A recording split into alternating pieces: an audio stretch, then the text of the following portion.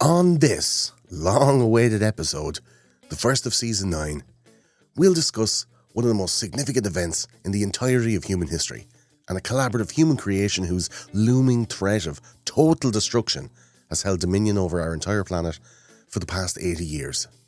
This time, we're talking about the Manhattan Project.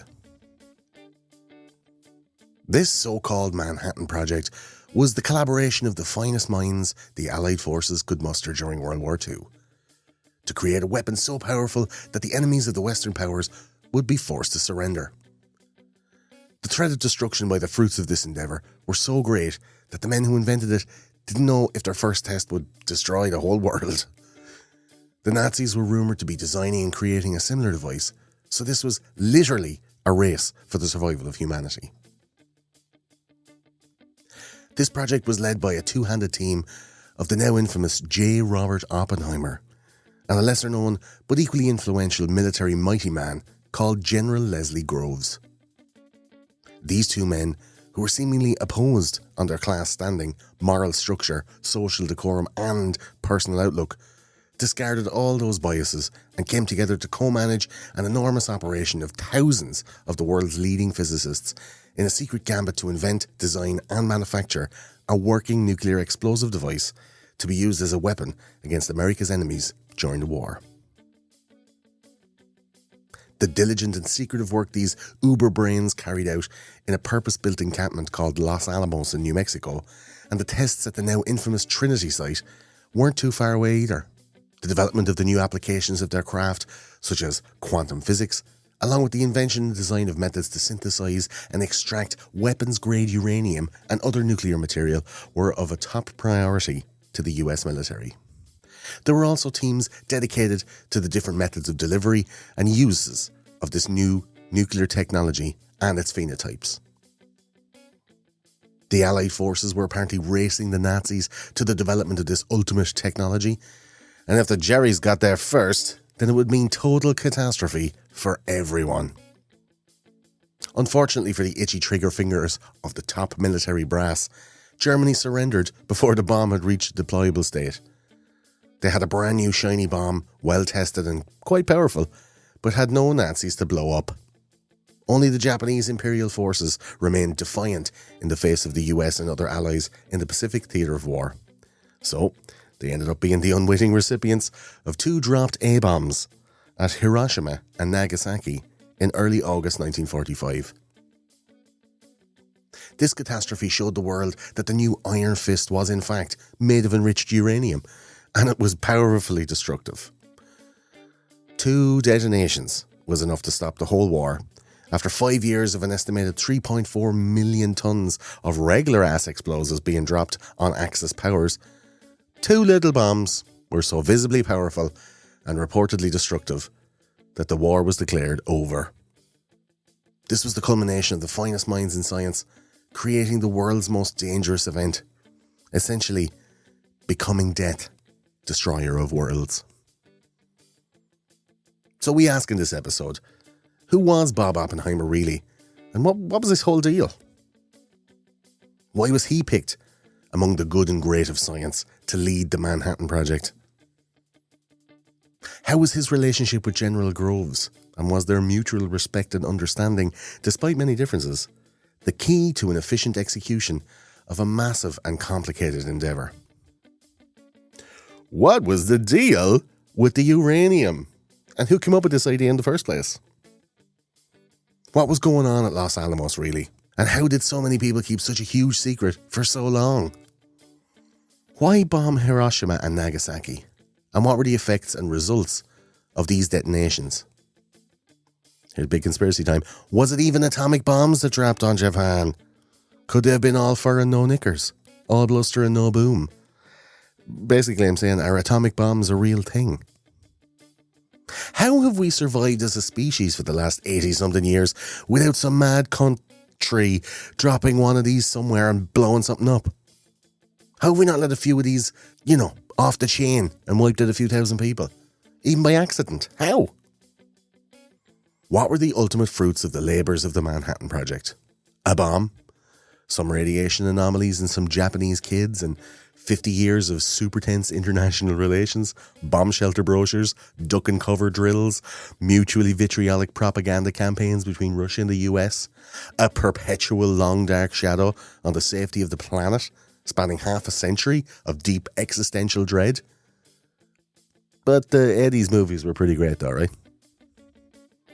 So join us, co-conspirators, as we distill the essential isotopes of truth from the radioactive amorphous blob of common conjecture, leaving behind the charred and twisted remains of the notions of certainty we once held.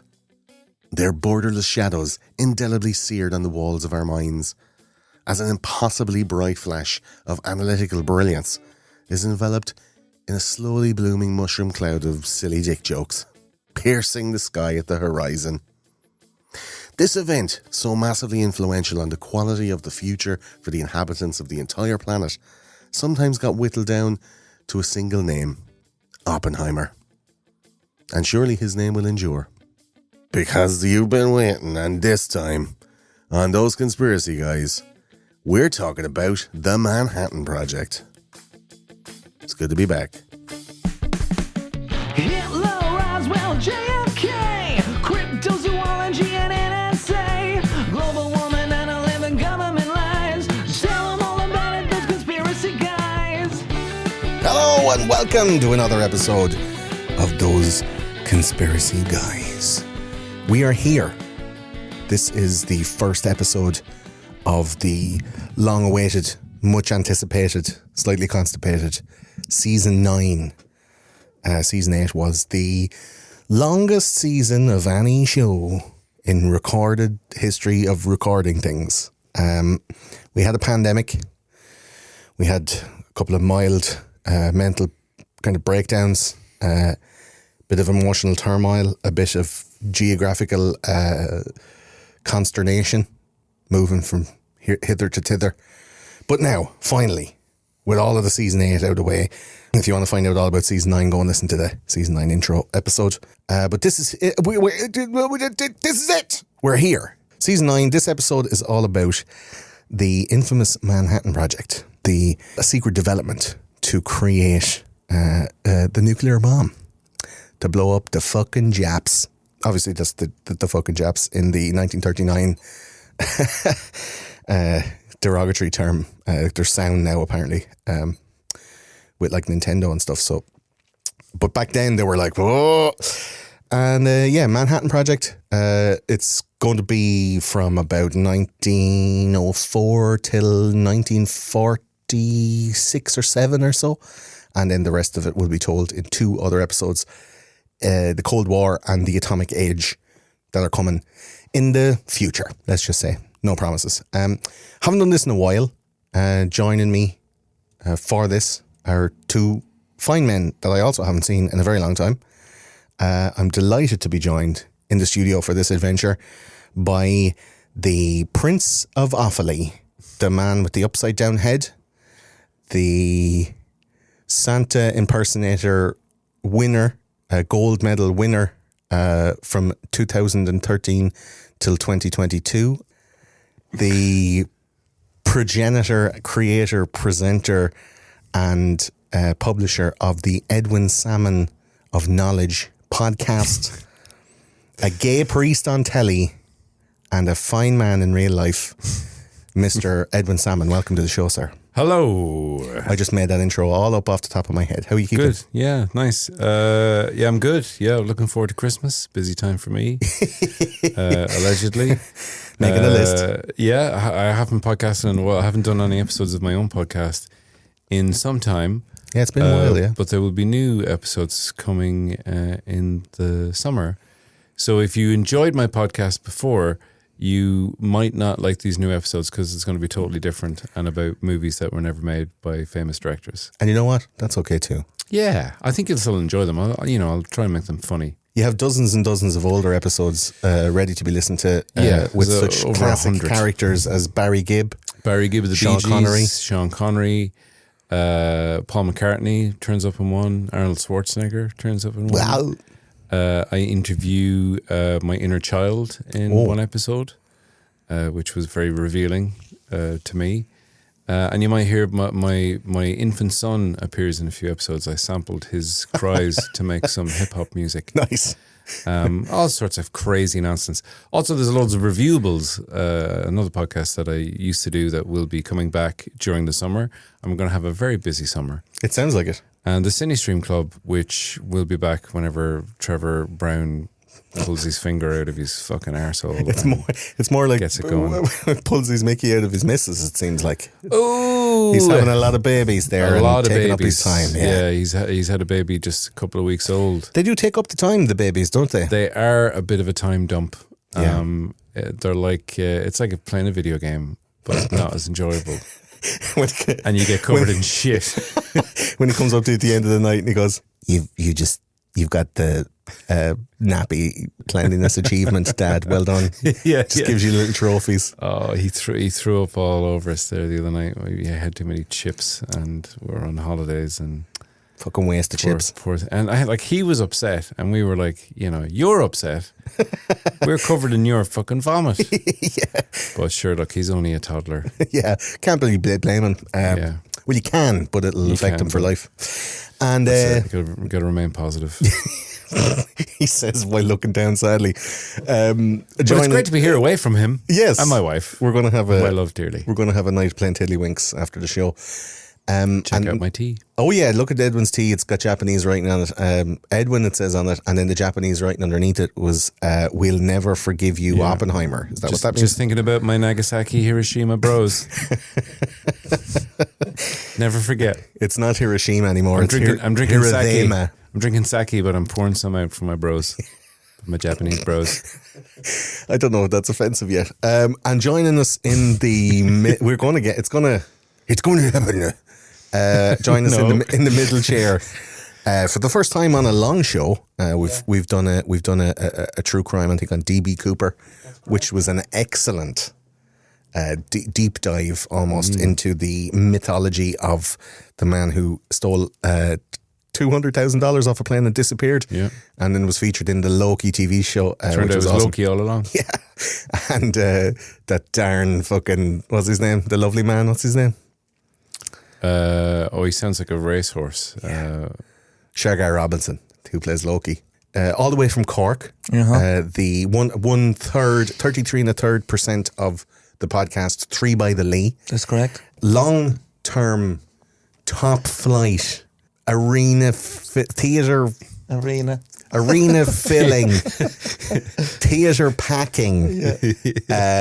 Superstar international comic and probably one of the soundest cunts in comedy on any side of the water, Mr. Chris Kent. And one of the funniest. And one of the funniest. Oh, you're too kind. You're for too absolutely kind. sure. Arena filling comedian that just pulled up outside the door in a 09 Corolla. Well, Japanese, of course. For my, on theme.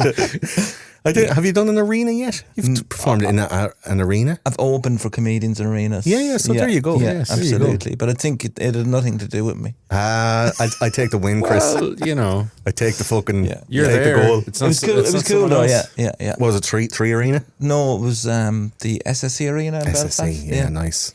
Pretty cool. Yeah.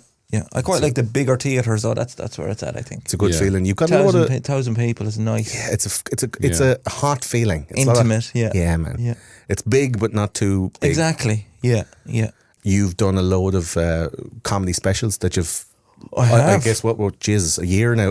Yeah. I remember you and me labouring over Final Cut Pro on our MacBooks. Fair play to you, man, and your patience. Well, teaching someone like me how to fucking edit. I'm trying it all the time, man. The knowledge is there to be passed on, and there's more than enough room for everyone to know. But you've done a load of your what would you say, professionally filmed, edited, comedy specials. Absolutely. So you're doing, I feel, Chris, what a lot of people. That when I was doing comedy, I felt was not the right business sense. There was a lot of lads giving it away. I'm just saying, not to be talking shop too hard, but there was a certain sense in the amateur comedy world of you get your set, you get your 10, 15 or 20 minutes and you just do that forever. You hang on to it. You hang on to it and you get your gigs and you just do the circuit and eventually people get fucking, this cunt again. But you are the opposite. You are doing it, similar to Ed and similar to a lot of other people now that have come up the right way, where you're doing your year, you do your hour, You do an Edinburgh show or you film a special, you dump it and you move on. And you're just absolutely pumping out hour upon hour upon hour of top level, like thank you pro very much. shit. Like, Yeah.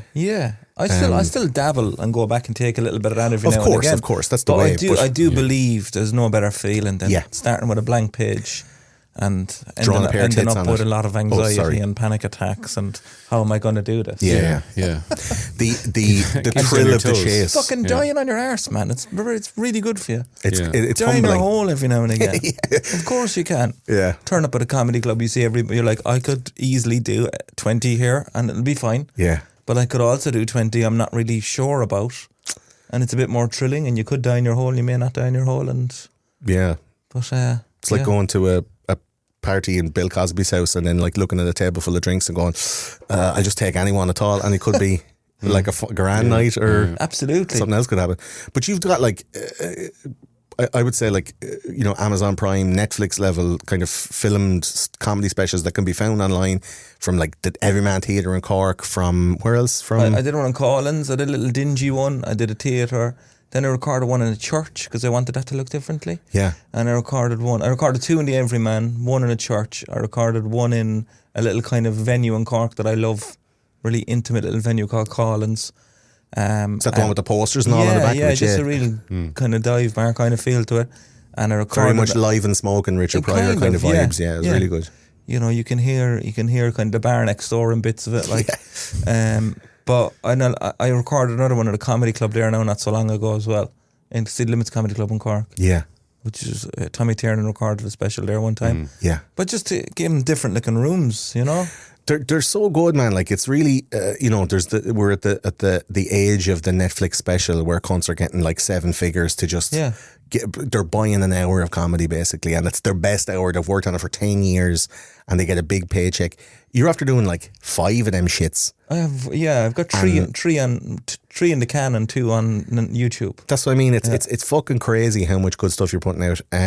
Like Netflix will come calling. I am absolutely assured of it. Thank you. I hope so. Yeah. I really am, man. I'm not liking your hold for nothing. Upgrade to 2010. Toyota Corolla. I won't get above my station. Get the trade-in on the 09. Yeah. And I want a good deal. I want a good price for this one. No sticker price for Chris. I can hear the nation of Japan celebrating already. Go on, We've met our quarter profit. And hey, I've had Chris bought a new one. I've had nothing but fucking trouble with this car either. So You've got a lot to answer for. I'm pretty loyal. Better cut that bit out. That's, no negativity towards the Japanese. Toyota will never sponsor this But show. everyone said it. Everyone says it. You can't go wrong with a Corolla. And you can. Toyota I'm telling in you, you general. can. The last 2 Corollas I've had have been pieces of shit. Really? The spare parts are so available and cheap, I can't though. afford to fucking get rid of them. People are like, and the amount of people say to me, "You can't go wrong with a Corolla." I'm like, I've only ever had 2 Corollas, and I've went wrong twice with them. But you still have it, though, is the can. thing. I I've still got have a it. Volkswagen, so just, It sounds like the Germans. They're not all bad. no, they had the right idea when they made those cars. The people's wagon.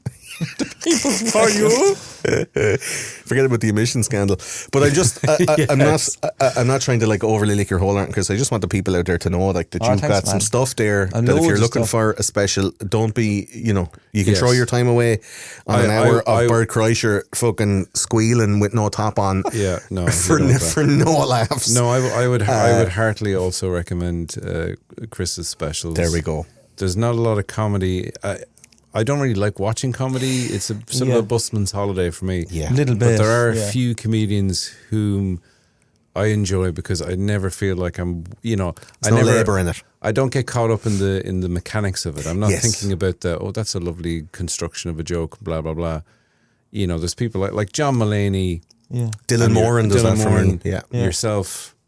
It's just, it's top class. Very nice. Thank you very much. It's elite And shit, man. likewise. Yeah. Oh, haven't been shut with you in ages. I know, I haven't seen you I in know. fucking years. It's lovely, isn't it? Yeah, it's nice. Yeah. Yeah. Those conspiracy guys bringing aging comedians Yeah, together. we just walked in the door, weathered. Yeah. I know you have kids. We give each other a knowing look. I don't know their names, but I know you have kids. I feel your pain. We're tired. Life is hard. And then we're going to talk about a load of Jews and Japanese lads for 6 hours. So let's see if we could maintain our erections for this whole Let's thing. do that. But yeah, so I leave the links up for Ed and Chris's material in the description below. Check out those specials, man. If you have some time to kill and you want a good comedy special that's not, sanitized, I think it's good, man. I can't wait till there's a tipping point coming for you, I hope, yeah. and I really look forward to That'd be great, man. to seeing it. I'd love to be tipped over the edge. Yeah, just poked over. I'd love a tipping point. It's coming. Yeah, me It's coming, too. bro. Yeah, I'm hanging with my legs over the cliff for so long. Staring on, down guys. into the sea of success. I just Come on, need someone to guys. fucking push me off. All around me Big are Stan. familiar faces. And I got the t-shirt. Yeah, Edwin, branded. So listen, this episode is all about the Manhattan Project. We did a small bit of research. Now, when I say we did, and when I say small, I mean we've 10,000 words of notes. Yeah, which you did. Which the app that I write my notes in estimates reading it start to finish at regular speed will take an hour and 20 minutes. So we're going to talk around a few bits and bobs. The Manhattan Project essentially is the secret US program to create the atomic bomb, basically. We know about this from Hiroshima and Nagasaki. We saw the aftermath. We know about the Cold War. We've talked a little bit about in the Kennedy episode, the Bay of Pigs, the Cuban Missile Crisis, all of those type of Russo-nuclear threats that were on the US and the propaganda around it, duck and cover and all that stuff.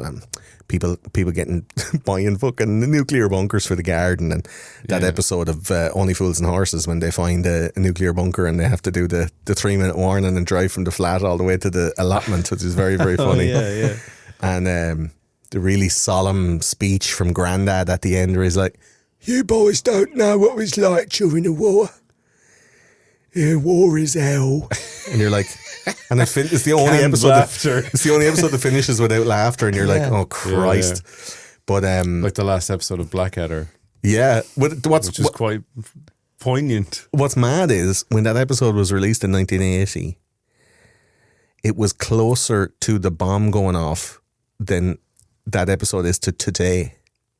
Yeah. That episode of Only Fools and Horses Jesus. is a longer time from now till then than it was to the bomb going off. So there's people still alive at that point.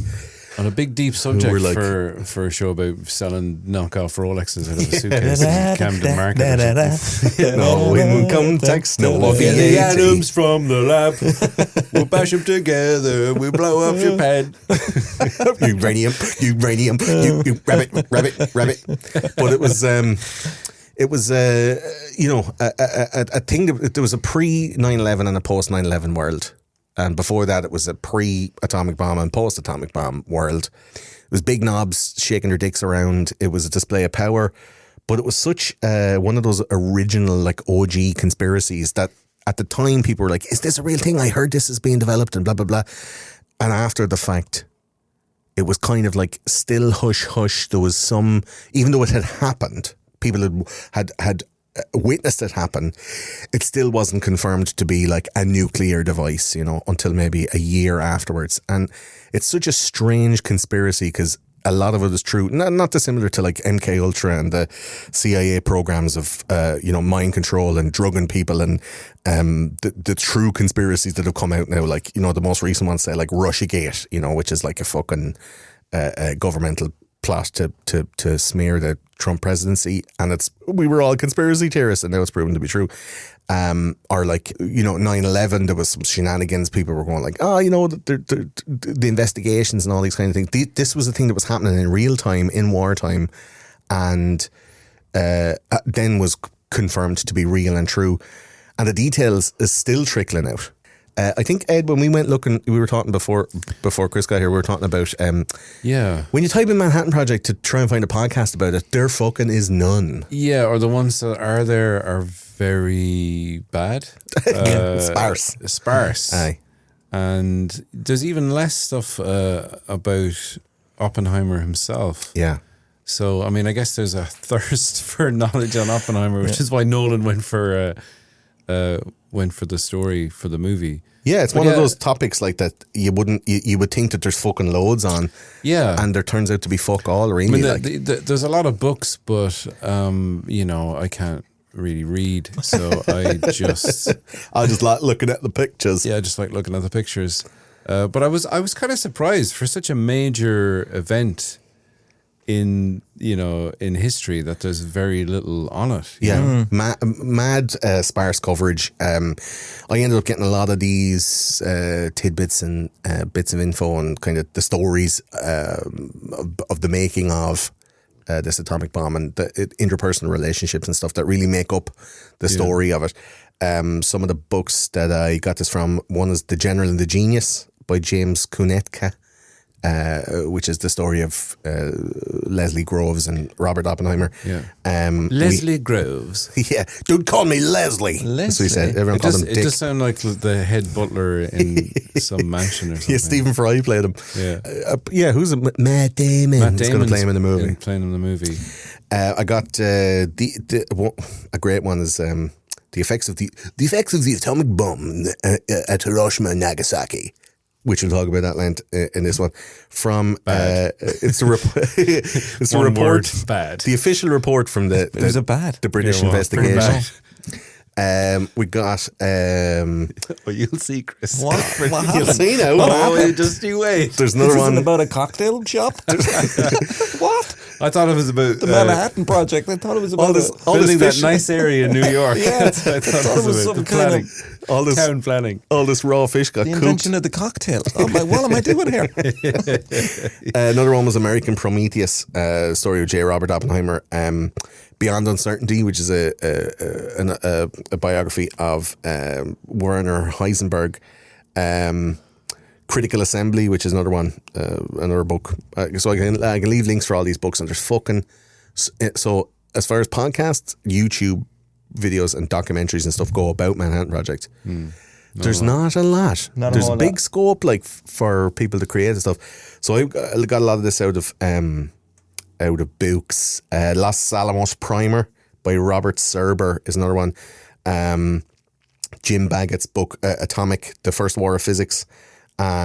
Inside the Center by Ray Monk, which is probably the definitive biography of Robert Oppenheimer.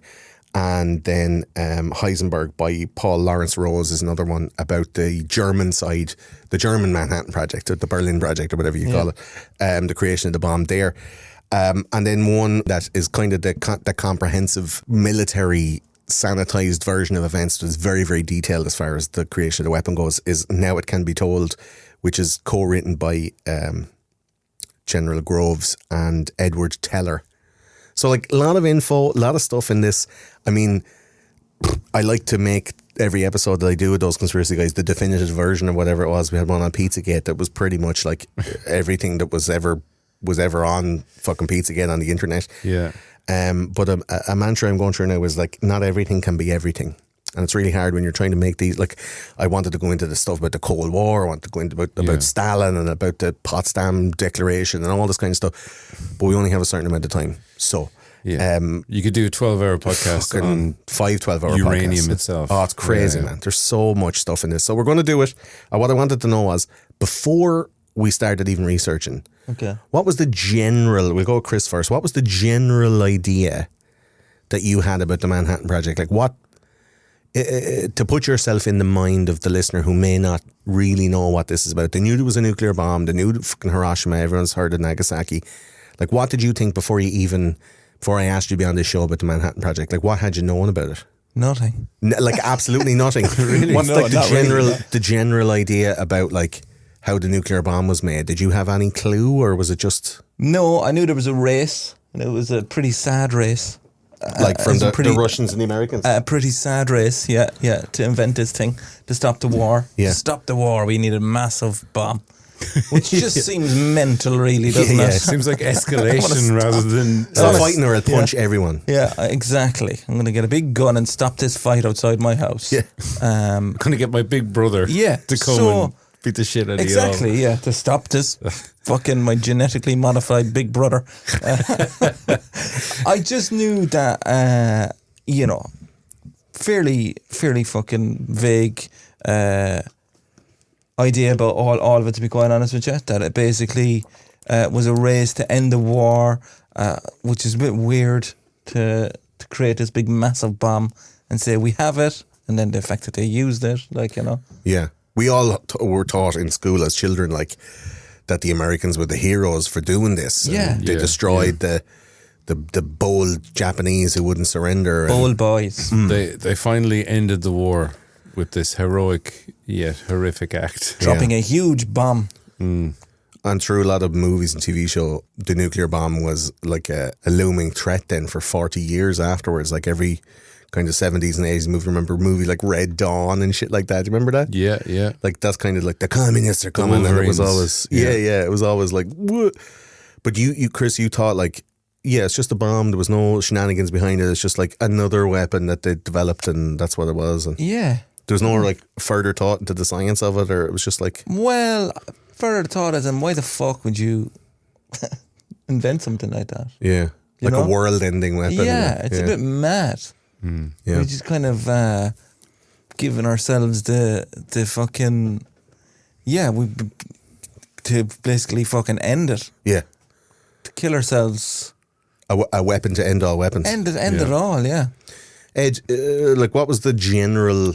Because you be a bit into your science fictionies and your movies, and there's a lot of pop culture around nuclear bombs. Like, what did you think or know about specifically the Manhattan Project and the development of the bomb? Well, the first time I heard of the Manhattan Project is when I read Watchmen, Yes, and Dr. Manhattan named himself Dr. Manhattan because of the Manhattan Project, and I was like, "Whoa, what was the because Manhattan Project?" he was a weapon without. Yeah, he was Limit. he was like a walking sentient atom bomb with godlike abilities And a lovely blue willy, and a lovely blue penis, and a little played by Billy Crudup. in the classic Zack Snyder visionary director movie. So that's when I first heard of it, and then It's like 2010. Has that movie come out? well, it was before the movie. I read the Watchmen graphic novel. Oh, brilliant! You're one of them. I'm one of those Sickeners. OGs. Yeah. Sorry, OGs. And then my younger brother, a few years ago, Shout out to Johnny. shout out to Johnny. He got kind of interested in it because he was making a. Oh, hello. Hey, Johnny, come on in. He was making, Johnny! What are you doing here? You live in Germany. He was. What's he doing in Germany? Trade secrets.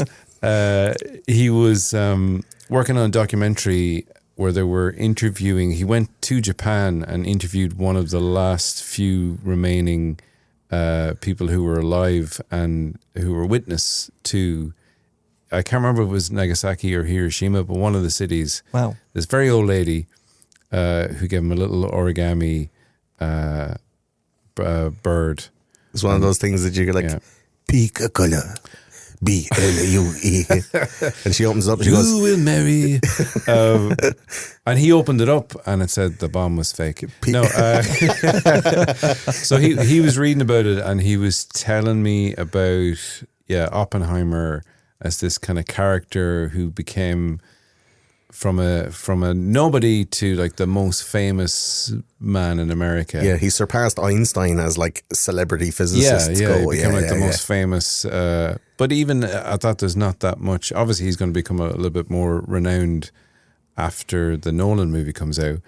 But yeah, he just the Manhattan Project was a bunch of scientists got together to make the bomb, and this Oppenheimer guy kind of ruined his life. Yeah. And but that's all I kind of knew about it. I didn't know about the specifics of how they did it, which I learned a little bit over the last day watching the one good YouTube documentary Yeah. on the subject. It's fucking hard to find stuff out, like pop culture stuff out there about what actually happened. I'm really delighted there's a movie about this. It's one of those things like people... I do this thing, boys, and it's like, I call it hoping out loud. Hoping out loud. Yeah, It's where... like an affirmation type of thing. It's is like it? an affirmation Like mixed manifesting. manifestation mixed in with a promise, mixed in with an idea. and a little bit of a kind of a personal hope that I Hoping do. out loud. Public. I like it. Yeah. Okay. But I tend to hope out loud on the fucking podcast that hundreds of thousands of people listen to. Okay. And some people take it as an ironclad promise that that's going to happen. And then they're like, hey, you said, and I was like, oh, sorry, I was just hoping out loud. But I need to preface it whenever I'm about to do it. So I was like, yeah, I'd love to do a series on World War I and a series on World War II and a series on the Vietnam War. And there's, you know, not like I'm fucking Ken Burns or something, but it's just like, there's so many weird little conspiracy things that you could take little snapshots through World War II. Yeah. I think this is probably going to be one of them. Yeah, And yeah. put it into the World War II canon. Like another one is going to be, I'm going to call it Agent 666, which is the story of a wartime Aleister Crowley and how he used magic powers on behalf of the Allied forces to combat the occult magic of the Nazis. And they were very, like, Chris is, I don't know if you can make that face again for the audience. What did I do? I was just wondering if my mic was close enough. All right, no, because it was Wasn't kind of anything to do a, with it what was you like were saying. No, I was just like, I was looking at your mic and then I looked at his mic and I was like, my mic is, using my magic. mic is very close actually. yeah, that's what that face was I thought about. the face was like using magic to deter the. I was like, and he used magic against the Nazis, and Chris was like, it oh, sounds- for fuck's I sake, often make what am I doing? I often make faces though, so don't No, let I my know. faces. That's that's the kind of face that Steven Spielberg would make when George Lucas was pitching that idea for Yeah, an with the Indiana Chlorians. Jones What movie. face did I make? Show me the face I made because I didn't see it. Indiana was like- Jones versus Aleister Crowley. It was like friendly exasperation. Yeah, okay, You know me well enough to know I'm full of shit. But what I'm saying is like the series that I wanted to put together is like there's loads of parts to it, and I could either like stop doing those conspiracy guys and just do these war time things because they're as dense. Like this is going to be quite dense. So there'll be other ones to follow, like the banking series and stuff like that, and then I can just clump them all together. So there probably won't be a separate World War II series, but over the next 2 seasons, so season 9 and season 10, there'll be a load of spotlight episodes. So I'll mention in spotlight. So I've changed for season 9 onwards. I've changed the kind of the format of the show in the way that there's going to be deep dives. There's going to be not so many true crime episodes, because to be honest, I thought that they were going to be quicker and like snappier, just to take one case and just write out the notes and have somebody come over and we record it and blah blah blah. Crime's gone way down as well. There's There's not as much true crime. We're around. running out of serial killers. It's all this fake crime. But I just mean that Fake crime. they're taking they're taking as much time as the deep dives because I want to do the good job, and there are other ways to because so there's loads of conspiracy things that I want to dive back into older shows. So this season we're going to be doing a revisit of JFK. At the end of last season we did still dead, shot in the head, very sad. We did a revisit for the Charlie Manson episode at the end of season 8, which you should have just listened to. There'll be a revisit of Nikola Tesla from season 2 in this one, like a proper 5, 6, 7 hour treatment of Tesla and all of that stuff with JP Morgan. So like there's all of that to come, and hoping out loud, like there's some definite shit happening, and then there's some stuff that's like, oh, fingers crossed, I hope to get that done. The spotlight episodes are going to be like 45, 60 to maybe 90-minute episodes of me on my own, diving back into topics that we only maybe brushed on for a half an hour in context with another episode, and I can go back and visit older topics and kind of dig a little bit deeper and put them out. And it means that there's not a lot of mad production. I don't have to get a guest all the way over from the far side of the country. We don't have to have this whole recording day. I can do it in the middle of the night when the girls are asleep. These kind of things where I'm going to be able to create more content more regularly that's as detailed as a deep dive, but just in like 60, 90-minute chunks, and it'll fill in all the gaps, and maybe that can be part of the World War II, World War I, Vietnam War, Gulf War kind of panoply of conspiracy episodes. So this one is kind of like a flagship. We're going to learn about the creation of the atomic bomb, Manhattan Project, Robert Oppenheimer, and the lesser known General Leslie Groves. And we're going to dive deep and hard into exactly what the fuck happened Great. at Hiroshima and Nagasaki.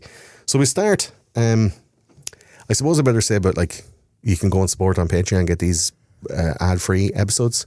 You can get videos and you can get extra stuff. Discord, give us a kick in the arse. They kicked a bunch of people off last year. We were. I was just kind of going like, you better not get kicked off Discord because they cancel your whole account. So I stopped Those Conspiracy Guys Discord channel. And there's a brand new spanking website that looks fantastic, thoseconspiracyguys.com, that has the details for everything. All the old episodes are there, all of the deep dives, the true crimes, interviews that we've done, swapcasts with everybody, which is a nice way to keep up with current events, the spotlight episodes, a lot of video stuff, live shows, live stage shows that we've done, and articles and all sorts of other cool stuff on the website. So if you want to head there, that's cool. On all the social medias, and the links are all there for you. So we start with a chapter that I call "The Nazis Have a Bomb."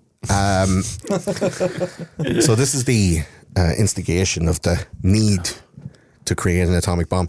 The potentially world-ending force of an atomic bomb was conceptualized, created, tested, and deployed between 1938 and 1945, and destroyed the cities of Hiroshima. Are we going to settle on Hiroshima or Hiroshima? What do you think? I would have said Hiroshima, but I said Hiroshima as a child, but I've heard a lot of people say Hiroshima they're online. correcting us, is it? I don't know. I wouldn't like to say it wrong a bunch of times. I think Hiroshima is Hiroshima. correct. Hiroshima. Is Hiroshima correct? Hiroshima. I think so, because I was saying Hiroshima all the time, Okay. but I think Hiroshima might be I correct. say it naturally, probably Hiroshima. I'd say go Hiroshima. Okay, we'll go Hiroshima. And if we're wrong, we're going to be wrong for the whole show. So We're very sorry about that. Sorry. We're so sorry If we're wrong, we're wrong. for giving us a praise. Hey, We're but starting. Here we go. It is pronounced Nagasaki. Yeah. Okay. Is it? Nagasaki? No, I'm fucking with you. You have to be really careful how Naga- quickly you say that first part. That's true. So the cities of Hiroshima and Nagasaki in Japan were wiped out.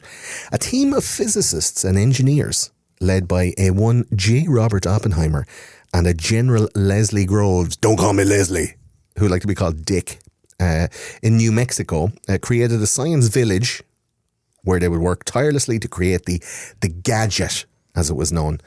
And little did they know that the hell that they were about to unleash onto the planet.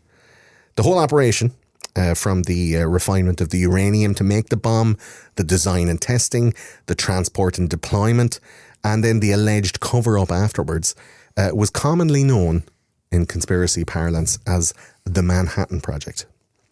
Now, in pre-war Germany, the field of theoretical physics was coming along in leaps and bounds, but it would only improve when you were looking at it. When you looked away, it could have been in any state at all. But then when you observed it, that's a little physics joke there for you if you're into it. Chemistry and physics were beginning to fucking nerds. Chris is like making that face like fuck. All the nerds are laughing their asses off. Yeah. They're all like, oh, theoretical physics jokes. It's hard comedy, very specific audience. Chemistry and physics were beginning to open up to new technologies, and the investigation into the unseen world of quantum physics was just starting at the turn of the century. Lads like Einstein, Bohr, Schrödinger. Ever heard of them? Top level. Einstein. Make a boy band of Bohr. nerds. Yeah. That's first names at the physics music festival. Yeah, absolutely. Headliners Yeah, only. headliners only. All Yeah. headliners. Are you going to Uranium this summer? It's going to be deadly. I saw Einstein play last year. Shite. On the main stage, yeah. Since he went mainstream. I went and seen Schrödinger, and he was both shy and good at the same time. He was there, but he wasn't His also cat was not on there. first before him. Einstein was shy, but it's all relative. Do you know? Oh Christ! A lot of physics jokes today. All these famous names were operating at this time in pre-war Germany. But the ones who discovered nuclear fission were two books by the name of Otto Hahn and Fritz Strassmann in 1938. Now, when I went in search of this, some of the books, multiple places say Otto and Fritz were the boys. Yeah. And another book, maybe two books, said that it was a guy called Andrew Thiel, in 1933 discovered fission. He doesn't sound German. No, he doesn't. And I think it was a British guy. I don't think that's right. I think he maybe got the theory of fission, but Yeah. like Hahn and Fritz Strassmann were the ones who coined it or completed and patented it or something like that. So anyone out there who's a physics history buff, you can let me know. After the war broke out in 1939 and the true power of the Third Reich was realised in Europe, understandable fears about the Nazis gaining the power of the atom bomb began to spook the Allied forces. Like, the Germans had a serious team of fucking eggheads on their side, you know. These lads were breaking through all sorts of barriers, scientifically, engineering-wise, medically, serious shit going on. And understandably, like, the war machine was focused on developing new weapons all the time, either for sale or use. So, like, of course, the ultimate weapon of an atomic bomb was on the cards. Quantum physics powerhouse Werner Heisenberg was an emblem of the 20th century physics during Hitler's Germany, and his development of matrix mechanics bumped quantum physics out of the rut the 1930s had stuck it in. Quantum physics was just kicking around, it had put on a bit of weight, wasn't really riding anymore, it was kind of, getting a bit dumpy. Mm-hmm. And Werner Heisenberg came along and slapped a bit of lipstick and a nice dress on it and gave it a smack on the arse and took it out dancing. And matrix mechanics became the new rock and roll as far as German physics was concerned. With Schrodinger's wave mechanics and Heisenberg's matrix mechanics creating two new schools of thought, quantum physics was driven forward by rivalry as well as clarity. And as most things are, you get the Beatles and the Rolling Stones, you get Ford and what was the other one? Ferrari. Ford and Ferrari. You get Borg and McEnroe. Yeah. I thought you were going to say Picard. That's what I thought. Fucking nerds. These rivalries often are the forge in which excellence is tempered. Yeah. And Schrödinger versus Heisenberg in Germany was basically driving physics forward. To what end? Well, Hiroshima. The difference quickly, I won't go too mad deep into it, partly because it'll take ages and partly because I don't truly understand it enough to properly explain it, but I'm pretty good for a layman.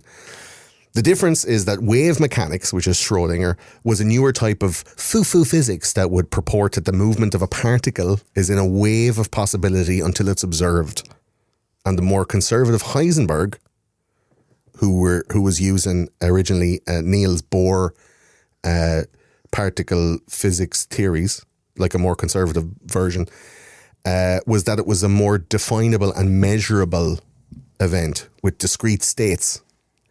And these lads didn't fancy conceptualising something being in a state it couldn't be observed in. So, to summarise, Schrödinger and his cat, right? The famous cat experiment. Big cat. Yeah, you heard of Schrödinger's cat? Yeah, I heard of that experiment. And it was like using a nuclear isotope, put it into a box with the cat. The cat would both simultaneously be dead and alive at the same time. Uh-huh. It can be better visually represented by the double slit experiment. Have you ever heard about that? No. We talked about that before on a simulation theory episode. So basically, Schrödinger wanted to observe these electrons that are popping in and out of existence all the time. Okay. So half the time, the atoms that make up our bodies, this table, all the fucking stuff we see around us, the air, everything, they're not here half the time. They pop in and out of existence. They pop in and out. And nobody knows how or why. Wow. Like me and to my parents' house. I'd pop in and out. Am I there? Yeah. In for a cup of tea, right. Gone again. Yeah, gone Where's again, Chris? yeah. I'm uncertain. Right. And, he could be in another room. Yeah, You just don't know. yeah. But I also might not be. Yeah. Okay. Yeah. The very famous Bill Bailey joke about like when you leave a room, everybody in the room starts dancing until you come back in again. Like he often made, he has the joke about the three versions of God walk into a pub. Do you know? Did you ever hear that one? No. And it's like the Heisenberg is at the bar, and he's trying to define the atom by using smaller and smaller and smaller pieces of light, and eventually he finds the light from the glove box of a Ford Cortina, all that kind of shit. Yeah. It's Schrodinger's wave formation can be explained or visualized with the double slit experiment, which is they take a wall and there's two slits in the wall, Okay. and they fire particles at the board with the two slits in it. Okay. And when they're watching it, it'll make two lines as the particles go through the two slits. And that's, logically obvious, yes, sound. But they found then when nobody was observing it, the particles would behave weirdly, popping in and out of probability, popping in and out of existence, as it were. And when they looked at the back wall, the particles weren't going where you think they would go, and they ended up making 5 or 7 lines instead of 2 lines.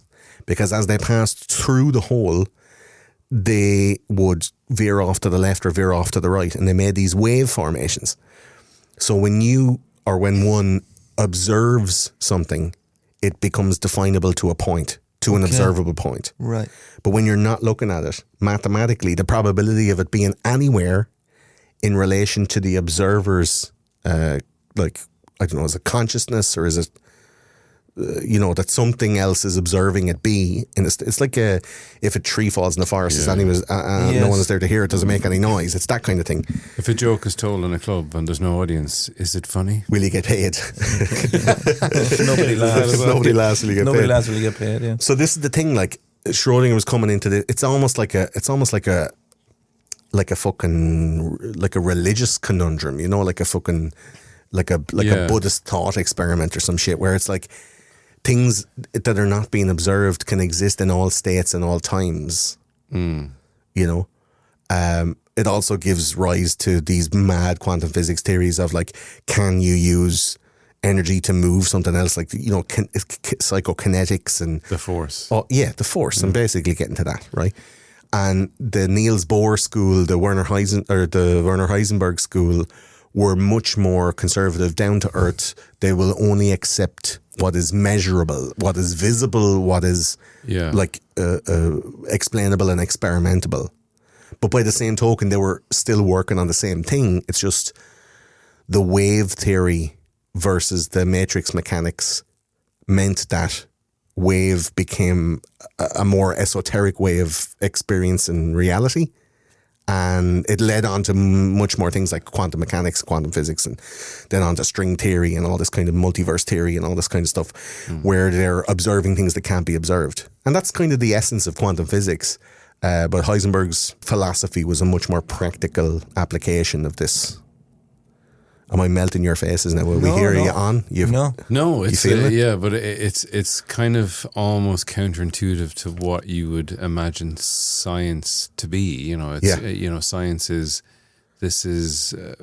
quantifiable, and what you see, real things. But now it's like, but if you look away, it does all sorts of crazy shit. Yeah. If you observe it, it does all sorts of crazy shit. Yeah. It's kind of, you can see how there was a clash of, because it seems like anti-science to a certain almost extent, religious or superstitious, It's kind of, it's kind of bizarre. It's a bit of a mad concept to kind of wrap your brain around. It is. The mere that's what that face was, is me trying to understand science. Yeah, what's he doing? But isn't it so mad that the mere application of a conscious observer will physically and measurably change the state of the atomic structure of something? Yeah. Be it like a multi-atomic structure, like a piece of graphite, or a piece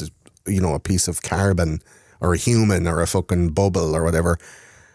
And when you remove that conscious observation, that thing measurably, like after the fact, measurably behaves in a way that's completely physically, according to the Newtonian school of physics, like physically impossibly performs. But when you go look back at the results, you're like, How the fuck, if there's only 2 lines, is there fucking 7 lines of particles on the fucking backboard? How are the particles getting into so many lines? When we look at it, it only turns out to be 2. And when we look away, it's fucking 7. What the fuck? Like, it's mad. And this is the kind of stuff that these boys were wrestling with. Like, they were in the weeds. Fair play to them. Like, isn't it so mad? I'd have just given up there and then. I'd have been like, yeah, it's different now. Okay. Yeah. Bye. I'll write that down. I don't know why, but I've written it down here, and that's good enough for me. But to be able to see that, It's 5 o'clock. I'm off home. look, that's me, lads. I'm done. But to be able to see that and then be able to find a practical application for it, to me, is Yeah. immense. You know. There's a leap of faith, which is something that I kind of saw in the documentary. There's an awful lot of leaps of faith. Yeah. In that, like, we conceptually this should work. Yeah. We don't know if it will, but we have to just try it out. You know, they spent years getting to a point where they were going to test this thing. Yeah. And it's all on paper. It's all in theory. And it may not fucking work. And also, it may work so well that it will never stop and blow up the world and create a giant black hole that will swallow the planet. That's it. Yeah. There's The energy will be so great. because there was never a point in this Manhattan Project where, you know, the annihilation of the human race was always a possibility. Yeah. It was never at 0. Yeah. Because that's science. You know, you can't have an absolute 100% or 0%. There's always like, you know, there's almost like a 0.0000001% that we could all be sucked into nothingness. You can't just like throw a wet tea towel over it and have it go out. It's like, quick. It's not like a chip pan fire. Yes, it's much more complicated than a chip pan fire. But if a scientist explained a chip pan fire to you, you'd be like, Oh, yeah. if it goes on fire, just look away and it'll be fine. Exactly. Look away. It's both on fire and not at the same time. No, What? My house is on fire. But I tell you, you'd be surprised about how many people, in knowing even about the wet tea towel, how many people will just react and go to bring it to the sink and try pour it in and set their house ablaze. Yeah. Like the reaction to it. I think when you tell somebody that, and this is like provable, like it's real, that you can have a particle that can exist in 2 places in the universe at the same time. Like you can go, there's a museum that you can go to and they have in a box, you can look in and there's 2 little bits of red light. And it's the same particle existing in 2 places at the same time. Okay, where's this? In the little box. Okay, right. The museum. I can't remember where the museum is. The Box Museum. But yeah, we talk about it in the simulation theory episode. Okay. And when you heat one particle, Yeah. the other particle heats up as well. Oh. And they could be like, they're a couple of inches apart in the box, but they could be on opposite sides of the universe and still have the same effect, that they're linked together. And it's still kind of inexplicable with physics. Like, Wow. there's also other mad shit. Like they say that the further into science you go, the closer you get to God. Okay. Like the further down you dive into how things are made, the further you are more assured of like an intelligent creator Okay. of the universe. Yeah. Like the measurements that are within everything, and even down to these lads are dealing with atoms, they're dealing with neutrons, they're dealing with protons and electrons. It got smaller and smaller down into like quarks and leptons and all of these kind of like super ultra microscopic elements of matter. And all of them are like popping in and out of existence. Like, you know, you'd be observing it and it pops away and it's like, where the fuck is that gone? And it comes back up, the same one comes back up in another place and you don't know where it's gone. Yeah. Because it's not it's not in this universe. And you're looking at it the whole time and it comes back and you're like, holy shit. It's like if you have to fart, but then you hold it in. Yeah. And then where does it go? it disappears. And then you're like, where did that fart go? Will I tell you where it went? Did it slowly leak Because I looked this up. Do you know where it goes? Popped out somewhere else. The gas gets absorbed into the wall of your colon and then goes into your bloodstream. Oh. And then it gets filtered out through your lungs and then you breathe it out of your mouth. I think I've been doing that a bit. So if you hold in a fart, It comes out your mouth. Is that where halitosis the gas, comes from? no, it's just like a bad dose of bread for half an hour. Okay. But if you hold in your farts, it'll come out through your bloodstream in your lungs. Never hold a fart again now. That's Never. why I was being called arse breath by those teenagers. I thought they were just being cruel. They were just trying to help me. Kept throwing mints at me. When you didn't have a bum for that while, I didn't have when I only had a non-functioning arse. Yeah, when you had just a show arse. Display arse. An arse in a bag. Did you find that you had a lot of arse mouth? No, not really. No, because I'll have the occasional discharge. Oh, the old stoma was given a little push. Yeah, it'd still kind of go through. But yeah, no, there was no. Yeah, even now I hold in farts. Hold in farts. Out of habit. Well, sometimes because I don't know what's going to happen. I don't know if I'm going to follow through. Yeah, Oh yeah, that's always a terrifying. It's always a terrifying thing. So yeah, the gamble, the brown gamble. And I bruised my ribs recently, and I had an awful evening where I had I really had to fart, and pushing the fart out was hurting my ribs so much, and I kept pushing because I really needed to fart, and then the pain in my ribs and then I was caught in a Mexican standoff between my ribs and my arsehole, and I just sat down. And then the fart disappeared. I didn't know where it went until you just told me. Yeah. There you go. That's the science. And now of it. I'm never going to hold a fart in. I'm never holding farts in again. That's Never fucking do. disgusting. You hold a fart and then 20 minutes later, And then, but if you fart and people are like, "Oh, that's disgusting," I was like, "Well, geez, I'm not going to hold it in because I don't want to fart out my mouth." yeah. So whenever you fart in I'll front be of anyone talking who to goes, them. lads, you can tell them that. So Yeah, it's going out the back. It's going that way. If I hold it in, it's going out the front, right in your face. Exactly. better out than in. What do you want? There's a reason people say that shit. So yeah, the wave theory versus the matrix mechanics, I find it infinitely interesting. During our simulation theory episode, we talked about Niels Bohr and we talked about the Brostrom trilemma. About if we have the technology to be able to create a simulated universe, we most probably are already in it. And then you go down and you look into like the construction of the smallest parts of atoms, and it ends up coming out in binary code that ends up looking like computer Unix code that makes like operating systems, and you're like, oh, like it gets very weird. The further into deep science you go, the closer you get to something that's completely alien, and we actually haven't got a clue about how our universe works. Yeah, there's an order to it, and there's a structure to it that seems conscious. Yeah. And seems deliberate. And seems absolutely interlinked with everything, that everything is linked together in some way. It gives you a bit of faith in, even if you're atheistic or agnostic, it gives you a bit of faith that there is some sort of plan, midichlorian type order to the universe. And I'd love to see those movies made. Yeah. Do you know that you never watched Star Wars, did you? No, I didn't. No. There's a bit where Liam Neeson takes a blood sample off a kid with a Philips lady shave, and then he reads the blood. And he didn't ask him either. Yeah. He just fucking stabs him with the thing. It's a bit dodgy. And then he's like, "Well, this kid's got so much midichlorians in his blood. It's off the charts." And that's science. That's science in the Star Wars universe. That's the science bit, is it? That's the bit that gives you the force, the midichlorians. But apparently, right. George Lucas had this whole idea to make the sequel. He had a whole set of 3 movies that instead of the shite that we were given a few years ago, Right.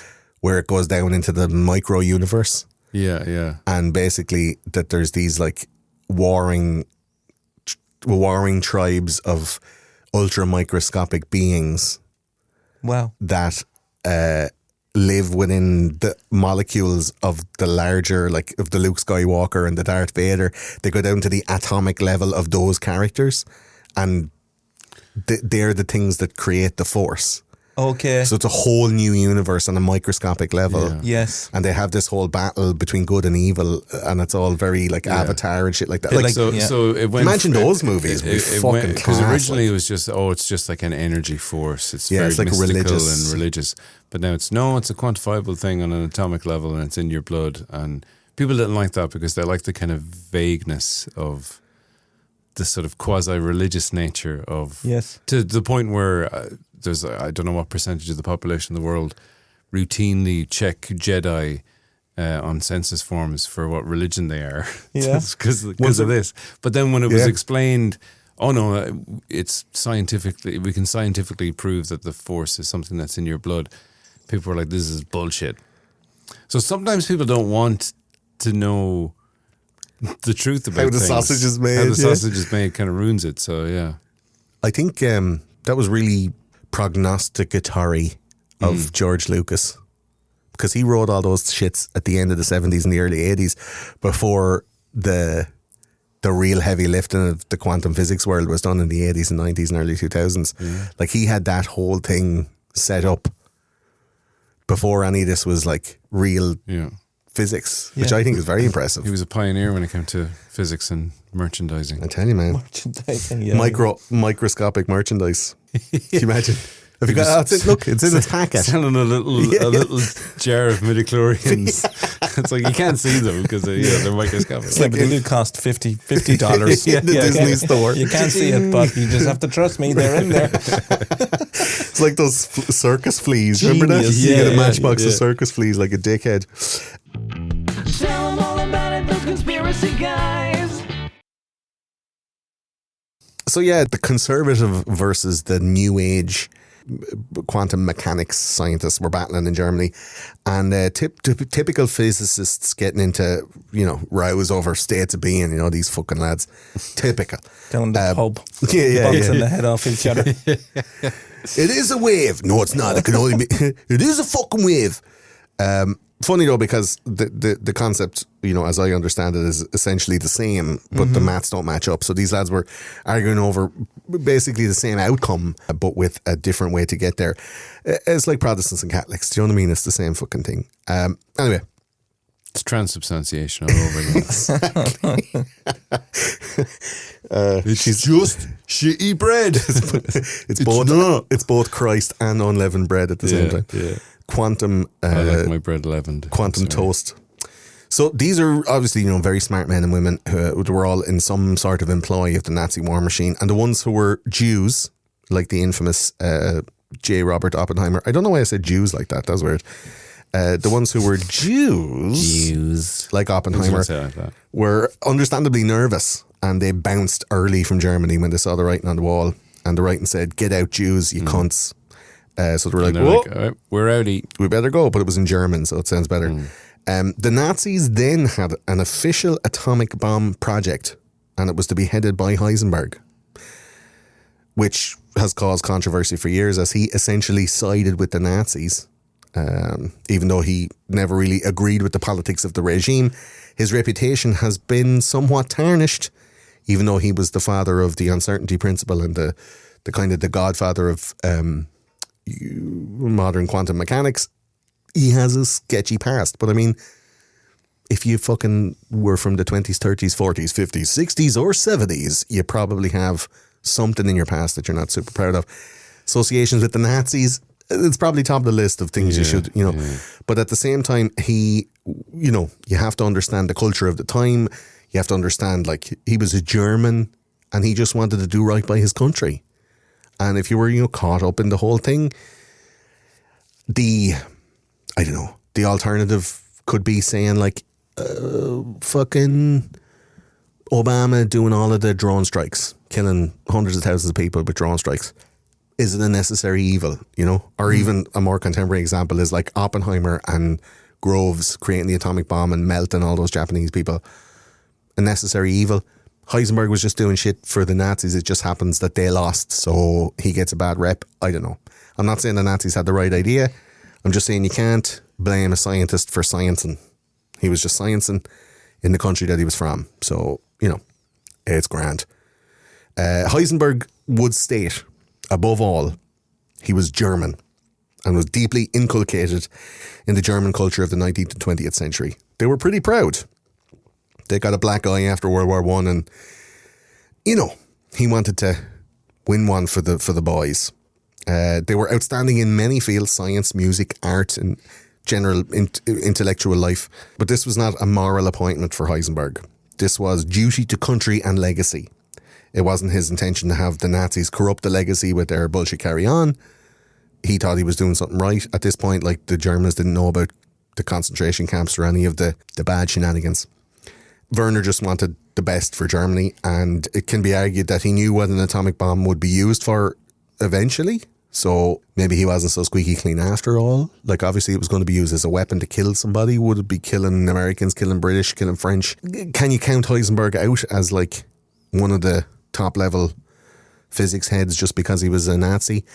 I mean, wouldn't you not count off Werner von Braun, who came over to America after the war through Operation Paperclip and ended up being like the head of NASA? So everything NASA has done needs to be discounted as well because von Braun was a Nazi as well? No.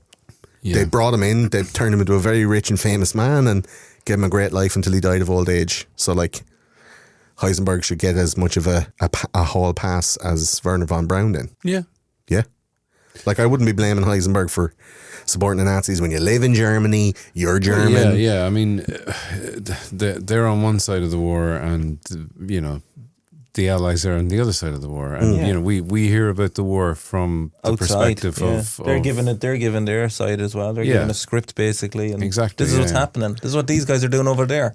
It's only with the fullness of time, and obviously, you know, concentration camps and the final solution, which obviously some Nazis knew about, but Heisenberg probably didn't know about that because he was like up to his nuts in fucking It's in the fucking formulas. lab, man. To his Yeah, nuts fucking in lab. formulas. 16 hours a day. Yeah. Wrecked. Didn't even have time to watch the news. Exactly, yeah. Fucking bollocks. Even if it was on the news, you were just like, oh, lads, I'm fucked, man. He was like, For years. there was a lad here a few weeks ago who used to be able to do this shit. Where's he gone? And he was Jewish, Werner. Oh yeah, whoops. Like, that was probably the only thing.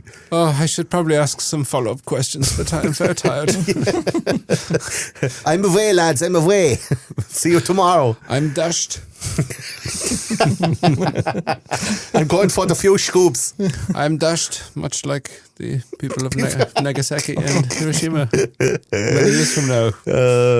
Well, above all, that's a whole conversation for another day, like the duty, the legacy and all that stuff. We talk about Heisenberg in another episode. Yeah.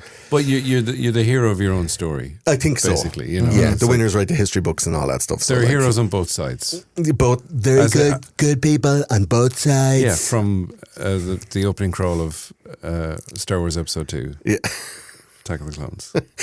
When you look at Star Wars from a certain perspective, there's a very funny meme I saw that Luke Skywalker is essentially like a Taliban warrior who's a terrorist who destroys like the legal imperial force in the universe. Like, yeah, because the Empire is like a kind of, it's like if America was more like the Nazis. Yeah. Like space Nazis. American I need to American watch and Star English Wars. space Nazis. Chris is I lost. really He's need like, to watch Star Wars. this is like 20 minutes they're talking about I'm like, Star they're Wars. talking about fucking atoms. I'm lost, and I'm like, oh yeah, something. No, Star Wars. You're more More lost about this. Yeah, I was you're more lost I'm about fucking Star getting Wars. my head around than splitting anything atoms, else. man. I'm like, space Nazis. What the fuck are you talking about?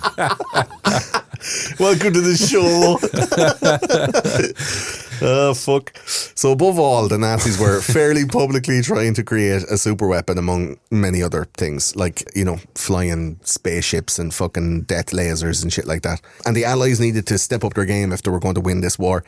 The US weren't fully engaged in the war until December 1941 when Japanese planes attacked Pearl Harbour. Now, this is going to be a spotlight episode, as I said earlier on in my Hoping Out Loud section, because it's fairly cut and dry on this one. Did the US fake Pearl Harbour, or was it a lie hop, a let it happen on purpose so they could, you know, they had a proper excuse to join in the war in Europe and get those juicy war machine dollars? The Japanese attacked the naval base in Honolulu, Hawaii in December 1941, and not for nothing, you know, if we're going to be fair about it, the Americans were getting ready to fuck up some shit. Like, they were stockpiling big old ships and loads of planes and all that kind of stuff. The Japanese were heavily involved in the war on the Axis power side, and they were in a land war with China, who were being aided by the US. America also had a bunch of harsh sanctions against Japan and had created what can only be described as Japanese concentration camps in America to inter Japanese descendants for the entirety of the war, which was, I think, what's your man's name? Oh my, Sulu. George Takei. George Takei was in one of them as a child. Yeah. 125,000 Japanese Americans were locked up in 75 sites across America, mostly on the western coast, and they were joined in the camps by people of German and Italian ancestry as well. So it wasn't a whole race thing, it was just good war policy. It's not mad. That's a mad thing you don't hear about often, that there was concentration camps or internment camps in America during the war, just in case anyone got out of hand. I wonder where's the movie of that, like all the Italian guys going, "Hey, I'm in the fucking concentration camp over here." John Travolta. Yeah. I can't believe I'm here. Yeah. Come on, you got me out. The boy in the stripy tracksuit.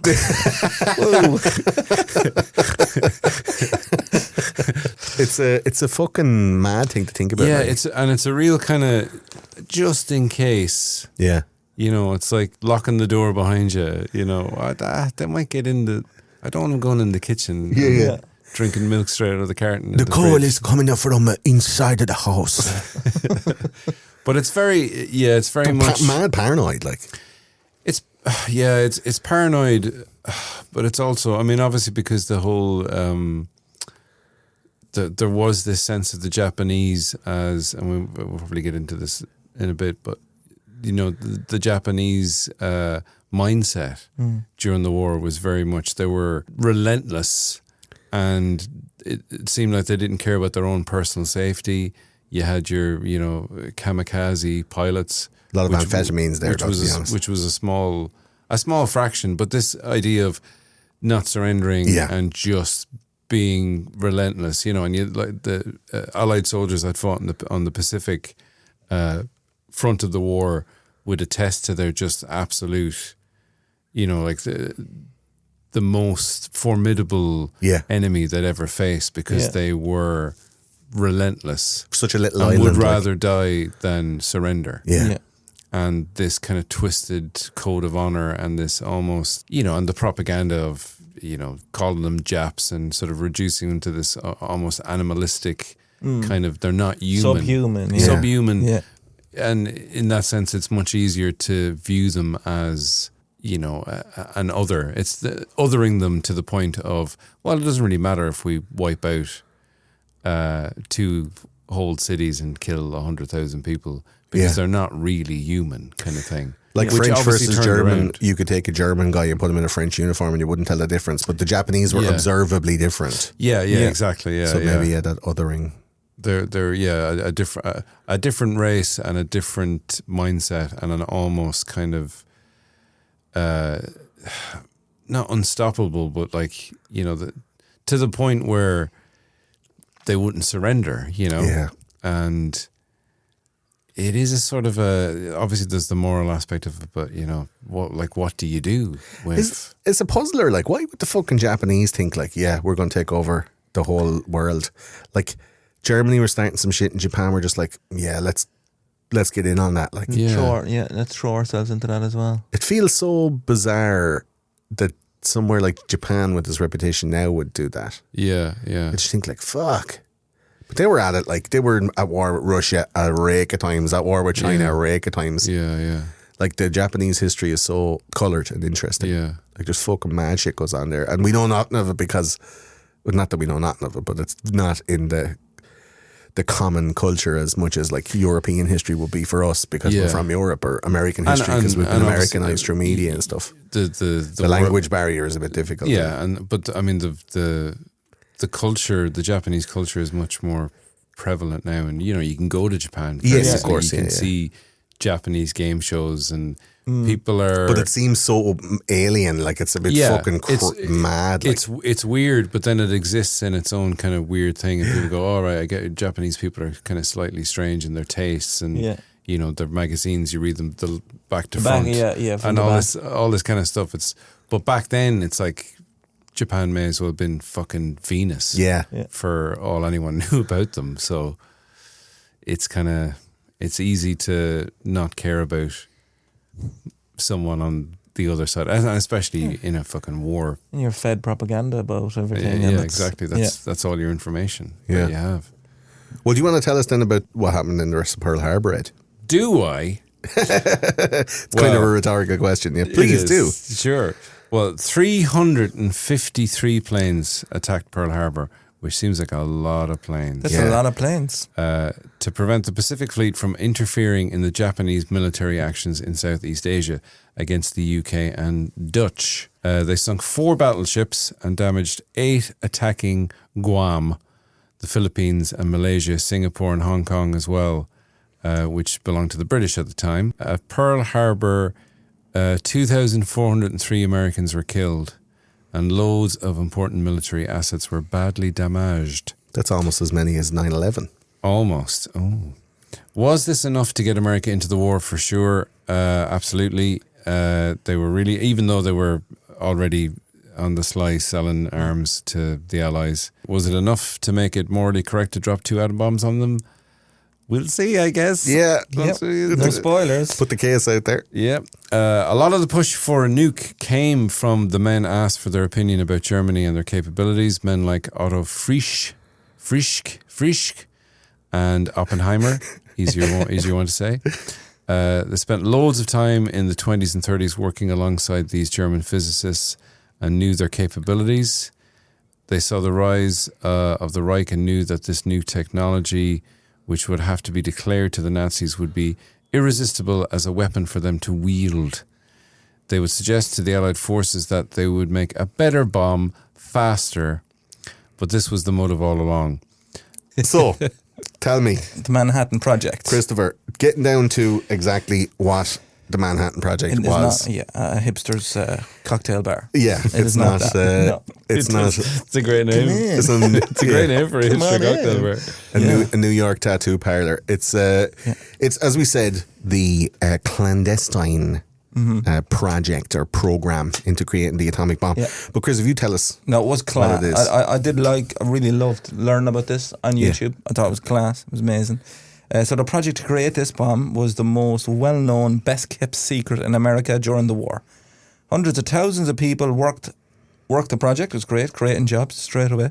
And compartmentalised into multiple stations of operation and all sworn to absolute secrecy. That's the part I would have found hard. A lot of people said, like, how can you have that many people involved in 9/11, like planting the explosives, doing all the thing, and keep it a secret? I'm like, Manhattan Project, baby. Manhattan Project, yeah. They fucking did it. They You already You did got to it. get the right people.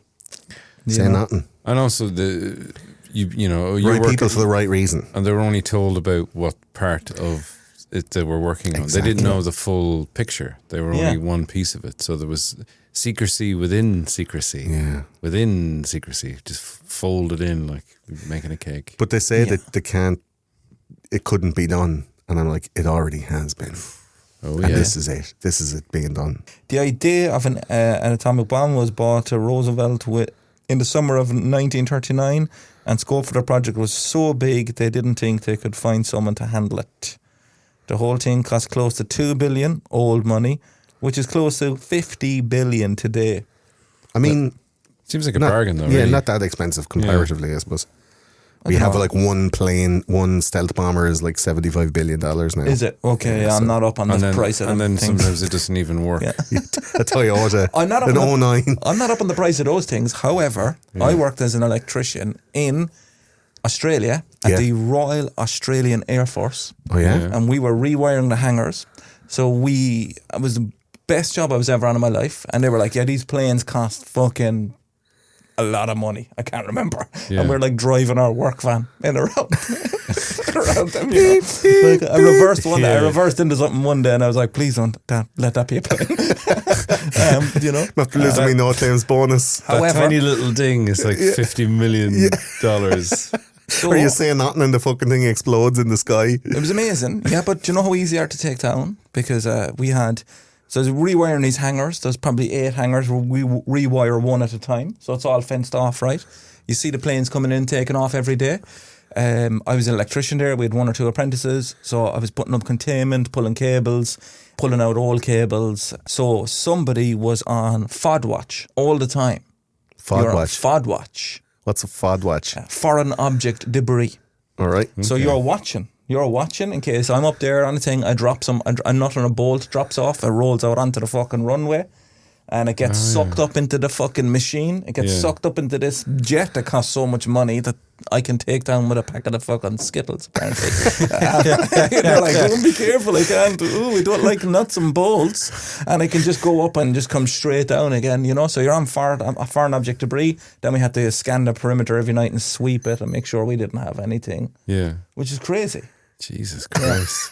Yeah. It is. It's like. And it was everywhere. That was your job. FOD watch, foreign object debris. Yeah. Oh, fuck, I'm on FOD watch. because everything But is. you had to pay is so attention the whole finely time then. tuned. There was You no- kind of do, like, yeah. There's no phone. We wouldn't be on Twitter like that, like going.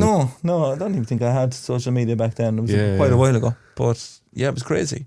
Fun watch. Everywhere. FOD watch. But yeah, it was class. Stole a lot of copper from that job as well, by the way. Loads. So much copper. Australia Yeah, copper. stole it all, man. No, the fucking statute of limitations is over. Oh yeah, Yeah, that's it. Oh, You no, don't have a it's- tour in Australia coming up, do you? No, it's fine. It's fine. grand. It's all forgotten now. Yeah. This is just all.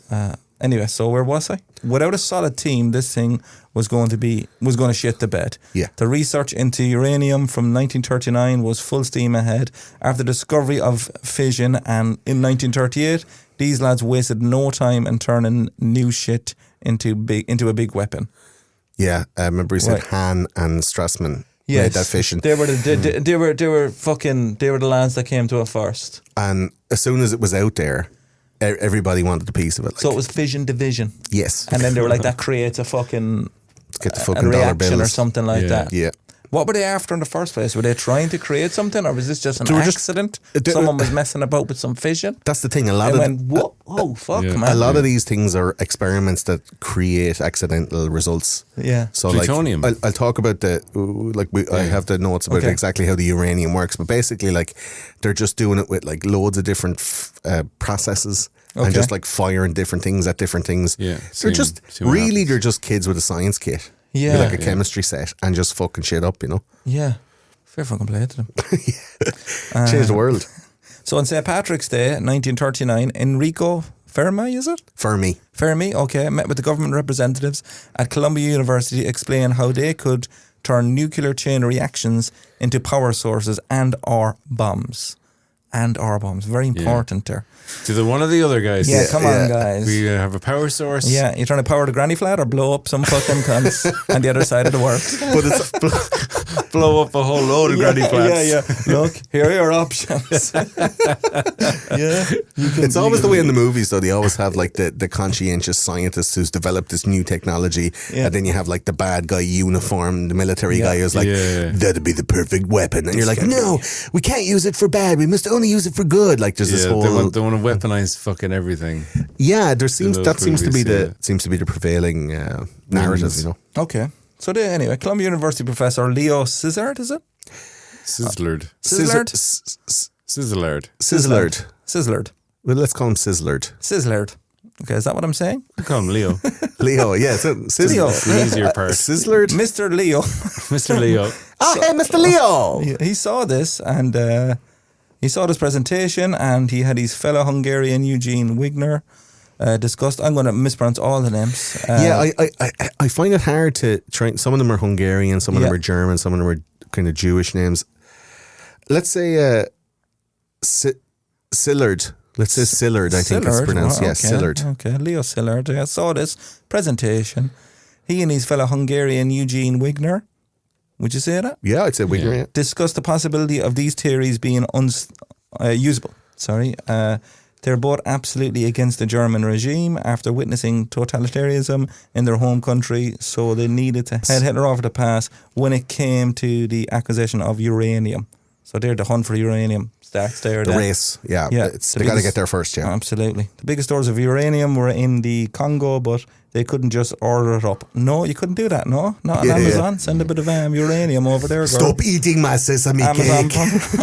Remember that in Congo? No, Do you remember the movie Congo with yeah. the war gorillas? I didn't see that. And It's a fucking crazy what's his movie. name? Fucking Come across, I didn't see any movies. what's do you watch Bruce movies? Campbell. Didn't see Star Wars. No, what's didn't the see the goats one. What's the fucking guy's name? From it? No, yeah, from it, Yeah, I know you. Yeah. and Home the Alone Rocky 2. Horror Picture Show, and Yeah. Oh, you mean Curry, is it? Yeah, Tim Curry. Tim Curry, yeah. Tim Yeah. Curry plays Love this.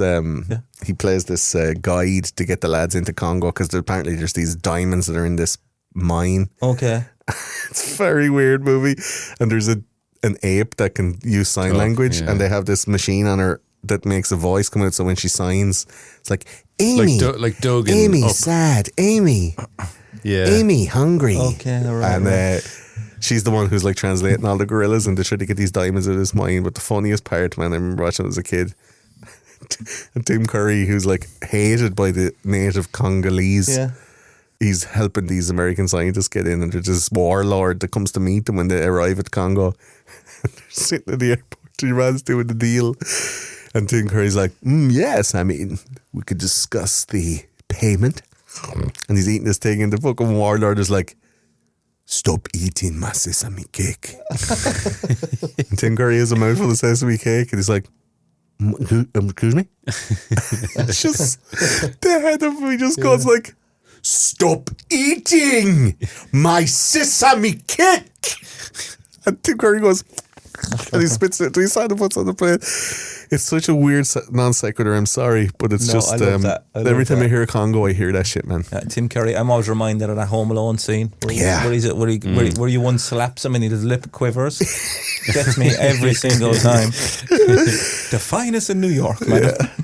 Deadly. So, yeah. Such a small part in Such a but brilliant. He was so good. Such a big so impact. good. It was amazing, really. So yeah, the Congo was run by the Belgians Okay. at that point. Right. Still when imperialism was allowed or not frowned upon. And the control of the uranium then was obviously under Belgian remit. So, Okay. but they couldn't just say, hey, Congo, in wartime, lash us up a load of uranium for an old test and keep it on the hush-hush. Great. So they needed no link to the Congo, but they knew that Einstein was a friend of the Queen of the Congo, which is fierce handy altogether. It's not just a fact that pops into your head, is it?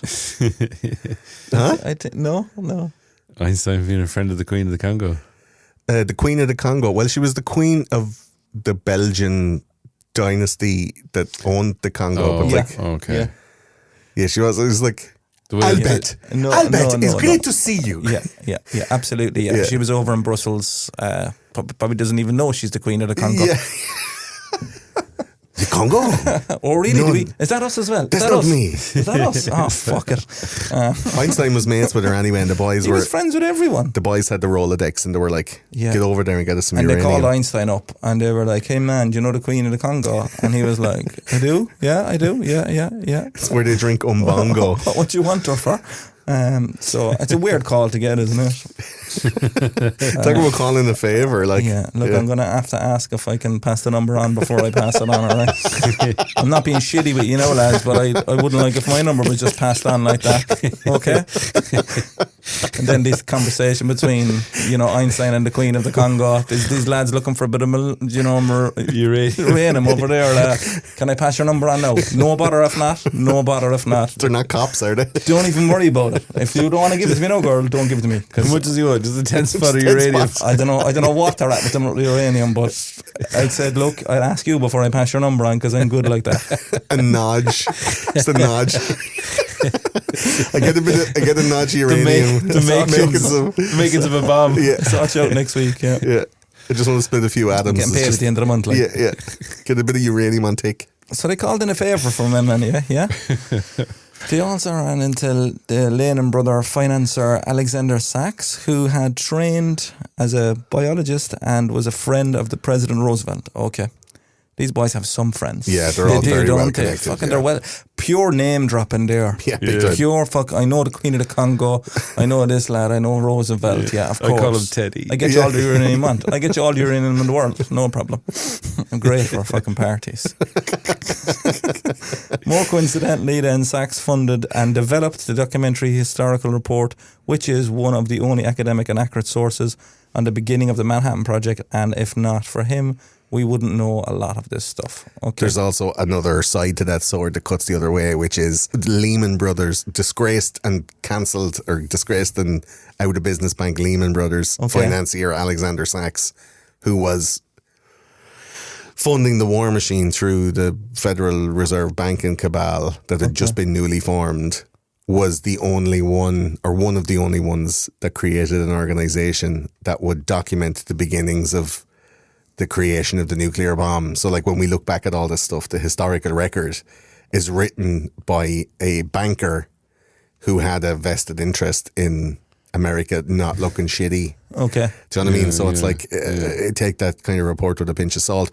But it's funny that it was even created in the first place. I would be highly suspicious of that, to go, well, why did you create it then if no one else was creating it? Like, why you? And how come you're one of the only ones? It seems, I don't know, there's something my conspiracy hairs are coming up in the back of my neck for that, like Alexander Sachs, you know. Yeah, seems weird, right? What are you up to, boy? What are you up to? It's a suspicioso. So after meeting with the president, who didn't seem that bothered by the possibility of a German nuke. He wasn't into new tech stuff at this point, and it was entirely theoretical. He said a Nokia 3310. Yeah, he was like, what? Nuke? Yeah, whatever. Well, this Roosevelt, and he was already like, fuck your nuke. He was already dealing with like bullets and guns, lads dying. That's enough to get your head around, in fairness. Yeah, getting planes and tanks and all sorts of weapons over to Europe to fight the Germans. Like, there was enough going on. He didn't have to think about, what's that? A bomb. A science bomb. A science bomb. Is it made yet? Doesn't sound too fucking great, scary to me now. A science bomb. What does it do? Science bomb. Drops a whole lot of knowledge on Sends out beakers and stuff. Yeah.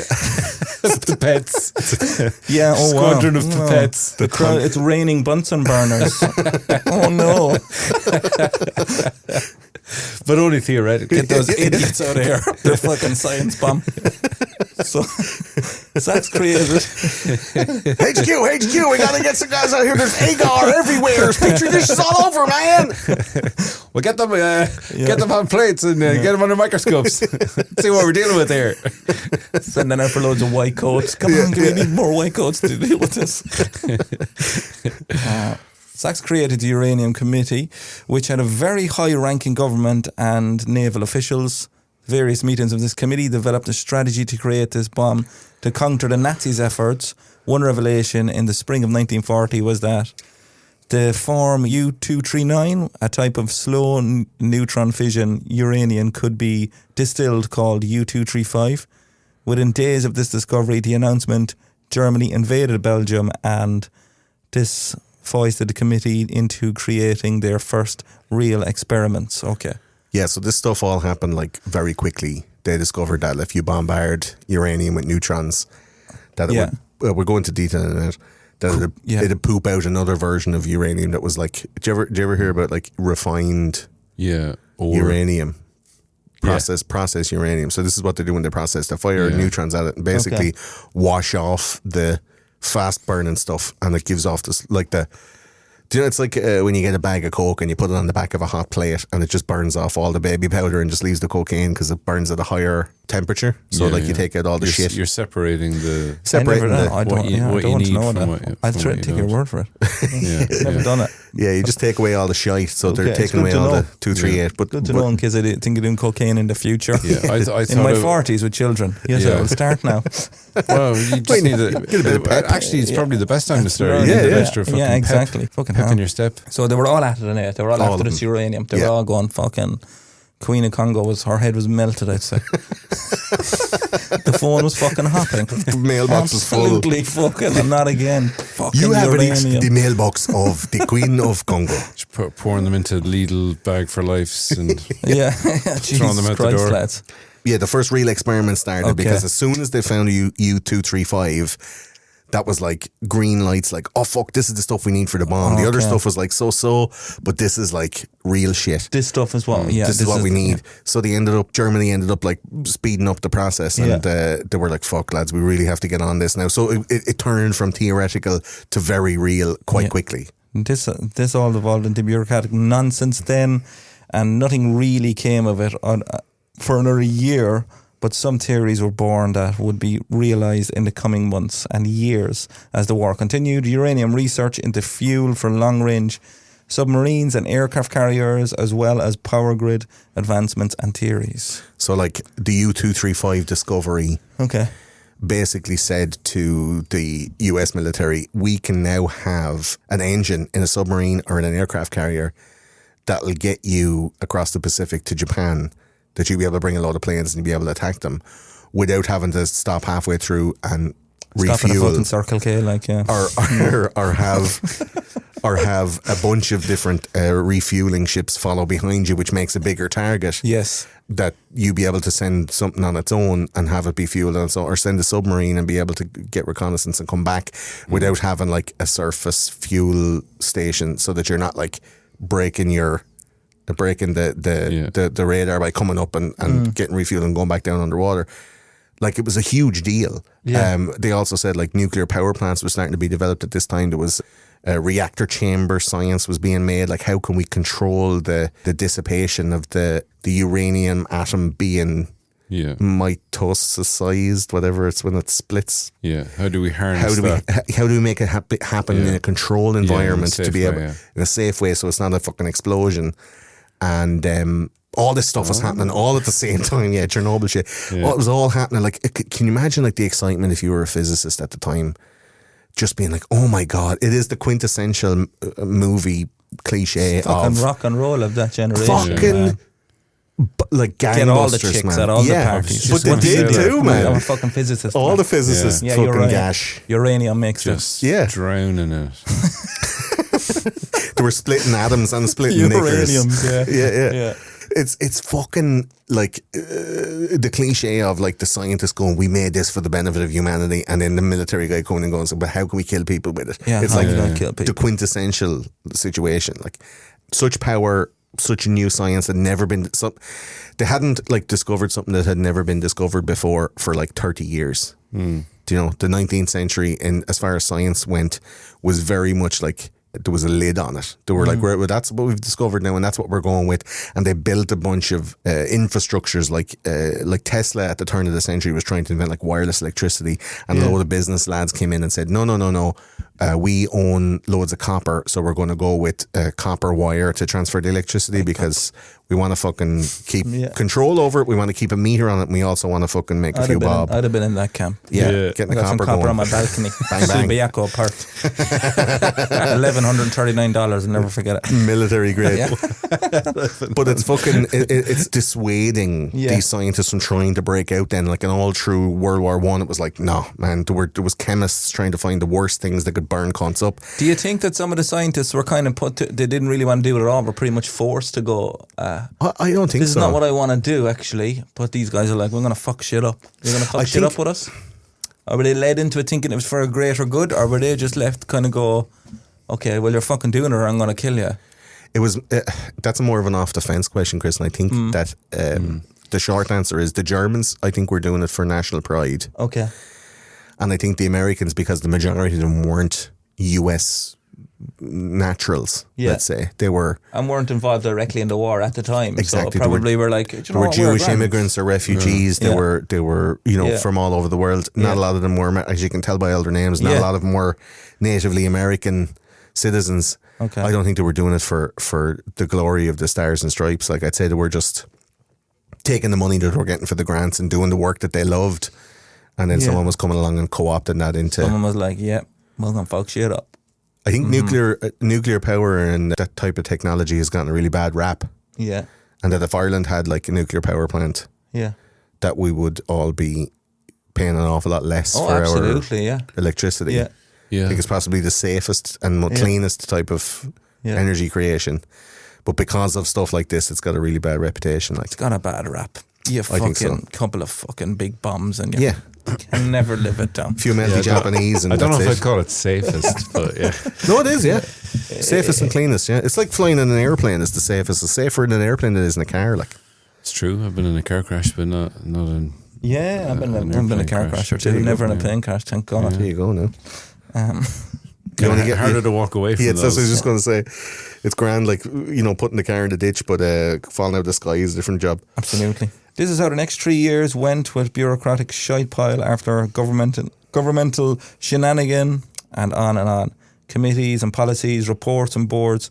All people who don't understand the science wondering how to make the most use and money from a thing they don't understand. From a bunch of people who do understand but who haven't got the money to realise their theories. That was until 1942 when the project was handed over to a gruff but affable General Leslie Groves. was put in charge. Yeah. They put in little Dickie Groves, and it all changed. It became a military business. He was the man for the job. He was. Absolutely. Ed, can you tell us about the problem with uranium? Because this was... don't get me started. He never stops talking about uranium. This was the part where when I was watching the documentary, it was like, oh yeah, I get it. Saying it out loud to try fool my own brain into thinking that I understood what the fuck was going on. So you didn't? I may even confuse. I was like, I think I get that, but well, we'll see now. I might read it now and be like, ding, ding, ding, ding. I'll interject if you get stuck or have a puzzled face, but I can't tell your expression, so you'll have to let me know. Okay, and I'll read this in my Werner Herzog voice. Do a little bit. As we said earlier, the whole business of a Nazi bomb became a worry when Otto Hahn and Fritz Strassmann. I mean, it's such a cliche, fucking Otto and Fritz. Yeah. Yeah. It's like someone making up a story about two German scientists. What were their names? Otto, Fritz. Maybe that's where it comes from. Maybe, yeah. So they discovered fission in Berlin It's an immaculate Herzog. around Christmas time in 1938. Merry Christmas, here's some fission. They bombarded what every kid wants this Christmas. Best a man can get. Uranium is coming. Uranium is coming. Watch out. They bombarded uranium U-238 with neutrons just for a laugh. Yeah. And it had a strange reaction. Why are you hitting yourself? The neutron had been absorbed by the uranium atom and caused the nucleus to divide in twain, splitting the atom. Yes, that's where it came from. Which is a much better expression than dividing in twain. I thought twain is a great word. Yeah, it's a great word. And the parts were approximately equal, but it now contained the radioactive isotope of barium. Keith Barium. Which was just a mental isotope known as U-235. This makes up only about 0.72% of natural uranium and is perfect for the intended use, as it can sustain a chain reaction and is more stable than the unprocessed U-238. When the chain reaction is started, additional neutrons would be freed from the split nucleus and then absorbed, and the process would chain together to release immense amounts of energy. Controlled slow release of this reaction could provide heat that could be used for creation of power plants, and if uncontrolled and popped off like a cork, could be great for an old bomb. There you go. Dropping the bomb. Yeah, okay, so that makes sense. So they're basically just distilling uranium, bombarding it to create this other offshoot of uranium, which is controllable. Yes. Because as it stands, it is too volatile. It is too brittle or whatever, like peanut butter. Well, uranium is naturally radioactive, so you can get it in the ground and you can have that, that machine. Yeah. It's called a fleshlight. No, the machine where you go, the machine where you go around the Geiger counter and you have the little ticks and stuff. So you have there's rocks all over the place, even in Ireland, that are naturally radioactive. Yeah. And have some element of radioactivity, right? So it's trying to extract that and use it, extract it in a way that can be used to make a bomb. Exactly, to harness the energy that the atom inside is shedding off. So radioactivity is basically the structure of an atom escaping, like breaking itself down, right? Yeah. So that's why you talk about a half-life when it talks about radioactivity. Like the natural U-238 uranium atom, it was unstable, so it breaks apart quickly and on its own. Yeah. But the U-235 needs to be prompted to break down. Yeah. And then when it does break down, it does so slowly, so therefore can be in a controlled release, or if you bombard them all at the one time, it explodes very quickly. So it's basically like those videos you have on TikTok of the lads and they set up the whole house and it's all covered in dominoes. Yeah. And you set it off with one line and there's like and 15 go on one line, and then it goes out to 2 lines, and it goes out to 5 lines, and it goes out to 30 lads across, and then the next thing it's like 30 rows of dominoes all at the same time. That's what these atoms are doing. So it starts off with a couple, and that chain reaction splits, and then the neutrons come off that, and then they split, and then they hit another one, and they split. So all they have to do is go bump with a couple of the neutrons at one point of it, and then within that structure, it gives off its own neutrons, and it happens all so quickly that it expels the energy out. And if you have it in a contained environment, the energy is held until it pops like a cork, and it's a big old and Ken scally Reese bomb driving away from it on a motorbike. Exactly. and Morgan Freeman's there as well. I haven't even seen that movie, Chain Reaction. It's good. Chris Haven't probably seen that. hasn't. No, I definitely haven't seen it. Yeah, there's loads of Jedis in it. Yeah. Remember? I haven't seen one movie we've talked about today. No, yeah, we'll get there. Except Right? Home Alone 2. You didn't even know Oppenheimer. Yeah, Home Alone 2 is your one reference. Where am I? Remember all the committees and boards? Remember? Well, they were well aware of this U-235 and its capabilities, but were not able to organize themselves cohesively to be able to get enough of it because, as mentioned, 0.72, which is a very small amount. Yeah. So they needed a bunch of it. They needed a lot of it for a big bum. A realistic weapon that would be usable would need shitloads. That's a very technical term. Yeah, and making a fraction of a percent meant that they would have to create it somehow. They went to work trying to mass produce U-235 enough to be able to make bombs to test and to use. There were a few ways to do this. High-speed centrifuges producing uranium hexafluoride and was pioneered in the University of Virginia. It was cheap and quick, but it produced such small amounts that it wasn't really viable. They're like, we wouldn't need a big sack of it. Another method was gaseous diffusion. Oh, excuse me. Where the uranium hexafluoride gas was forced through filters against their will. But they couldn't develop, I know, cancelled. But they couldn't develop filters with holes small enough to catch the U-235 and leave the rest. So they just needed tinier sieves. Yeah.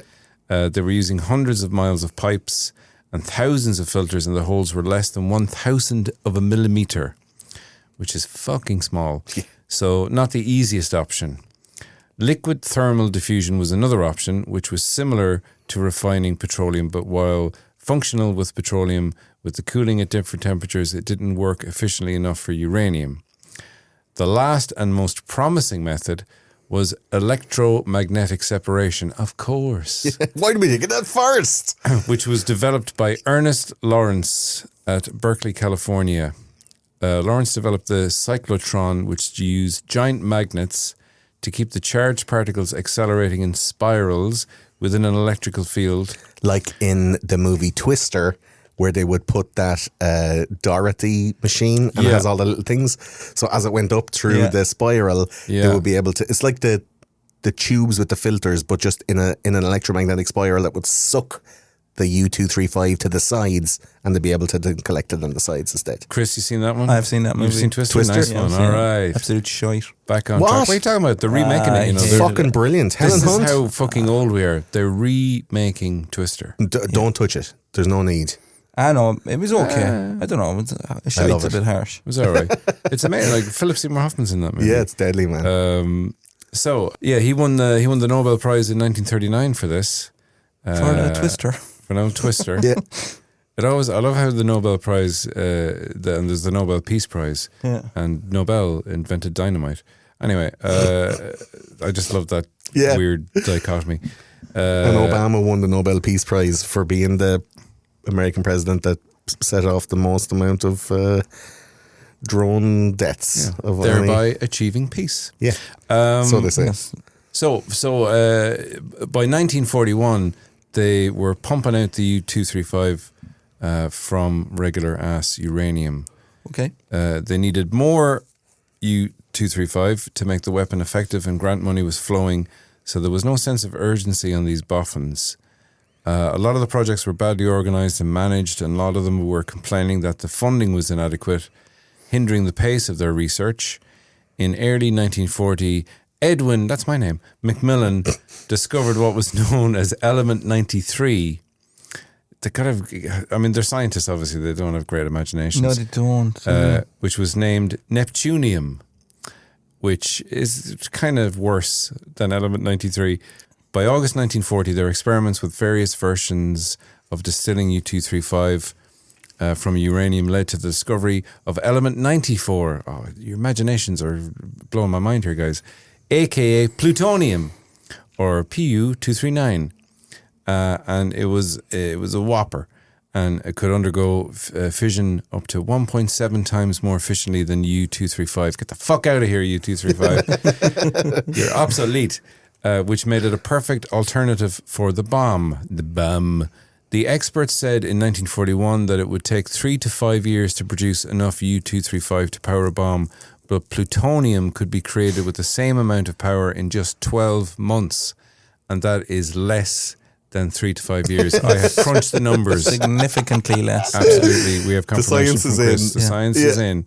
They needed 100 kilos of U-235 for critical mass, and just 11.4 kilos of plutonium would be equivalent. So that, I mean, crunch those numbers, do you know that's what I mean? a lot less. That's under 10 times 90, less and 3 times 10 as fast. Unbelievable. Yeah. This whole issue of shortage and funding and the lack of progress and the years it took to solve the various problems made the boards and committees headed by National Bureau of Standards, Lyman Briggs, seem ineffectual and costly. They were relieved of their duty, fired, in 1942 when the army put the foot down, the big army boot, and militarized the whole damn show and put Matt fucking Damon in charge. He plays Leslie Groves in charge. Not a posh butler, but a colonel. Yeah. Hello, I'm Leslie Groves. Whose first move was to get fucking promoted and get a raise. Oh, he's a legend. I love that aspect of him. Yeah. He's like, I want to be a general and I got to find me a genius. Yeah. Exactly. Yeah. Leading on to the next. The section. general and the genius. Lovely segue. Yeah, that's two different ways. I wanted to kind of give it from all angles to go like Leslie Groves justifiably was put in charge of this project. Yeah. Yeah. That's two different angles to it. When you're talking about U-235 and plutonium and the discovery and stuff like that, imagine like going through all of that to find uranium and trying to, I guess, get something out of it that's useful. Yeah. And then by accident find U-235 and then by accident again find plutonium. Yeah, plutonium's the And then just be like, the kiddie. do you know? Yeah. They were funny with naming things, weren't they? Yeah, yeah. Neptunium, plutonium. Oh, we've ran out of planets. Plutonium. Let's But go. Let's go numbers. They were making new elements of the periodic table, though, which is fairly amazing. Yeah, they were I basically. think we're up to 145 or something now, They were doing what Tony Stark did in Iron Man 2. which Seen that is one? Wow. I did see He that. he created a new element. What was the element again? I can't remember the name. foreveranium or something. No, I can't. Unobtainium? No, that's Avatar. That's Avatar. Obtainium. He got it. Obtainium. Obtained it. Obtainium. And he did it in his dad's old office or something. Yeah. But yeah, it hasn't been. They did it then with plutonium, and then they didn't do it until around 2010 when Iron Man 2 came out. Iron Man 2. Have you seen that one? That's the one with the electric whips now, isn't it? Oh, yeah. That's very bad. Yeah, It's you could totally shite. you could probably skip it. It's 15 years old now, Christ. Another, like, this is probably an aside and a little bit skipping ahead, but just when we're naming cool things, the site where they tested the bomb. Oh, yeah. A lot of people go to that, don't they? Yeah, it's called the Trinity site. Oh. And when they tested the bomb and let it off, spoiler alert, when they tested the bomb first, Yeah. Oppenheimer like pressed the button and whoa, I am become death, you know.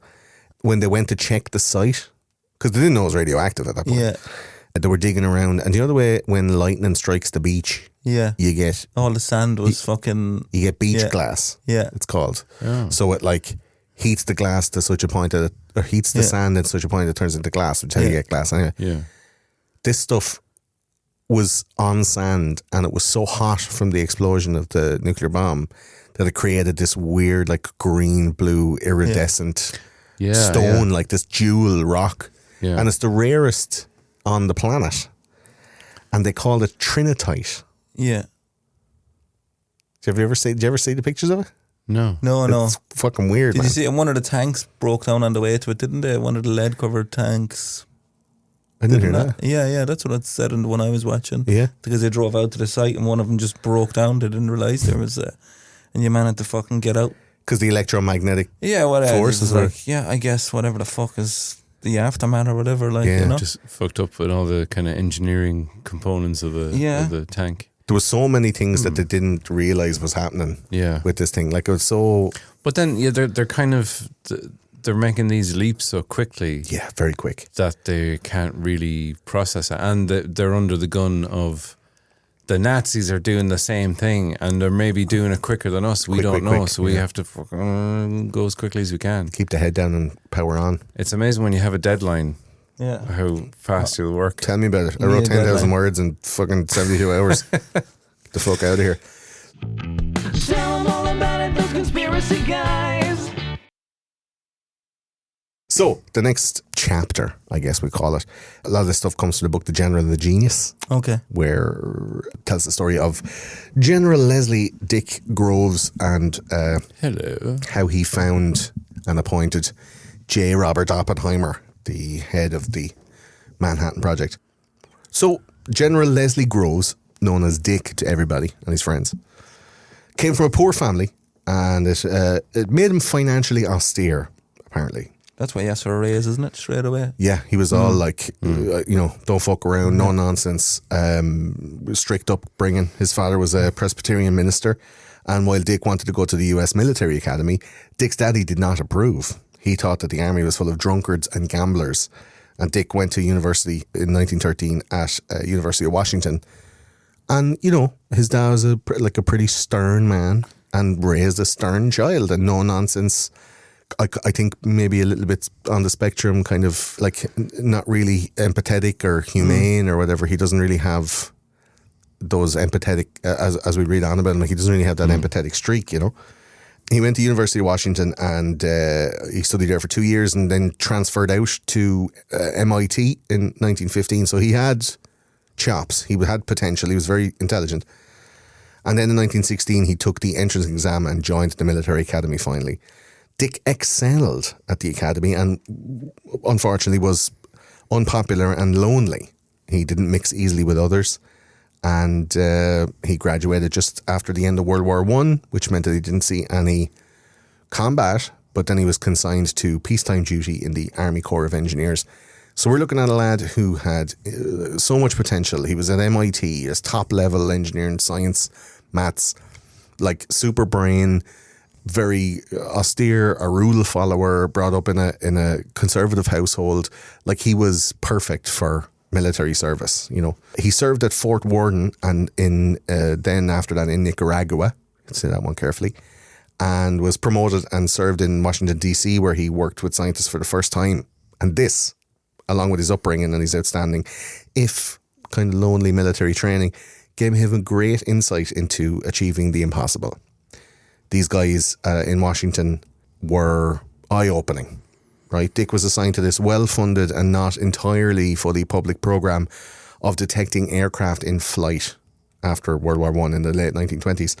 And by 1940, Dick was promoted to colonel and was overseeing thousands of employees with a budget of $8 billion. Nice. As the special assistant, wait till you hear this now, as the special assistant to the chief of operations, the quartermaster general, and the chief of construction of the US Army. He was the special assistant, all three. Whoa. Basically like his hand on the wallet and his file of facts filled with the thousands and thousands of military employees making the army run, basically. Like that's a huge responsibility. Crazy scope for one guy on his own, who was basically the assistant manager to three of the most influential and labour-intensive positions in the military. Like, if that's not a CV you can be proud of, to give him the nuclear bomb, But what are his hobbies? Yeah, that's the thing. Assistant to the regional manager. Yeah. He just goes home and sits in the chair in the dark like Leon. And if we see here, you like macrame. Okay, I don't know. Talk more about that. Needlepoint. Groves was a competent man, but he was known to be gruff and unbending and intolerant of tardiness or delay. He'd go ape shit. Yeah, tardiness. He'd go ape shit. You can't call him that anymore. He would go ape shit over minor infractions or anything he deemed unfitting of military behaviour. He hated people whistling. That was one of his pet peeves. I don't like Really? people whistling. Yeah. And he hated, I'm not a fan of whistling. Yeah. he hated people telling jokes and laughing. He's like, no laughing. If you're on duty, Oh, really? if you're on duty, you're not joking around, no laughing, no messing. That kind of sounds like he could be on the spectrum. Yeah. Wow. Because I knew a severely autistic young man before who hated whistling. Well, Chris has misophonia, don't I you? have misophonia, and I don't like Misophonia, is that what's that? eating noises and Oh, I have loads of other triggers. It's not too bad now. Yeah. But eating noises, clicking, someone writing, lots of noises kind of scratchy that things. make and, me yeah. just fucking rage with anger. Really? But no, it's not so bad anymore. I can kind of control it. But yeah, whistling and stuff like that wouldn't be up my top 4 or 5 triggers, but it'd be Up there. like, what are you doing? What the fuck are you doing that for? What's the point of that? What are you doing that for?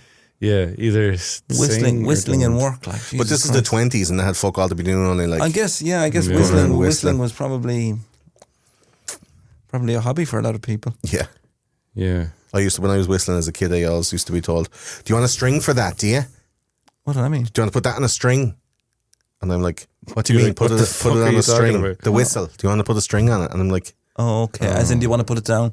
"Yeah." Well, it was a passive aggressive way of saying, "Shut the fuck up." Because some people wear a whistle around their neck, so they're like, "Do you want to put a string for it? Yeah. Do you want to put it down there, buddy? Do you want to take a break? Yeah. Yeah. Or I'll fucking strangle you with it." Yeah. Do you want to put a string on that? It's coming back, Chris. It's coming back.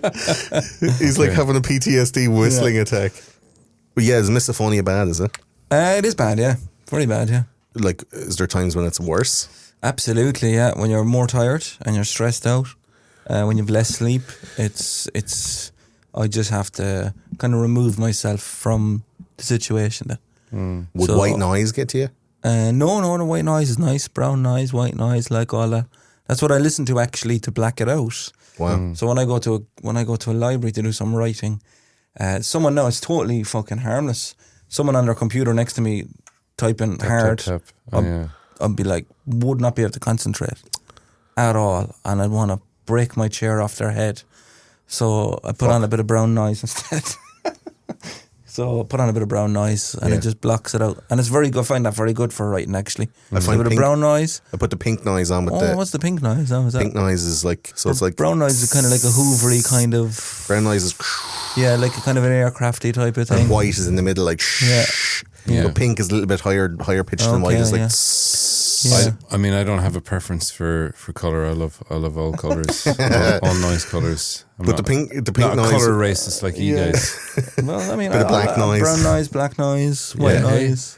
Baking soda. Black noise matters, you know. It does to me. It does to me. And absolutely, Chris. Yeah. That's good. I like to put on a bit of binaural beats and a bit of pink noise. Yeah, I when like when that I'm as well. studying. Yeah. Or even just a little bit of low-key instrumental music. Brian Yeah, Eno. lo-fi Nice, hip hop or kinda something. Brian that. Eno or something like that. Right away to that. Yeah, nice. But no, it's something that you can't really control it. It's like, it feels like it's an attack in my body, my nervous That's what I system. wonder. Where does it come from? Do you ever figure it out? don't know, it kind of like comes from a past experience. I think my dad might have passed it on to me, and then it becomes a fixation, and then it's like, you know. You can, Did he have like a metal hand that he used to like tap on the end no, of a as in, chair? or something? as in I annoyed him eating noises. And I was like, what the fuck is that about? And then I shouldn't have asked that question, because I was like, yeah, because you know it's quite disgusting, those noises. And then you start doing it yourself. And then it becomes a fixation, and it's like, people can't leave the house with it. People have it really badly. Yeah. Because it says on the website, don't read up on other triggers, because that's how susceptible some people are. They can just get one. They can be like, oh, that fucking annoys me now as well. But I only have a handful, and thankfully they're not as prevalent as they were. Yeah. Just managed to come in under a bit of it, like, you know. Like the sound of blinking, like Yeah, that do or you know, something. You're like, I can't even blink. People smacking their lips, or Yeah. chewing gum, or just heavy breathing is quite a high trigger. Clicking of the pen, the cutlery on the fucking plates. Oh yeah, I can't stand that. That gets me a bit. I'm like, what are you doing? What are you A doing? fork scraping off teeth. Yeah, I can't. Some I people can't like, stand that. they bite the spoon as well I when they can't take stand it that. out. So, but even people being heavy-handed with the cutlery, you're like, what the fuck are you doing? Like, Yeah. is this the fucking, you know? Can you imagine The fucking misophonia? gladiator movie or something you're trying to do over here? Oh no, he's picking up a pea. Well done. Like the sword fighting. Yeah, Is it's it? like, Zhong Zhong. What are you doing behind me? Like, fucking hell. He's doing a thumbs down before he gets Yeah, to pee. yeah. But Imagine yeah. having misophonia and tinnitus at the same time. Just being like, and you can never get rid of it. You're like, Yeah. fuck, it'd be really annoying. Yeah. But it's a real thing. People that don't have it don't get it. They just go, oh, how? And I'm like, I don't fucking know. Like, I have this thing called echolalia, what is Oh that? yeah. where you get like a small noise or a phrase stuck in your Okay. head, and it repeats Oh, and okay. repeats and repeats and repeats. Wow, I didn't know there was a term for that. No. Yeah, echolalia. And my one today, I get one like every day, and it gets stuck, and it might change during the day into the evening time. But my one today, and it's always an unresolved melody or something like that, you know. So I have like, there's a the worst one I had it for weeks, was this Paul Simon song, and it goes, Dolores. There's just that one, Yeah. Dolores. So that keeps on going around your head, or you keep saying it? It goes around in my Yeah, I head, get and a then bit of sometimes that, I have to say it out loud to make it stop. Yeah. My one today is, I don't know if you remember the TV show with Cilla Black, where she used to get like, Blind date? no, Surprise, surprise. surprise, surprise. She used to get people Surprise. and be like, here's your, in 1949, your brother emigrated to Australia, and guess what? He's here tonight. And then Surprise. just meeting I two guess old what? people. We found his grave. yeah. And then they're like It's hugging unmarked. they're hugging each other on the sofa. He got and eaten by a wallaby. Cilla Black walks over to the middle of the Here's what's stage left and of starts going, surprise, surprise. Sometimes your brother comes back from Australia and hits you right between the eyes. Like, this is the whole thing. Yeah. So She's improvising that, is she? Or is this no, going on in your this is head? like, no, this Your is, brain. she sings the words of the song, so it's a whole song. Yeah. But my brain won't let me finish the hits you right between the eye, like the resolution of it. Yeah. So it's just going, surprise, surprise, surprise, surprise, Oh. Yeah. surprise, and it's like a record stuck, and I'm like, Yeah. oh, I was just going to say, yeah. it's Yeah. very, very frustrating. There's But a it's something that- scratch. There's a scratch on your brain. there, Yeah. you know. An audible scratch on your fucking noggin. It's very, very, God. An it's audible very itch. irritating. Yeah. Yeah, that's Imagine. pretty annoying. God. Well, sorry guys. I don't know. I'm just a cunt. I don't have any. You don't have any of those No, things? you're not. No. Bollocks. I remember you talking about that on stage, that misophonia. Yeah, There's routine a couple of about good it, bits, yeah. Yeah, a load of jokes about it. Hurry. Oh yeah, great Groves. Groves being an absolute cunt. Yeah, Groves. Being a cranky bastard. Groves was a cranky Being a bastard. pure fucking Roy Keane at the workplace. Let's get to work. What are you joking for? Why are you whistling? Do your job. Do your job. Get to uranium. Get to your job. Do you want to Do your job. What are you whistling Do you want for? a string for that? Yeah. Do your job. Get to uranium. What are you doing? What are you doing? Man. Get your job. What are you joking They would have about? done it in fucking 3 months if Roy was in Jesus charge. Christ. You're joking about- Absolutely. What are you doing? You're standing around with your hands in your pockets. What are you doing? I just see him. There's uranium everywhere. That boy's whistling. Walking past me. What are you whistling about? Whistle on your own time. It's uranium that to be collected, lads. Whistle on It's your not own going to time. collect itself. We've got an atomic bomb to be building. Germany. You'll see the Germans standing around whistling, yeah. I don't know. I'm taking the dogs for a walk. When I come back, I want ludicrous. that uranium Yeah. filled up to here. It's absolutely ludicrous. What are you doing? I'd I love to, apologise for my cork accent. I'd love to It's not see. bad, it's not bad. I'm just doing the gift grub version of it. It's like, don't know, are you going to collect all the uranium, lads? I wonder, is Matt Damon going to be as neurotic when he plays that character in the movie? I don't know. imagine. He's younger than well, it's hard to know how old Groves is. He's kind of He's nearly 50, and Matt Damon's nearly 50, so I'd say it's pretty bang on. Yeah. Matt Damon's kind of more handsome. He's Yeah. got the mustache Yeah. for sure. I'd say he'll play it. I'd say it'd be a heightened version of it. I think it'll Yeah. be extra cantankerous. Yeah. And it'll be like, yeah, Slapping cunts for whistling. absolutely, yeah. because he did get an awful lot done in Oh, 3 months. OCD did, shit, yeah. yeah, man. He like, fucking lashed it unreal. out. In 6 months, he did more. Even the project itself, the fact Yeah. that they fucking lashed this fucking town up. And do you know what I mean? Yeah, Like, you're yeah. going, that's fucking mental. In 6 months, he did more than they had done in the previous 4 years. Like, Yeah. it's crazy. So, yeah, Groves went through secretaries very regularly, but he never swore, never used weak language. Okay. And rather than swear, he would fly off the handle with anger, but obviously in a controlled way.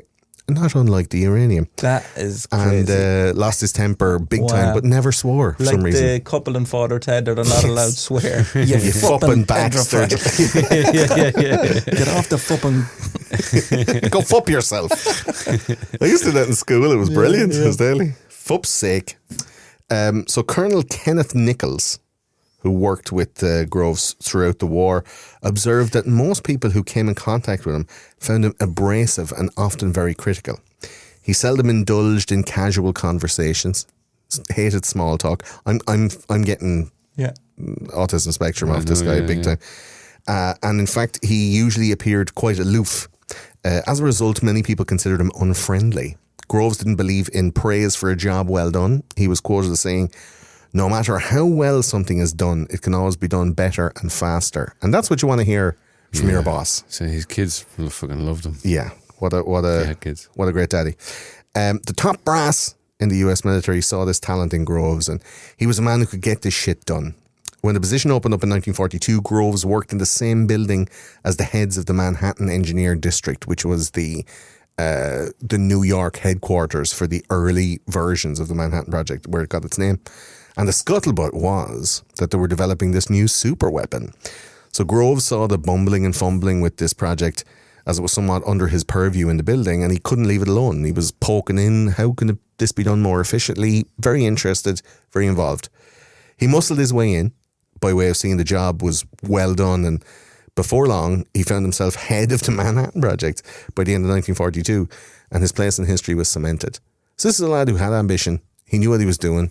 He was quite aloof, and he was very interested in advancement. I'm thinking probably neurospicy, not dissimilar to some of the physics scientists and engineers. Little bit, not very neurotypical. Behavior was very result oriented, and it's what you want in a manager of people, right? The right man at the right time for the right job. It seemed like it. And his name, like Oppenheimer, everybody knows. Not a lot of people know Groves. Yeah. So here's your moment in the sun, Dick. Leslie. Don't call me Leslie. That was his I love thing. how, and then the Colonel Kenneth Nichols. Kenneth was saying something about Leslie. He's a bit brusque. He hated being called Leslie, apparently. Call That me was one Dick. of his things. Yeah, call me Dick. Yeah. Kind of the opposite of That's Leslie. what I have been really, calling you. Behind your back. You just haven't been hearing it. You fucking idiot. So the job was offered to Groves' immediate superior, General Steyer, but he refused it. He already had his cushy number in the War Department, and this was a project on a scale of complication that he had never seen before and hadn't been seen by most people at the top. So Steyer was like, too much, I'm not into it. No, thank you. They all thought it was a dead duck as well. Like, this was still theoretical in 1942. There was no prototype. They had no tests done. Like, it was all fucking up in the air. A bunch of German and Hungarian Jews all fucking doing maths in a room together going, I don't know, what do you think? I don't know. And trying to get uranium. We're trying to milk U-235 out of a load of fucking uranium from the Congo. Do you know what I Out mean? of those tiny uranium teats. I've got uranium, Greg. Can you milk me? It just didn't. It was a very dead end looking project. Yeah. Do you know? It was a Hail Mary. It was, but the mere possibility of it working was too great to leave in the hands of someone who was afraid to ask too much of these scientists. And Groves appointed himself the man to ask. Groves got more done in the first 6 months than had been achieved in the last 4 years on the project. He was meeting with heads of divisions all over the country at the various Manhattan Project sites. So we're talking about Oak Ridge, we're talking about that's in Tennessee, making the uranium. There's places in California, Washington State, New Mexico, New York, all over the country. He was just flying hither and thither, making deals, hiring people on, firing a load of fucking dead weight. A hatchet man who just made it happen. And the scientists didn't like his manner, and they thought he was ignorant. And as you said, Ed, brusque, especially when he said stuff like, quote, I'm not the least bit interested in the scientific knowledge edge of the world, except so far as it gets the job done. Like, don't be fucking coming at me with all your Greek symbols and your numbers upside down. Just do the fucking job. He was dealing with lads with their head in the clouds, he said. Now, obviously, there were like qualified and ingenious men, but nothing like his days on the aircraft detection projects where it was like we had a definite thing we had to do and we knew what we were doing. These lads knew what they were doing and what they were supposed to do. But getting competent and obedient men to create technology that was only theoretical, to get them to understand the remit of the project, to create a bomb that was also only theoretical, it was a huge challenge. Like, there was so much up in the air. He would need a right-hand man, a scientist who could comprehend the theoretical considerations, but also be a leader of these scientists to be able to convert theories into deliverable weapons. He needed a nerd whisperer. And at this point, Groves was still only a colonel, and he'd brought his secretary, who had worked with him since 1941, Jean O'Leary. Oh, Colonel. Yes. Oh, Dick. Will I be coming with you to the place? And she was an Irish woman. Oh. Jean O'Leary was her name, and she wasn't afraid of him and his shite. And she would often, as it was She reported, didn't take any shite off him. no shite. And it was reported she would often retort with her own barbs. Pop the fuck on, no dick. Yeah, especially if it was particularly cranky. And she used to apparently she used to make a show of him in front of people.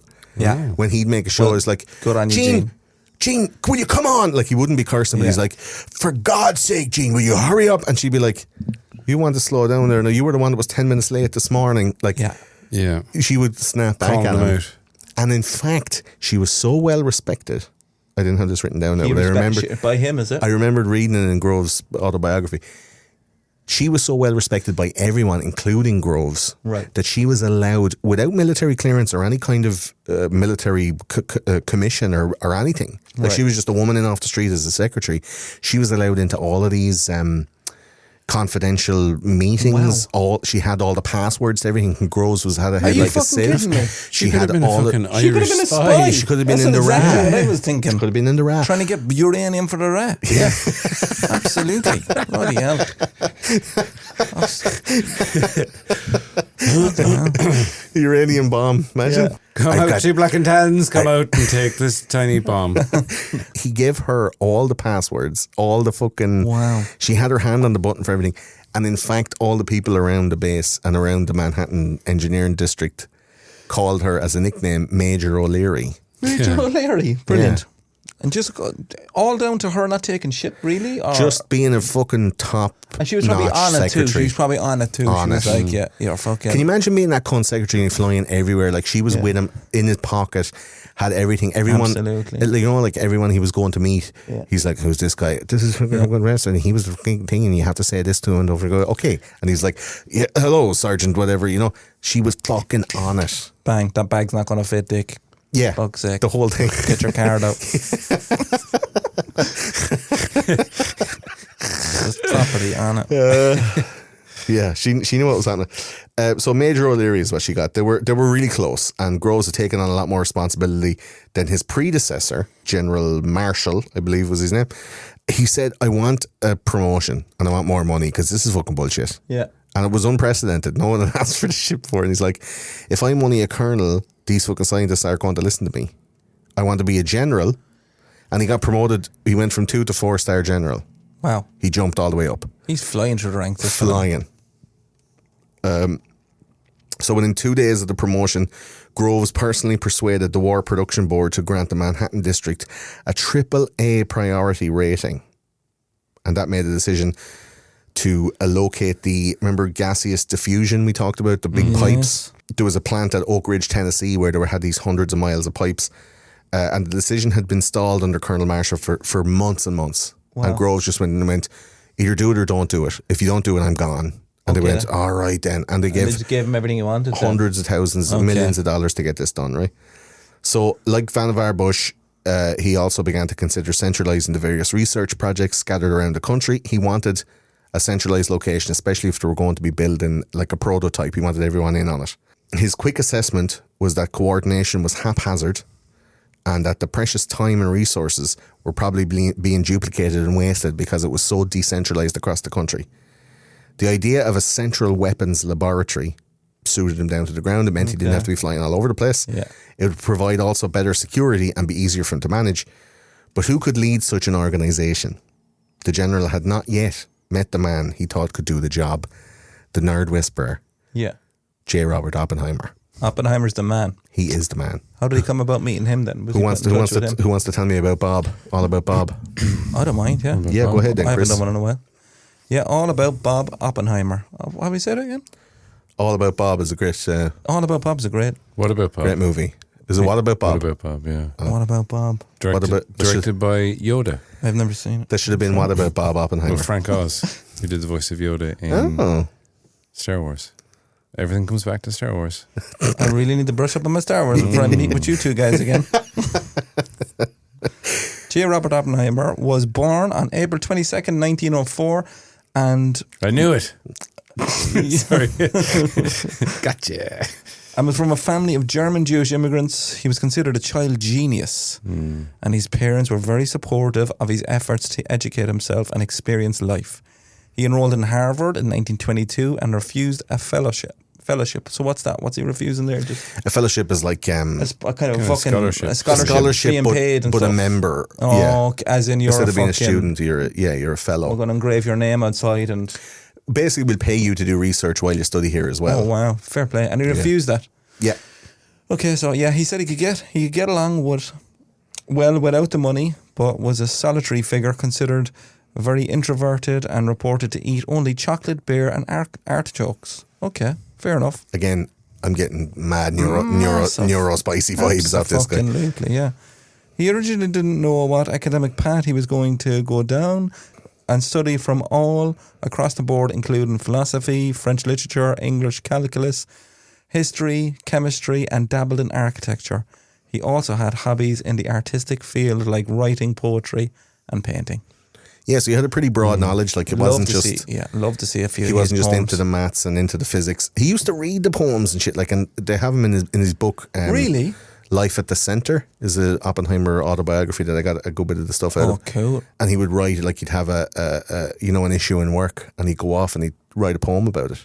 Wow. And he has them, they're all in the book. Like, so, I mean, he was by all accounts a Renaissance man, you know. Yeah. He had a bit of everything in him, and it also gave him like a kind of a wider knowledge of how people worked. Maybe gave him that edge when it came to management. He wasn't just like a head down numbers guy who was like cut off from Yeah, he could human relate. empathy He could and relate shit, to like. people. Yeah. Yeah.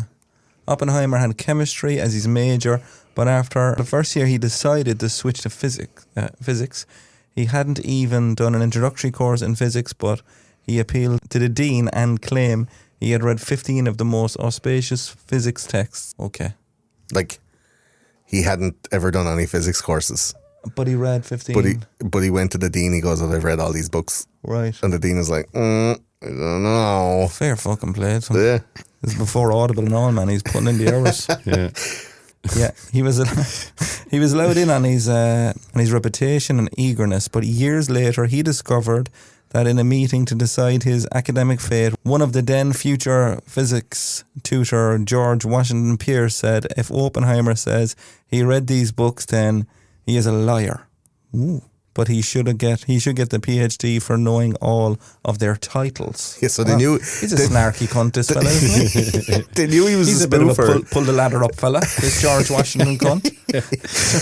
They knew he was a spoofer. Like, there's no way he could have read all 15 of those books. Okay. This is like, you read them, you wouldn't even understand it because you haven't got a So he precursory was knowledge. spoofing about that then, He was he? was, yeah. I mean, he had a perfunctory knowledge Yeah. of science. Like, he was in chemistry and all these other mathematics and all. So I mean, like, with some study, he could catch up.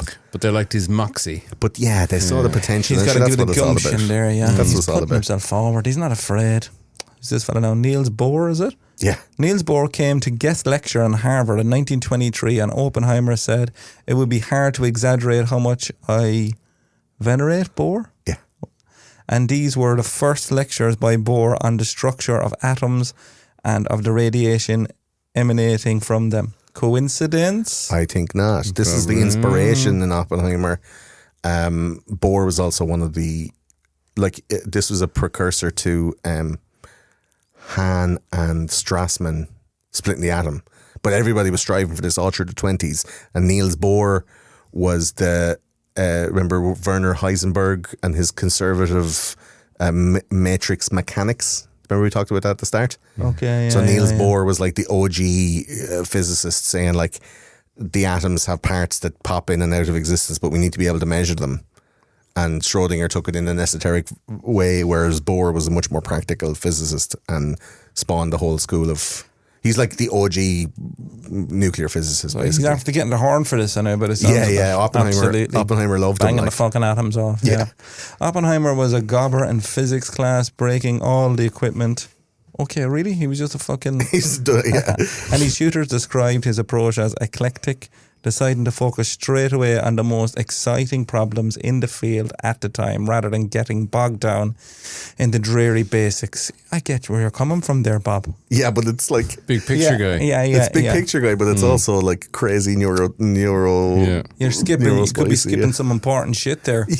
You know, He just wants the dopamine, man. He just wants to get to the answers. Like, J-Bob was aware of J-Bob. J-Bob. I like That's that. good, yeah. J-Bob was aware of this shortcomings, and he always said he should have learned more mathematics, but it was his impatience that made him be careless about it. Even though there were gaps in his education, Harvard was good for Oppenheimer. So he was socialised and considered an enthralling and charming polymath.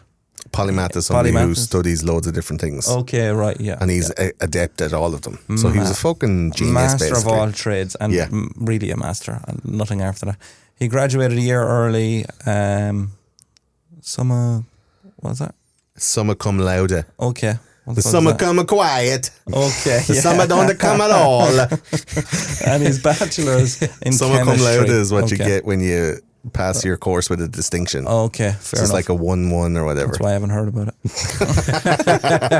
Struggling to Me read the neither, text here. I'm Yeah. just laughing at cum. That's why I never got any bachelor's degree. After some time in England at the Cavendish Laboratory in Cambridge, he was involved in a new field of quantum physics along with the likes of Niels Bohr and Werner Heisenberg.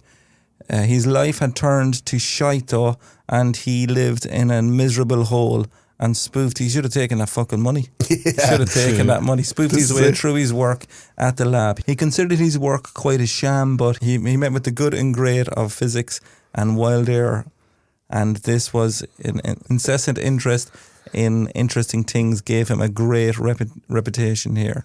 Yeah, so Right. like Cavendish Laboratory was like his first appointment after college, and Okay. he was like His placement. his play. Well, yeah, he chose to go there, Yeah. but he was living in a shithole. Okay. He was like, he's in England. He moved countries, went to England because that was where England You're was. calling England the shithole. there. Well, I mean, That's why he was depressed. he was in England. Get out of England, man. Miserable bastards. he went from America to England because like the school of thought around theoretical physics was there, and it was closer to Germany where he eventually went. But like Europe was the epicenter of all of this theoretical physics. So he had to be. So he wanted to go. It's like Jimi Hendrix, man. Jimi Hendrix was playing guitar in America, and he was fucking backing up like Little Richard, and no one paid attention to him.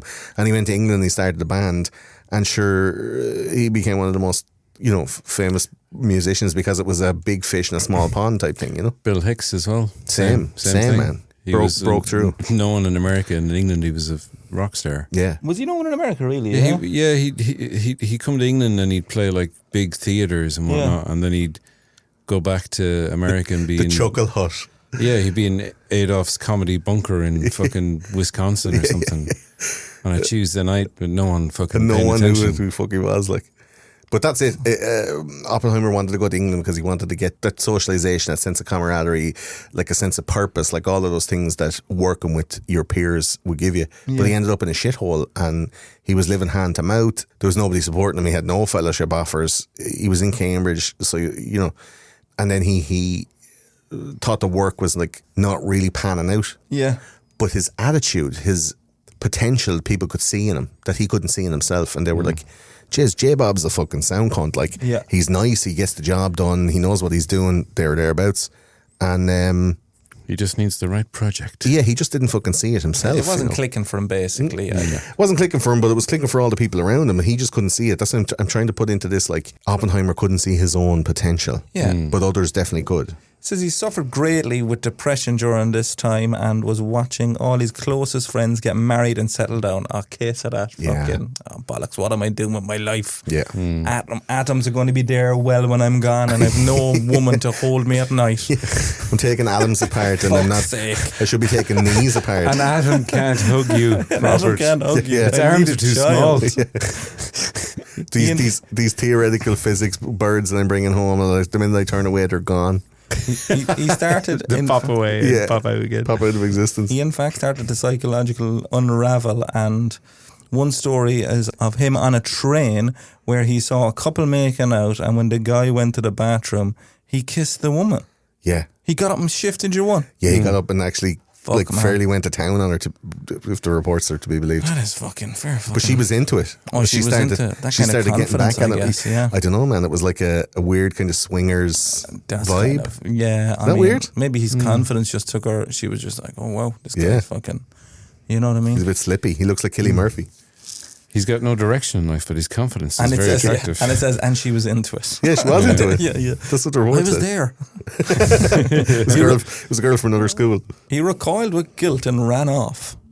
Stopped the train and then tried to hit her in the head with a suitcase from the stairwell later in the station. So he felt guilty about it and then tried to hit her with a suitcase. He freaked out, right? Yeah. So he's sitting on the train. This is the story. Sitting on the train. A couple across the way are mauling each other, and then your man gets up. That would drive my misophonia straight off the fucking thing. all the By the way. slapping noises. Absolutely, I'd hit him with a suitcase of the first thing I would have done. So they were giving it the 1920s fucking Yeah. flapper girl up the skirt, fucking bit of finger banging, second knuckle job on the train, right? Wow, well, that's just uncalled for. He went to the Jacks, washed the hands, Yeah, and Boar was like, "I'll have a slice of this cake," right. and jumped over and started mauling her just as intensely as your man was, copying him almost. Now that doesn't sound like a bit neurospicy as well. Like that's a bit of a fucking weird thing to be doing. Yeah. Like a weird social cue, a weird thing that he had like built up in his head, and he was watching him doing it, and he tries it himself, and you're all like, "Corky, stop it," you know? And he's lonely and horny. And lonely and horny, and he just fucking, and then she was into it, and she started doing it back and fucking rubbing a cock off him, and then he was like, "Whoa," and he freaked out. Yeah. The train stopped at the station, he ran out, and then he waited in the station. And he hit her, tried And he to had hit her, his but he suitcase, missed. and he was up on the gangplank, and they were walking underneath, and he was like, "Ugh," and he tried to throw a suitcase He at her threw head. his own suitcase down. Yeah. Not someone else's. Jesus, it's lucky she wasn't at war with the Allied forces, or he would have really done fucking some damage to her. I'm just saying, that's a Throw more fucking in the weird way suitcase. to behave. It is, yeah. And he says this himself in his book. Yeah, this is part of his autobiography. This is shit he's admitting to, man. Yeah. Exactly. There's some weird shit there. That's what he's didn't willing say. to admit. It's that's all that happened, I swear. I just hit her with a suitcase. Yeah, I just hit her with a suitcase. And I bizarre. get a couple of animals every week, but no. So that's work, too much stress there, man. Yeah. That's all that is. His Yeah, head, he needs to take a break. He needs to go for a little walk or something. A lot of stress, Needs no, to and no switch off. wanks. Like, yeah, exactly. yeah. His Rub one out. His brain is overactive here. Yeah. That's why he's jumping up, shifting you on. Yeah. You know what I mean? Panicking, jumping off the train, throwing suitcases at their heads. He needs to take it easy, but I get the feeling he's not going to get a chance. He really needs Spoiler alert. Yeah, I get the feeling. some kind of project. Is going to take up a lot of his time. He travelled to Germany after some scientifically fruitful years at Cambridge, but wholly unsatisfied went to the mecca of theoretical physics of the time, Göttingen. Where's that? Göttingen. Where's that? In Göttingen. Germany. Okay, yeah. He got there in the summer of 1926, and it was just then that an explosion in the rock and roll lifestyle of theoretical physics happened. Max Planck discovered photons. Photons. Einstein came up with his special theory of relativity. Niels Bohr took apart the hydrogen atom. Heisenberg formulated his matrix mechanics. Schrödinger came up with his theory on wave mechanics. Yeah, they're all at it. It really is. The boys are all at it. Golden fucking era, man. You wouldn't even know where to start if you're trying to get into the game. The Roaring Twenties. This was And the at place time, to be. All at this time, the world economy was crashing all around them as well. Like the 1929 Black Monday and the dollar nearly dissolved. We're talking about the Great Depression. Yeah, in America, yeah. Like- fuck me. Yeah. And the boys are away in Germany living it up, being fucking physics rock and roll stars. Parents are proud, I'd say. Yeah, we're off messing with atoms. Whatever they are. This is the place to be for physics anyway. He was studying and working with current and future Nobel Prize winners, discoveries of technology and theories that would go on to change the world in irreversible ways. To Oppenheimer, this was hanging out with and chatting shit with them on the daily. He met one of his old Cambridge work pals, Paul Dirac, who was working on quantum field theory and would go on to share a Nobel Prize with Schrödinger. One lad he would befriend was Otto Hahn, who would go on to discover nuclear fission, of course, which wound up as a cornerstone behind the theory that would go into the creation of the atom bomb. And infamous John von Neumann was there, who would go on to play an integral part in the Manhattan Project that nearly all of these men would go on to work on in the coming years. Yeah, so it was a real like epicenter of. Yeah. It was a kind of the San Francisco of the time. This was the open spot scene, and they all made it big. Yeah. And the Manhattan Project was the arena tours that they were all ended up doing. This is the Simon, the comedy works. the Simon Now Pegg, I the Nick understand. Frost, the Graham Linehan, Yeah. This is the fucking the what do they call them? The footlights or whatever. the Cambridge footlights. Yeah, these cunts, yeah. The important part to understand about these days and in early Oppenheimer's life was that he was a small bit of a spoofer. Yeah. Aren't we all? Who understood everything, though he couldn't maybe do everything to a level he needed to. That's what I keep telling my wife. But he was adept to, and most advanced parts and stuff in physics he couldn't master the basics of. He gained his confidence here working with the good and great of the world of theoretical physics and was now confident, excited and focused. He also had a very pleasant camaraderie with his fellow scientists and was part of a little community of people who had some common interest and tastes and many common interests in physics, of So, course. like, the setup that Oppenheimer was in here was like, he was qualified enough to justify being there. Okay. He was intelligent enough to be able to parse and synthesize the very high level information that these lads were throwing around. He didn't know the basics of how it would be constructed, but he could talk about it in a conceptual way. Now, Okay.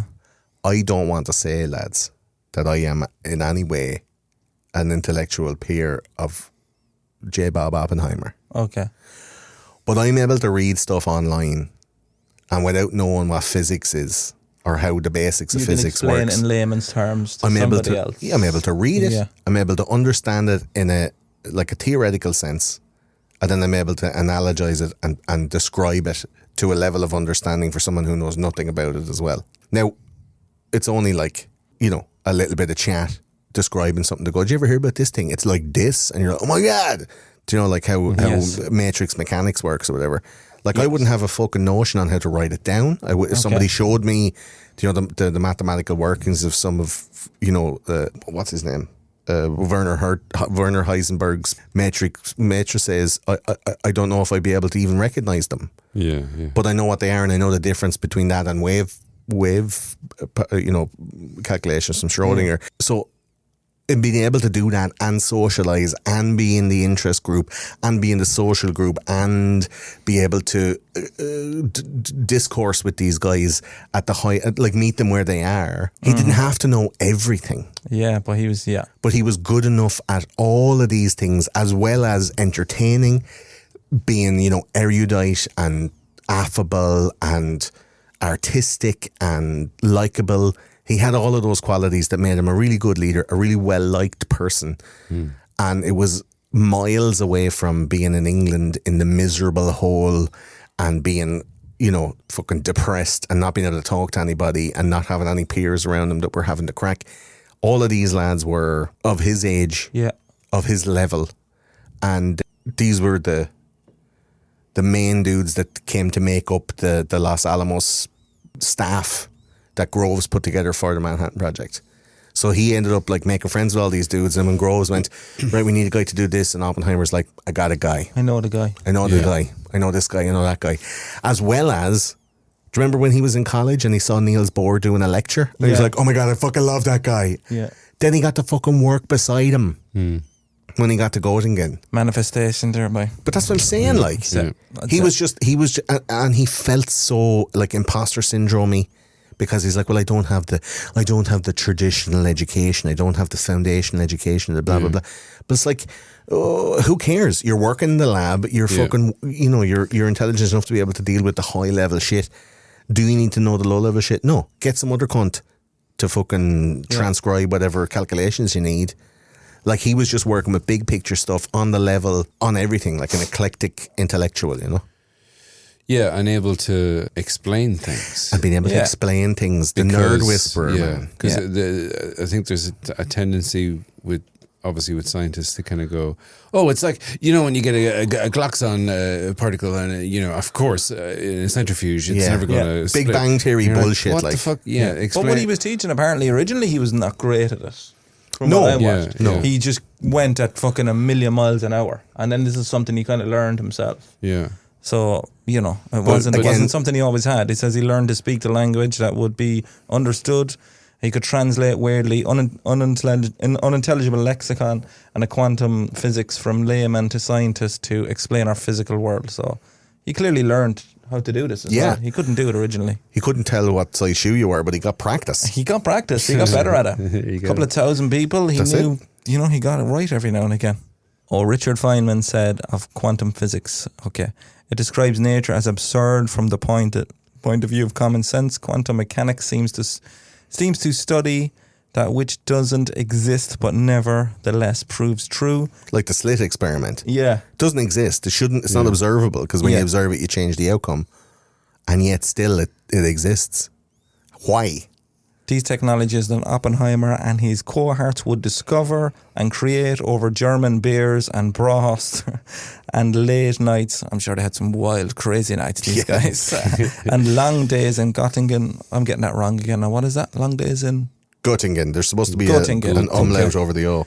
Would lay the foundation for a world of practical inventions over the next 100 years, including laser technology. Thank you for that, lads. Yeah, CDs. No more hairy babies and babies. More hairy bitches around.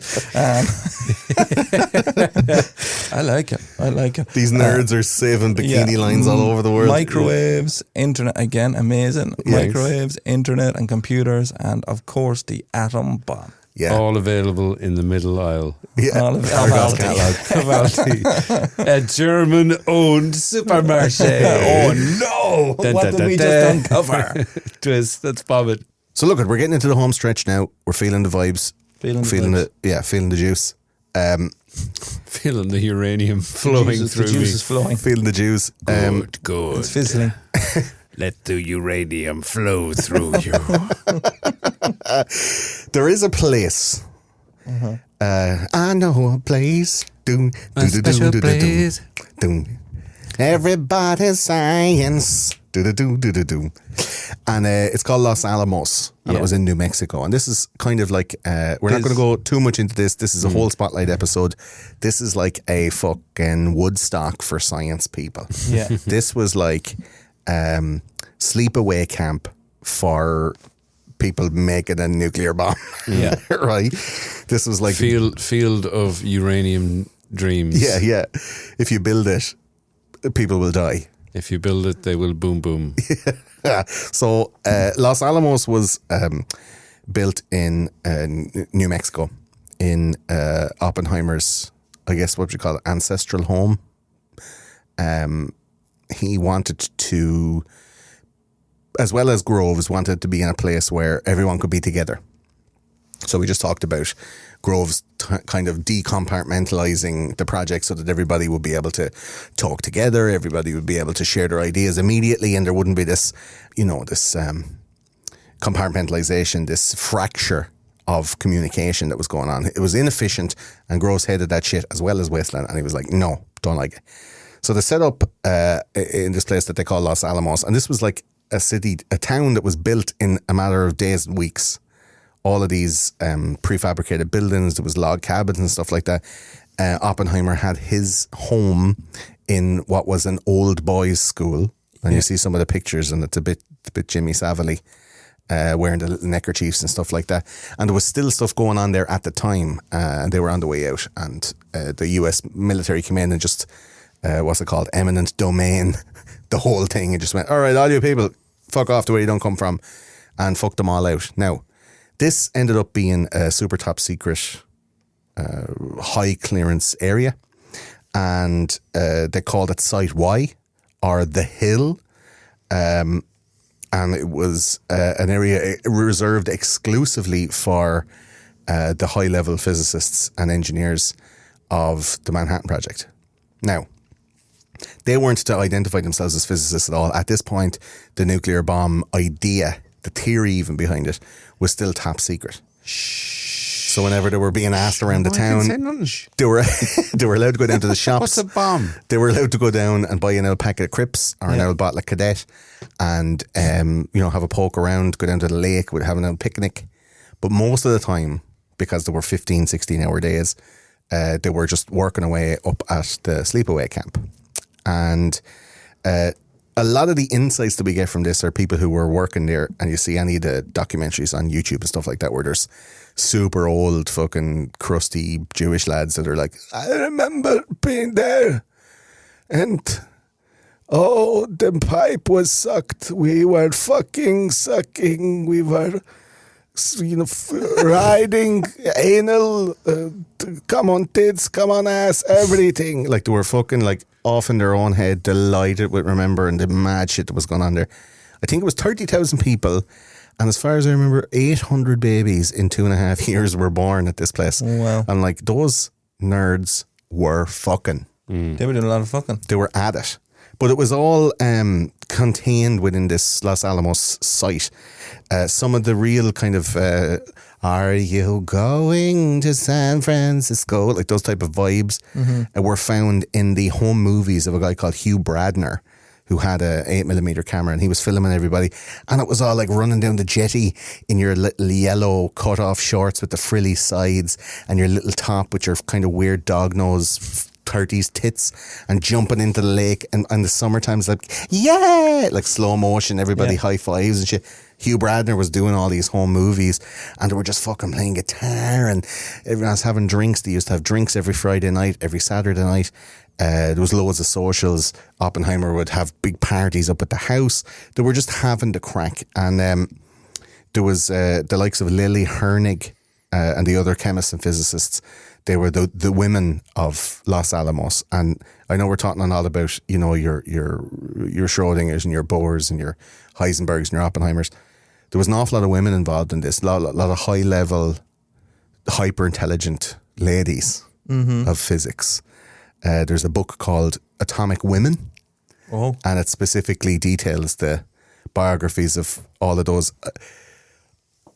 I didn't include any of it in here, and it wasn't by any stretch of misogyny or purpose. It just didn't fit in with the story that I'm trying to tell. And I'm just freeballing this bit at the moment to be able to just give you that bit of information about Los Alamos. It was a communal effort, and this was to race towards the 1945 test launch in August of the atomic bomb that was being made. So they had two different types of bomb. One was a gun type, and one was an implosion type. The gun type was like the hammer of a gun, where it pulls back and it hits the bullet. And so they had uranium-235 and plutonium Pu-239. And they found that if they used the plutonium, which was easier to produce, in the gun type, when the hammer hit, the whole thing would just melt and it wouldn't fire off, because the thing would, because of the strike of the hammer, it would. The fission would occur too rapidly and fuck it up, right? So they were using uranium-235, which meant that they wouldn't be able to do too many tests because it takes too long to fucking make that stuff. So the plutonium is used in the implosion bomb, and it was an awful lot less to get the same amount of power. And very close to Los Alamos, they had the Trinity site, which is the very famous New Mexico, scene with the kind of the tumbleweed and the rocks in the background, very Red Dead Redemption. Yeah. And you see the mushroom cloud coming up out of the ground, and that whole kind of nuclear scene that Indiana Jones 4 in a fridge type thing, where they had the later on they had the villages built with all the mannequins and stuff like that kind of scene. Indiana Jones Never, 4? I swear, none of them. Oh my God. You haven't seen any Indiana Jones movies? This is almost a game of guess which films Chris has seen. What kind of childhood did you have? I don't know, man. An outside You've never childhood. seen Raiders of the Lost Ark? He was outside playing football and boxing. It's like one of the greatest I've never action seen movies Star of all time. Wars, never seen Indiana Jones. I had Star Wars bed sheets. I've talked about this before. Yeah. But they were a hand-me-down from someone. I knew the lads in Star Wars. Yeah, I know who they are. The hairy fella, the black, Darth Lando. Vader. The Darth Vader. The shiny guy. No. The hairy fellow. The hairy lad. The Black hairy- fella. Yeah, Boy, you said it, hairy fellow. You know the guy, Chewbacca or whatever. Yeah, I know them. I know, but I'm aware of Star Wars. I've just never seen it. It probably would have been a nerdy thing to watch where I was from. Probably. Yeah. Well, I mean, I recommend Raiders of the Lost Ark. It's and good. that would probably be an even nerdier thing to watch. Yeah. But I should watch it, should I? Yeah, I mean, geez, I've The seen Indiana it. Joneses are classics. I've seen it. Okay. Well, the first three are. I must have seen that movie maybe 20 times. I've seen Home Alone more than Home Alone 2 or just Home Alone? two of them. The first two. Refuse to speak about the rest of the Home Alone. Okay. Oh, yeah, Except okay. the most recent one was okay. It'd be so amazing if you'd Don't only watched strongly- Home Alone 2 and refused to watch the first one. Yeah. You wouldn't miss anything, actually. You wouldn't miss anything. Is the new one? Samesies. Is the new one? The new one is good. Kevin is all grown up, but he's homeless. No. So it's no Home Alone. No. It goes, yeah. They did a Home Alone 12, But the no housing, home for yeah. Kevin. the But new housing one. crisis, I think. There's a new one with Aisling B and Oh, that yeah. fella with the massive And that's head from actually good. Catastrophe. That's actually decent. Yeah, yeah. Oh, I watched it, man. It's very, I thought it was okay for what I've looked at. Have you seen Home Alone 3, 4 and 5? yeah, not good. Exactly. They were Yeah, I think they just should. uncomprehendibly bad. Some of them were. Yeah, I think they should just I stop. love how you're like Star Wars, not for me. Indiana Jones, not for, Home Alone. Now there is a franchise I Yeah, get yeah. behind. Listen, Abandoned Children. I'll stand by it. It's I could one of the imagine it. greatest movies ever made. I More can, than two. I can imagine a young Chris Kent at home in Knocknaheeny throwing a load of micro machines on the ground Yeah. every night to make sure that no one came in to rob Yeah. the house. That's it. Just like, yeah. It's my childhood. don't worry, man. Yeah. I have it covered. Star Wars. I'm after putting a blowtorch over the back door. Yeah. There's no one getting in here. But I'm going to watch Star Wars and we'll all watch it together, man. We'll rent out a cinema and just go fucking full baller and we'll watch all 9 Indiana Jones and Star Wars. in the right order. Just wait till 2027 when they do another re-release of Yeah. the original in cinemas. Redigitization. Yeah. You could probably do without watching the last 3. I've learned a lot on this podcast, including It's a conspiracy podcast about movies. need to watch some movies. Well, the Trinity site was, the classic nuclear scene. And like we said, I found it fascinating that they made a new element called trinitite, which is... With the sand. Yeah, imagine like such a rare thing, you know. Also, we'll probably do it in order, right? What I want to do, like the Los Alamos thing is going to be a spotlight episode on its own because I want to be able to show it with footage and we can't do that now. It seems a lot better with the images, with the footage and with the specific names of people that we weren't talking about in this episode yet. There's a load of different departments and how they got from all the separate, like Oak Ridge and all these separate ones into one place. But for this episode, because it wouldn't stand alone, I want to talk about Japan and the bomb itself, which is Okay. the ultimate result of the Manhattan Project. Tell 'em all about it, those conspiracy guys.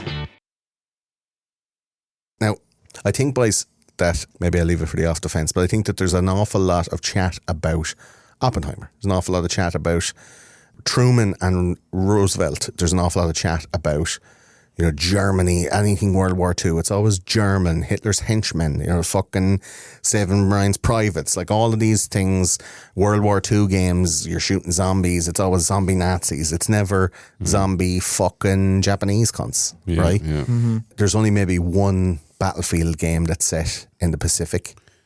The Pacific Theatre was probably the most expensive and most expansive Yeah. war zone. I mean, Band of Brothers, the Pacific wasn't as well regarded as Band of Brothers. yeah.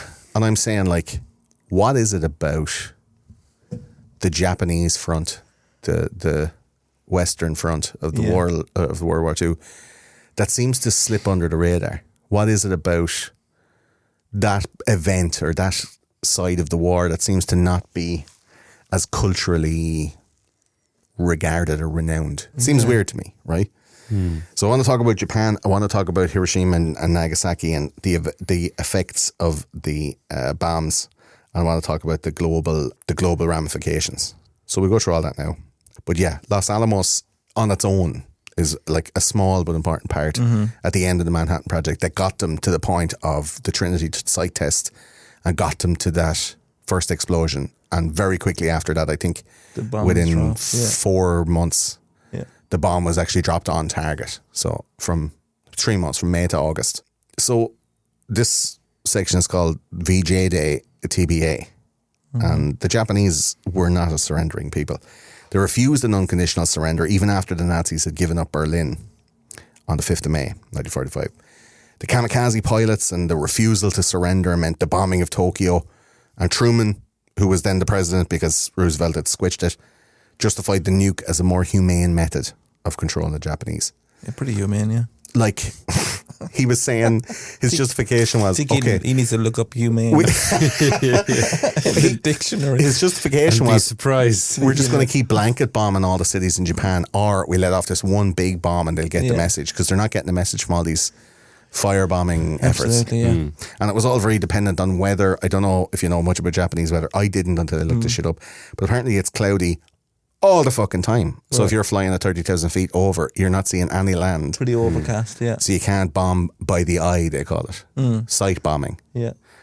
You can't do that because you don't know where you're going to land it. Yeah. In fact, the Nagasaki bombing was supposed to be at a different city, but that city had clouds over it. Okay. So they said, oh, fuck it, second choice, Nagasaki. And we're like, oh, raging for a bit of clouds, like. Fucking hell. After a 1,500-mile I flight. thought they had a target with the... I thought they actually had a target of a base. They had a different city, and then they couldn't do it, so they went with Nagasaki instead. So imagine like the second... Poor fucking Nagasaki. Yeah, that's it, man.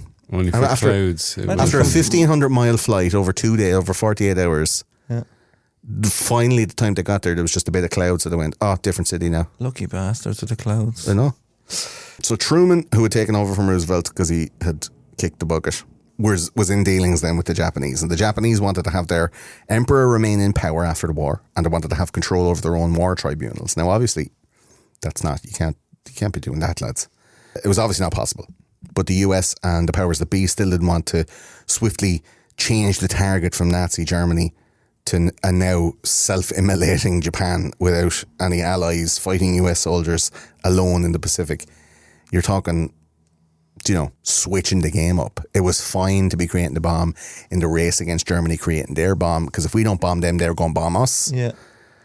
And then all of a sudden, that enemy switched off. It was just gone. And then you still want to fucking use the bomb. And you're like, well, we made the bomb. We might as well use it. Against who? Japan. It seems a bit weird to me. There were suggestions that they could just show the Japanese the tests of the bomb as a threat and go, look what this can do. Yeah. Do you want it on your towns? And see if they get the message. But it was decided, however, that the fact that they were lashing themselves into warships in their planes and turning into balls of fire in the sky rather than surrender, that they probably wouldn't get that message. Okay. So it was a strike first, strike hard. It's a big probably, isn't it? Cobra Kai, huh? It's a big probably. Yeah, I mean, it was a gamble. Yeah. But like, if you blow them up with a nuclear bomb and actually blow them up, they'd probably listen. And to be fair, they blew up Hiroshima and they still didn't stop. So they had to go with Nagasaki. So like, showing them a test really wasn't going to do anything. There was a decision to go ahead with the atomic bomb campaign, but the selection of the target was still to be fully decided. After the military had taken over full control of the project in 1942 and put Groves in, they also took over the responsibility for the outcome. This didn't quell the fear and anxiety in the hearts and minds of the physicists at work in the Manhattan Project, but at least they thought that there was going to be a little thought put into the recipient of the fruit of their work. The race was now on to get a fully working bomb in time to have any effect on ending the war. And they didn't know, as they raced to readiness, that Berlin would fall in May 1945, but they made such strides between 1942 and the summer of 45 that the probability of success went from 60 to over 90%. So they knew at some point in 1945 we're going to have an operational bomb. Fingers crossed that the Germans won't surrender before that, but of course they did. There's this anti-blame rhetoric around the decision to finally drop the bomb, with a story going around that Truman never actually gave the actual word to drop the bomb. I don't know if you heard about that in the documentary. Yeah. Seems a bit fucking... Plausible deniability. Bah. It technically absolved him of the sin of killing the Japanese, and he continued on the presidency into a post-war America and having like the moral high ground to then prosecute the surviving Nazis and negotiate with a purportedly corrupt and power-hungry USSR. Because if he had come along and said, like, come here, I'm negotiating for blah, blah, blah, and you did all these war crimes, it's like, so did you, though. And he's like, I didn't, because I never actually said, I didn't say it. Seems like a bit of a weak sauce to me. Yeah, because he held back on other stuff. As in, I'm not going to get into it in this episode, but with the hydrogen bomb, he was like, well, maybe we'll hold back on that. So to say that he didn't... Go full balls. It's kind of... Yeah, no. Maybe he felt guilty about it afterwards. I don't know, man. It seems like a little bit of propaganda to get him to be like the war president who saved us all and blah, blah, blah. When he came in, he tagged in at the very last second and dropped a bomb, you know. It felt like a cop-out, but all the old lads on the documentary say that he never actually said it, and that the momentum behind the bomb's construction and implementation was so strong that even if they wanted to, it couldn't be stopped. And you're like, it's a bit of a weak excuse. It's not going to launch itself. No. Yeah, but it needs to be carried in a plane. they're like, well, we've already built the bomb. We've already put it on the plane to be flying over. Yeah, but don't blow those people up. Don't though. fly the plane, I guess. Yeah. Yeah. Even did you ever hear that story in school? I remember about the pilot of the Enola Gay. No. And he was all like, I don't want to do this. And they were going to turn back and everything. And he nearly was turning back. And it was like, you have to do this. Like, if you don't do this, like, you're going to be done for treason and all this stuff. There was like this whole thing about like the pilot was like, oh my God, I'm pressing the button to kill all these people. And, So what plane was he on? The first or the second? The first one, the Enola Gay. Whoa. Yeah, it's crazy, man. Like, it's a crazy thing to know that you're dropping a nuclear bomb. Like, Fucking killing that many people, yeah. Oh my God. it took from May 45 to August to get the Japanese to get the message. After 2 nuclear explosions and untold and immeasurable destruction, on the 15th of August, local time, they finally surrendered. They surrendered under what was known as the Potsdam Declaration, which was broadcast over the radio to Japan. This was when Truman and Stalin and the rest of the Allies were all together in Potsdam, which was now in Germany, but in former Yugoslavia at the time, where they were all like deciding, chopping up Germany in the post-war kind of... You know, when somebody loses at Monopoly and all of their properties go into the pot, and you're like, I have the green ones, I have the yellow ones. They sent a telegram via neutral Swiss services to Washington, D.C., and the formal event for surrender was set for September 2nd. Now, here's a weird one. The Japanese dragged their feet. Even after 2 bombs, they still didn't fully sign this peace treaty until 1952. That's some amount of feet dragging. Like, that's like 7 years later. Jesus Christ. And then because Wait, let me just check. Yeah, I concur. The maths, check it out. When they didn't surrender unconditionally after the Germans surrendered, the Russians officially only declared war on them then, and were going to attack them from the other front.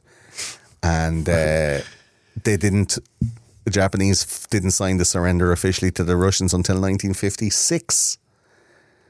11 years later. Can you imagine? Like, that's some Japanese honor, who are very honourable. Balls on those lads. Isn't it mad? So, like, they were occupied for 9 years before they finally officially signed the peace treaty. Like, they were really super stubborn. So you think, like, two nuclear bombs. It all seems like justification to go, yeah, they needed them bombs. They wouldn't have done that otherwise. Like, just seems very weird. So the Potsdam Declaration had a few different terms that maybe the Japanese weren't too hot for, including the elimination for all time of the authority and influence of those who have deceived and misled the people of Japan into embarking on world conquest. That's fair enough. Bad leaders. The occupation of points in Japanese territory designated by the Allies. Fair enough too. You know, get your big cities. They wanted to limit Japanese sovereignty to certain islands, which was a real stinker because the Japanese were like, we've been fighting for these fucking things. And they're like, no, you can only have these 4 islands. That's it. Another term, the military forces shall be allowed to return to their homes and have the opportunity to lead peaceful and productive lives. That's fair enough. They weren't going to be keeping any prisoners of war. And most importantly and magnanimously, the Americans, the Brits and the Russians didn't intend that the Japanese shall be enslaved as a race or destroyed as a nation, but that stern justice shall be meted out to all war criminals, including those who have visited cruelties upon our prisoners. Like, that's harsh but fair. They could have wiped out Japan and Japanese altogether if they were still being obstreperous and not, playing ball. Seems a bit weird that they didn't sign it for 9 years, doesn't it? It does seem crazy. The fuck? There is something fishy to me, ladies and jelly babies, about the circumstances of all this in the public memory. Japan is never remembered for being a warring nation. At least not with me. For World War II, I don't remember. Maybe a couple of John Wayne movies or some shit, but that was about it. There's never, Germany gets the whip the whole time though. They're always the bad guys in movies. Nazi is thrown about a lot, but no talk of Imperial Japan and their crimes. Maybe this is to stop the follow-up question of who was behind the bomb. Yeah. Maybe American movies and Hollywood propaganda is not making too big of a deal about Japan's war legacy because they don't want to drag up their own. Like, it's fine to be fighting the Nazis because the Holocaust is always there as a protector. So we stopped the Holocaust. What was going on in Japan? Now, there is going to be a spotlight episode on Unit 731. I don't know if you've ever heard of these boys. These were basically like the Japanese SS. And they were fucking bad cunts. Right. They were doing all these mad experiments, like sewing cunts together and trying to like take somebody's, doing brain transplants and all the stuff that the German scientists were doing against the Jews in the concentration camps. Right. Unit 731 was doing this against just like prisoners of war and anyone that had, you know, dissenters and stuff like that. Yeah. So have you ever heard that the human body is 70% water? I've heard that. Did you ever hear about that? Yeah. Do you know where More, I think, but do you know how we know that? Japanese. It's from a Japanese scientist. Do you know how we found it out? He was thirsty. He fucking Took a tap on him. he basically like freeze dried and dehydrated a human, Wow. Oh. and he Right. weighed him, and then he put him in a box and he basically sweated out all the water out of him until he was completely bone dry, and they went 70%. Wow. That was where that comes from. So these lads were fucking brutal. Yeah. And none of that's talked about. It's maybe in like a Rambo movie here and there, or you know, something. But nothing as far like the Nazis get all the flack for World War II, and the Japanese get away. It's like the Belgians. They did start it. It's like the Belgians when you. It's like the Belgians when you talk about like Imperial Africa Yeah. or the Dutch. Like they get away with murder, and the French are always blamed, and the fucking. Like the Belgians did mad shit. They were the cruelest motherfuckers, man. The Belgian King Leopold or whatever in the Congo and all these places. Like chopping lads' hands and heads and legs off and all. If you didn't obey, chop your fucking hands off. Like try and eat your sandwich now with no hands. That's the Belgians used to do. And it's all like, oh, fucking Bruges and all. It's lovely. Like they're all like, oh, we're so quaint and Belgian and like, we speak two languages. But it's like they were the cruelest African imperialists. They're known for a high percentage of pedophiles, though. Yeah. Dutroux. Yeah. He was a bad cunt. Episode coming up on him too. Mark Dutroux. So yeah. Kept me out of that one. Yeah. The Jimmy Savile episode. Very dark. Broke That Mark me. Dutroux is very dark. I think, and here's a conspiracy that you can chalk down. I think, do you know the way like all these World War II movies, the heroes, you know, Fury and Saving Private Ryan and all this stuff. Yeah. There's one movie about the Japanese war front, and I think that it's a psyop I probably haven't seen it. to I'm make just gonna us say. not look up. Is it Letters from Iwo Jima? No, it's Pearl Harbor. Oh, yeah. Because it's so bad, nobody wants to look it up. Okay. So we'll never ever find. I've seen Pearl Harbour. Have you? Yeah. Oh. It's terrible, isn't it? Yeah, it was pretty bad, yeah. Yeah. Really bad. Yeah. Was Ben Affleck in that as well? Yeah. Was, yeah. And he has a giant head, massive head, Yeah. inexplicable. So, without wanting to push the button on your disgusto-meter, Ed, Okay. can you tell us about Hiroshima and Nagasaki? I hope Dropping I'm the pronouncing them with bomb. respect. Hiroshima. Hiroshima or Hiroshima. One of those is right. Hiroshima. And Nagasaki. So on the 6th of August 1945 at 8 o'clock in the morning, the US dropped the first bomb from 30,000 feet over Hiroshima, a merchant city with a large port, and a big blow to the Japanese forces looking to keep goods and military vessels coming in and out of Japan. Hard to do that if your city is obliterated. 80,000 people were killed and 4 square miles of the city was destroyed. 3 days later, they dropped the second bomb at 11 a.m., give everyone in Nagasaki a bit of a lie-in, an industrial centre. 1.5 square miles was disintegrated with 40,000 people dead. From the report of the British mission to Japan, a document I found... Well, I found it. being Gordo. Sorry, Ed. That's okay. I'll do that again. From the report of the British mission to Japan, a document Gordo found, Yes. labelled "From His Majesty's Stationery Office, London." There was a report made by the same teams that were assessing the damage that the German shelling was after doing to Britain and the rest of the continent of Europe. No mention of Ireland now, but you wouldn't have expected that. Yeah, The didn't report, assess any damage. no, the report from 1945, well, a lot of emotional damage around that time, published in 1946, details the cultural and political identities of the two cities before the bombing and the aftermath and its effects, including industrial, political, medical, and military. The full extent of this damage wasn't fully realised, of course, until long after, when Japanese families started having babies with defects and other nuclear-related consequences. Allegedly nuclear-related The consequences. fallout, Yeah, but this was a purely tactical and unemotional examination of the extent of the bombs dropping.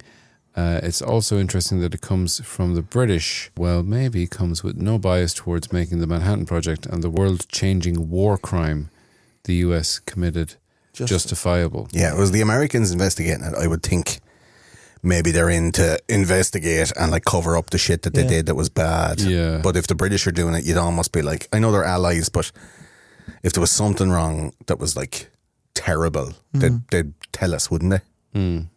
One would hope. One would hope. Dr. David Kelly, who was one of the worst cases of suicide anyone's ever seen, when he sat in front of Parliament and said, there are no weapons of mass destruction. Yeah, yeah. And then, and then he died. And then we went to war in Iraq. Yeah. And Tom York wrote a song about it. Yep, with his head in a Harrow fishbowl. downhill. Hiroshima and Nagasaki were two fairly important cities to the infrastructure of the Japanese. Not the most highly or densely populated. They could have bombed Tokyo, or Tokyo, as it's actually called, because there's only two O's in it. But a powerful enough blow and stern enough message to get the government and the emperor to heel to the Allies' command. Hiroshima was a mercantile city with the main area built up with large reinforced concrete buildings that housed banks, department stores and other urban types of businesses or business tenants. On the outskirts of the city, there were buildings with manufacturing for silk and textile, woodworking workshops and wide open streets for people to go to and from their houses, which also lay in these outskirts. In the 10 years before the war, Hiroshima grew by almost 100,000 citizens to 345,000 people, but had shrunk again by the time the bomb dropped because of conscription and mass evacuations. So in 1945, it was just over 200,000. Nagasaki was a southern harbour town nestled in the mouth of a valley and had narrow roads in the outer town with a town centre with a market square. There were industrial sections as the town sprawled up into the valley, like steel and engineering works and armament. Gun shops. Gun Armament shops. factories. Yeah, keep that in. Most of these factories were controlled by the Mitsubishi Corporation, and it had a modern hospital, which was unusual for the size and location of the town. Yeah, it was said to be of the quality of something in a modern European city, Really? which was unusual for Japan at the time. It was also once a naval base and had a population of 260,000 when the bomb was dropped, which is the same size as the city of Newcastle at that time. Wait, hey man, there's a bomb in the ski day. Where my sunglasses? I got to, my eyes are all fucked. Man, when the Got the skin hanging off me arm, man. don't feel well, I need to lie down forever.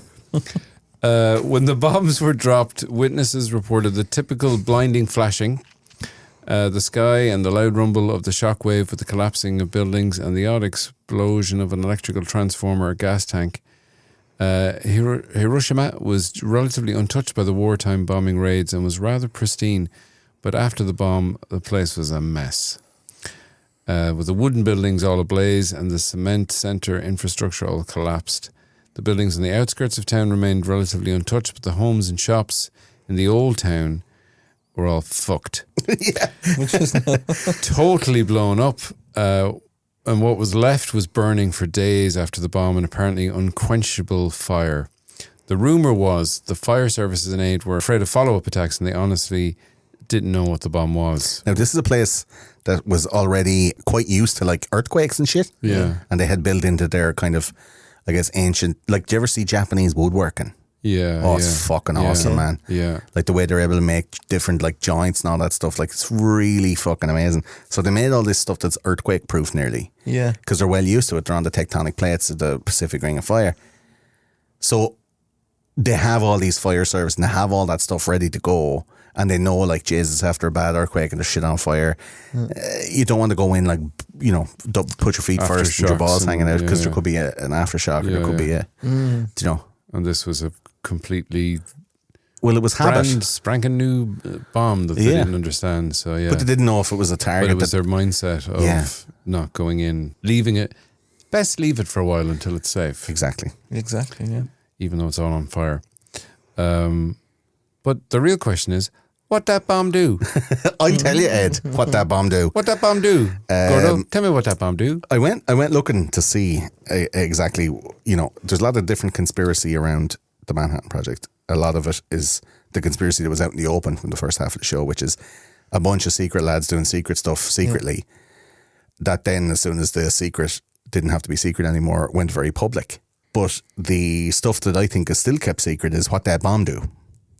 Because we really don't know. And there's some people that say that the nuclear bomb may not have even existed at all, that it was something else. So it was estimated that the force of the bomb in Hiroshima was equivalent to 20,000 tons of TNT, but the blast damage was measured to be less than would have been expected. A concentrated force in the blast radius and the unexpected force fall off as the blast wave expanded may account for this, but TNT is a chemical reaction which rapidly changes the explosive to a gas which needs to go somewhere quickly.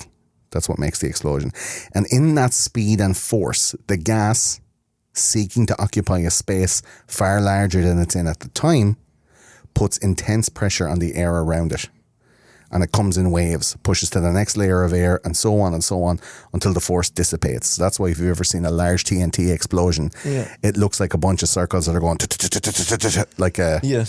like ripples in a pond. You throw the stone in and it goes blah, blah, blah. So it's waves of gas pushing out and out and out. Out like that, right? An atomic bomb is different in its execution, as its fission heats the air surrounding rather than pushing it by force. So the TNT explodes, quote unquote explodes, turns into a gas. The gas needs to go somewhere, so it goes and pushes the air itself. The fucking atomic bomb heats the air expands, and it superheats it. The air is expanding under the force of its own rising temperature and makes the pressure inside uniform, which is why it comes out in a bloom like a and it looks like a giant perfect sphere rather than the of TNT. So yeah, the air is expanding under the force of its own rising temperature, and it makes the pressure uniform and extremely rapid. So both of these explosions exert a blast wave that are followed by heat. The atomic explosion much more so, as it's heated air expanding rather than the heated explosive moving the air and heating it as it goes, and the force fall off would make it cool down as it got further away from the center. The radiation also causes heat in the atomic explosion, which is where you hear of the shadows of people left on the wall as they were disintegrated by the intense heat, which is also known as flash burn. Okay. Have you ever heard of that, Chris? These guys were just vaporized, were they? That's the story. That's the story, that people were standing there and they looked up and went, I would totally believe it. You'd believe it because you've possibly seen Terminator 2, have you? Well, no, I believe it because there's fucking electricity at a high enough fucking voltage can just fucking Fry your guts. Yeah, absolutely. So why the fuck wouldn't this fucking atomic bomb do that? Have you ever seen the pictures of the shadows of? No, I haven't seen the pictures. No. There's some of them that are like they're just like the side of a building, and then there's just like a shadow of a person, like like just ash or whatever, and it's just like legs, an arm, and a head, and it's just on the side of the building. I've seen those pictures. Yeah, I've seen them too. I haven't seen them. No. But have you seen Terminator 2? I've seen Terminator 2, yeah. Yeah, nice one. One of my favourite movies. Awesome. Absolutely loved it. I saw it, yeah. So you know the bit where Sarah Connor is at the she's playground? at the fence. Yeah. The fence. And you see that nuclear bomb go off, and it's and it disintegrates her. Yeah. I think that's a great visual representation of what the propaganda machine are trying to sell Okay. to us to believe that happened at Hiroshima. Okay. Right. I don't think it happened that way. Okay. I think the shadows of people is a convenient story. But I mean, that's just the conspiracy guy in me. I'd have to do a little more investigating and show some pictures up of that, those shadows. From the royal report that we talked about earlier on, there are witness testimonies that the people, and this is why I don't believe it, because this is from the report in 1946, so it's like right after. Okay. So you can have your propaganda, you can have your Truman saying, I never really said that, and then all of these fucking, Nuremberg trials and all that stuff, trying to take the moral high ground. But this is a royal report by independent British scientists that came into the country and went, what the fuck happened there? Yeah. So there's a royal report that said there are witness testimonies that the people directly under the flash were not evaporated. Okay. As we are all led to believe and told in school when we're doing history, the shadows of Hiroshima and Nagasaki, these people were instantly vaporized at the point of it. No, they weren't. Some fucking Keanu and Morgan Freeman chain reaction shit running from the blast, right? Some fucking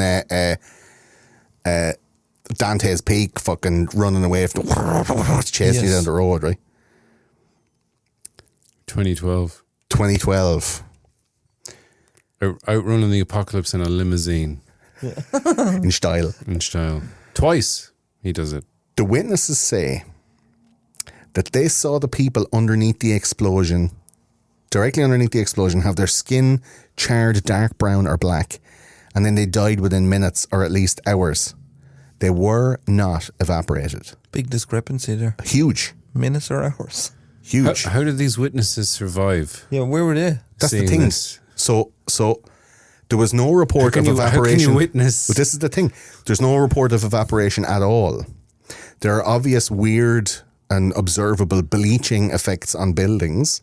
And there's a whole section in the report of clothes and jewellery being imprinted on things, with some patterns or different materials of clothes leaving permanent designs on people's skin.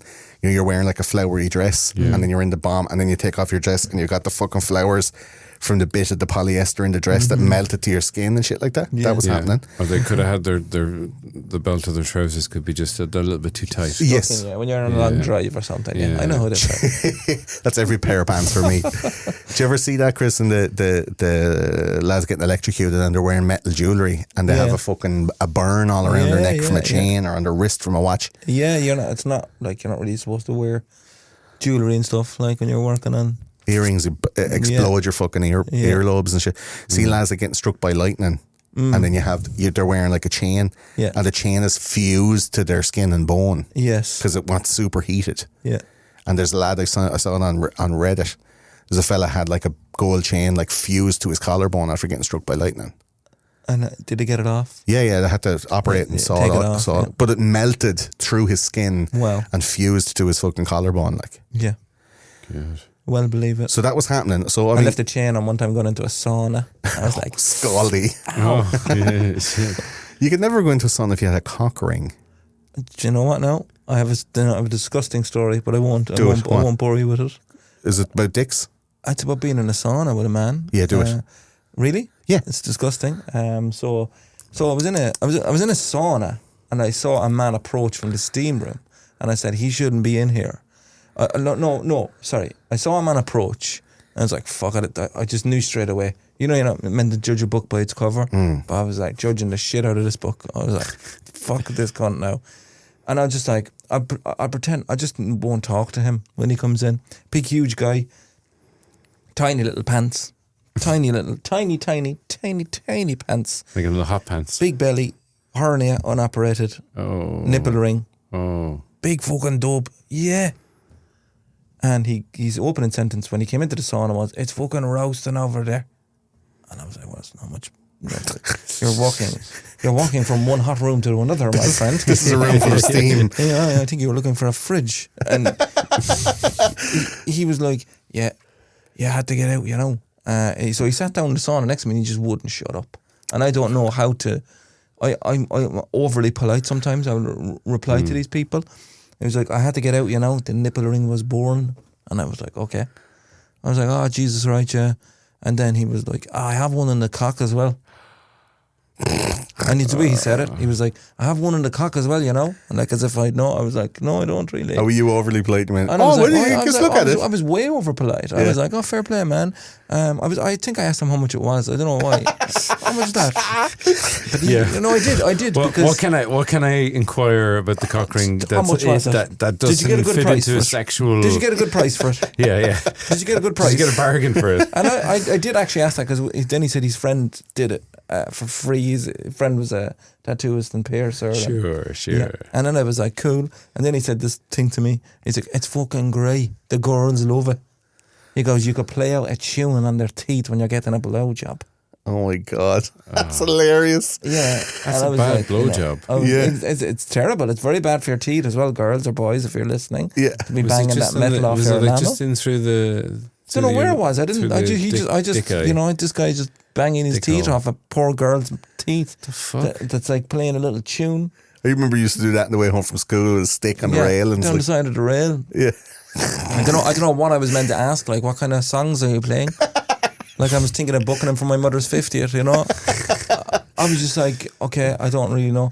Mostly percussion stuff, is it? Yeah. I was like, he had a massive belly. ring out the Angelas is what he said on the teeth. That's what he said. You could ring out the Angelas on our teeth. Well, I mean, that's easy. That's just one note. Bong, Every 3 seconds. Bong, bong. I want to hear fucking You're in the predicament of the dentist and Brahms he's like, concerto in C minor. That's what I want to hear. have you been eating sweets? No. Rush in E. But if he had a big belly, I'm like, how could he even see his dick, let alone It's a not- cock ring? hey, He was it's not probably for him, told it's it was a for- cock ring, but it's for the someone just put girls. a bit of tinfoil. It was just, Just put the top of a can of Coke bit, the little pull off bit. It was just one of these guys. You're like going, what? You're just talking. I've barely said anything, and you're telling me all this stuff. Did he look kind of fit but also fat? No, not at all. No. See those guys that are kind of like, they used to be very, and they're taking a lot of calories and then just the belly comes up. No. He was a bit older. He was a bit older, and I was just like An older man with a nipple ring and a cock ring, he's sending a message there. Absolutely, yeah. There's a message he's sending. The message is keep away. Or come closer. Or closer. Depends. Jesus. I love that story, Terrible story. but I still want to know, was the cock ring as sore as the nipple ring was in the sauna? No, he said it's not burning because it was covered. Ah, good. So it was okay. covered by his pants. That's all where right. that came from. he didn't show it to you. The nipples on display. No, I didn't ask. Both nipples? One Pierced? nipple. Just the one, his favourite As far one. as I remember, one nipple, yeah. I would love What would you love? to have a sauna. Yeah. Yeah. I don't know what you're Not gonna a say cock there. ring. I would love I to don't know have where- something Yeah. pierced. I don't know where he was going. I don't with have that. anything pierced, no tattoos, no broken bones. Yeah. But I'd love to. If I wanted to have a cock ring, I'd just do it temporarily and put like a clothes peg on the end of my dick. But like, Why? See how it feels. I love, just for a bit of something Yeah. else. Okay. But I A want a temporary sauna. I cock ring. fucking love being in a sauna. I love saunas. I love the wet sauna. Absolutely love saunas. Yeah, I like a sauna. I love it, man. Yeah. It's really good for you, apparently. So yeah, Anyway, back to this. sorry about Back to these evaporating people. Talk about conspiracies in a sauna. Those sauna Yeah. guys. Do we pass out? The mics will get ruined. Those sauna guys. So yeah, the bleaching effects on the building that we can see from the pictures, you're talking about like the black shadows of people who have been quote unquote evaporated. And the lads with the chains all fucking melted on them and the imprints from the shirts and stuff like that. But there was loads of people who were right at the centre blast radius who survived because they were in the big cement buildings. Remember at the start who said there was big banks and department stores. So there was lads inside queuing for the bank and they got into the vault. Walking out one of those fucking buildings. Yeah. After the bomb went off and you're like, oh my Looking God, around. everything's melted. Yeah.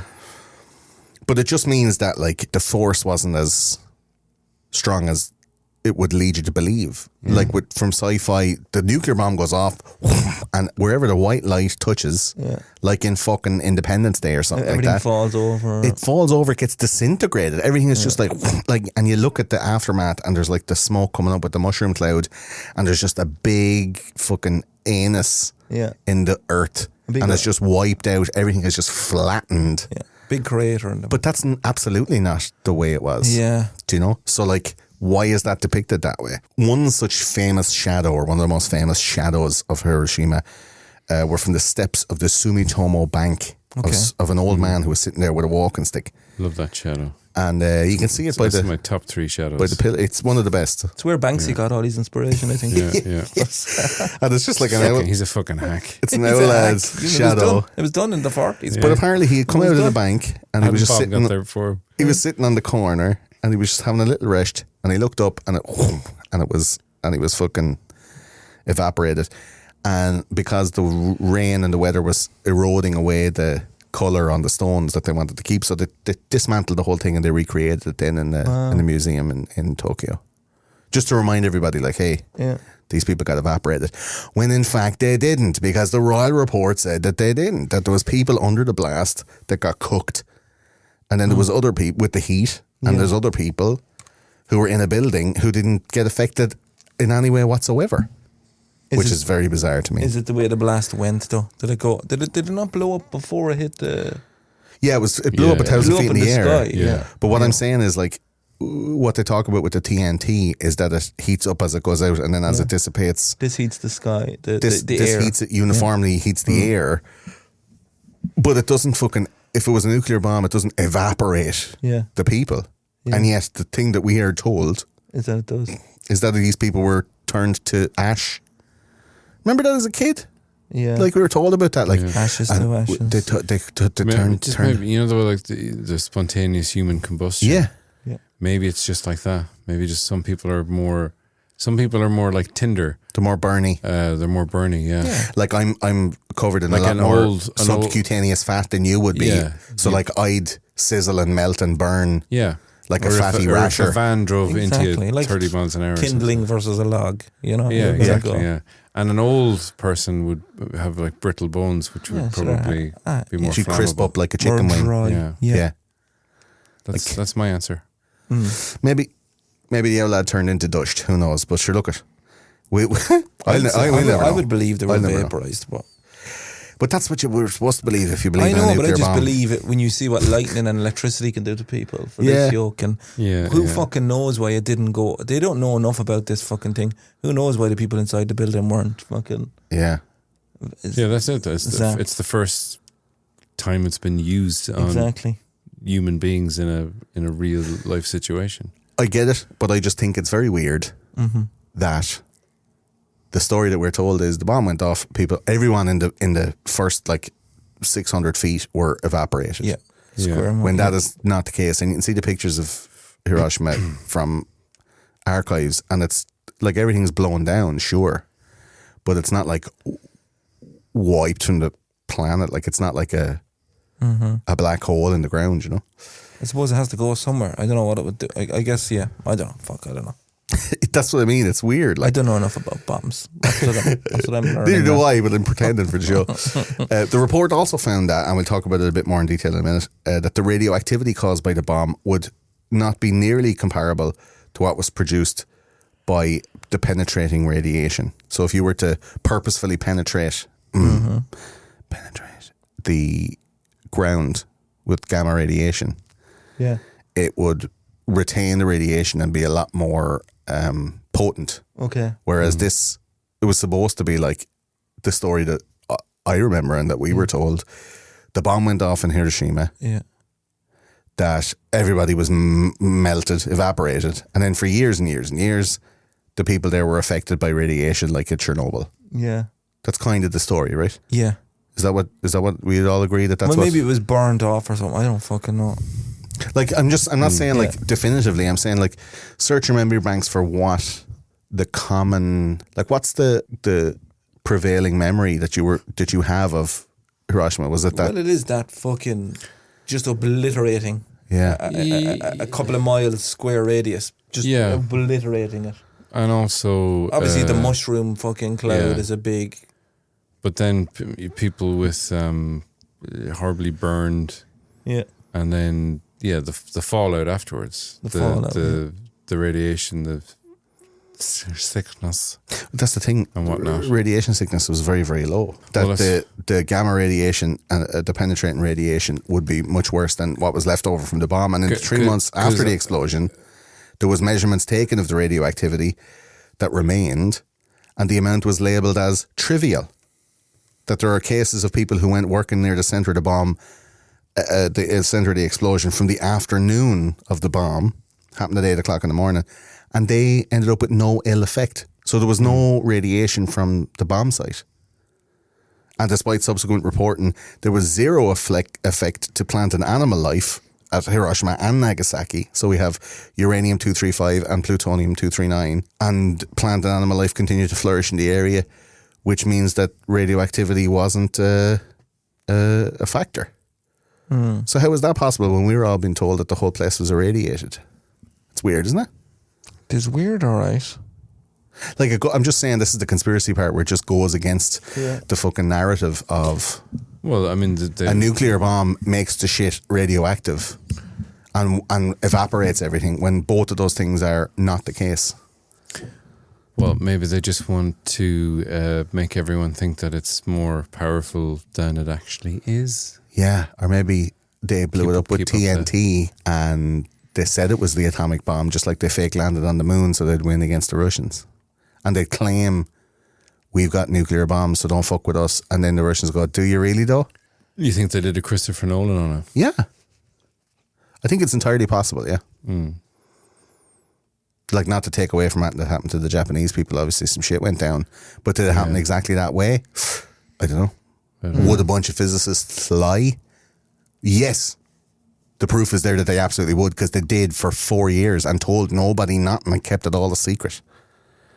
Well, that's not really lying. It's just It's lying by omission. It's just not telling people. So they've been That's not keeping a telling. secret. Yeah, but keeping a Keeping secret. a secret is different to lying. But they continued to keep the secret then afterwards. yeah. So, I mean, I'm saying the potential for lying by omission or keeping a secret is still there for them to not tell, even after the war was finished, that it wasn't really an atomic bomb, because they didn't want the Cold War to tumble over and have the Russians find out that the Americans didn't really have one and lose as a superpower. Does that sound plausible?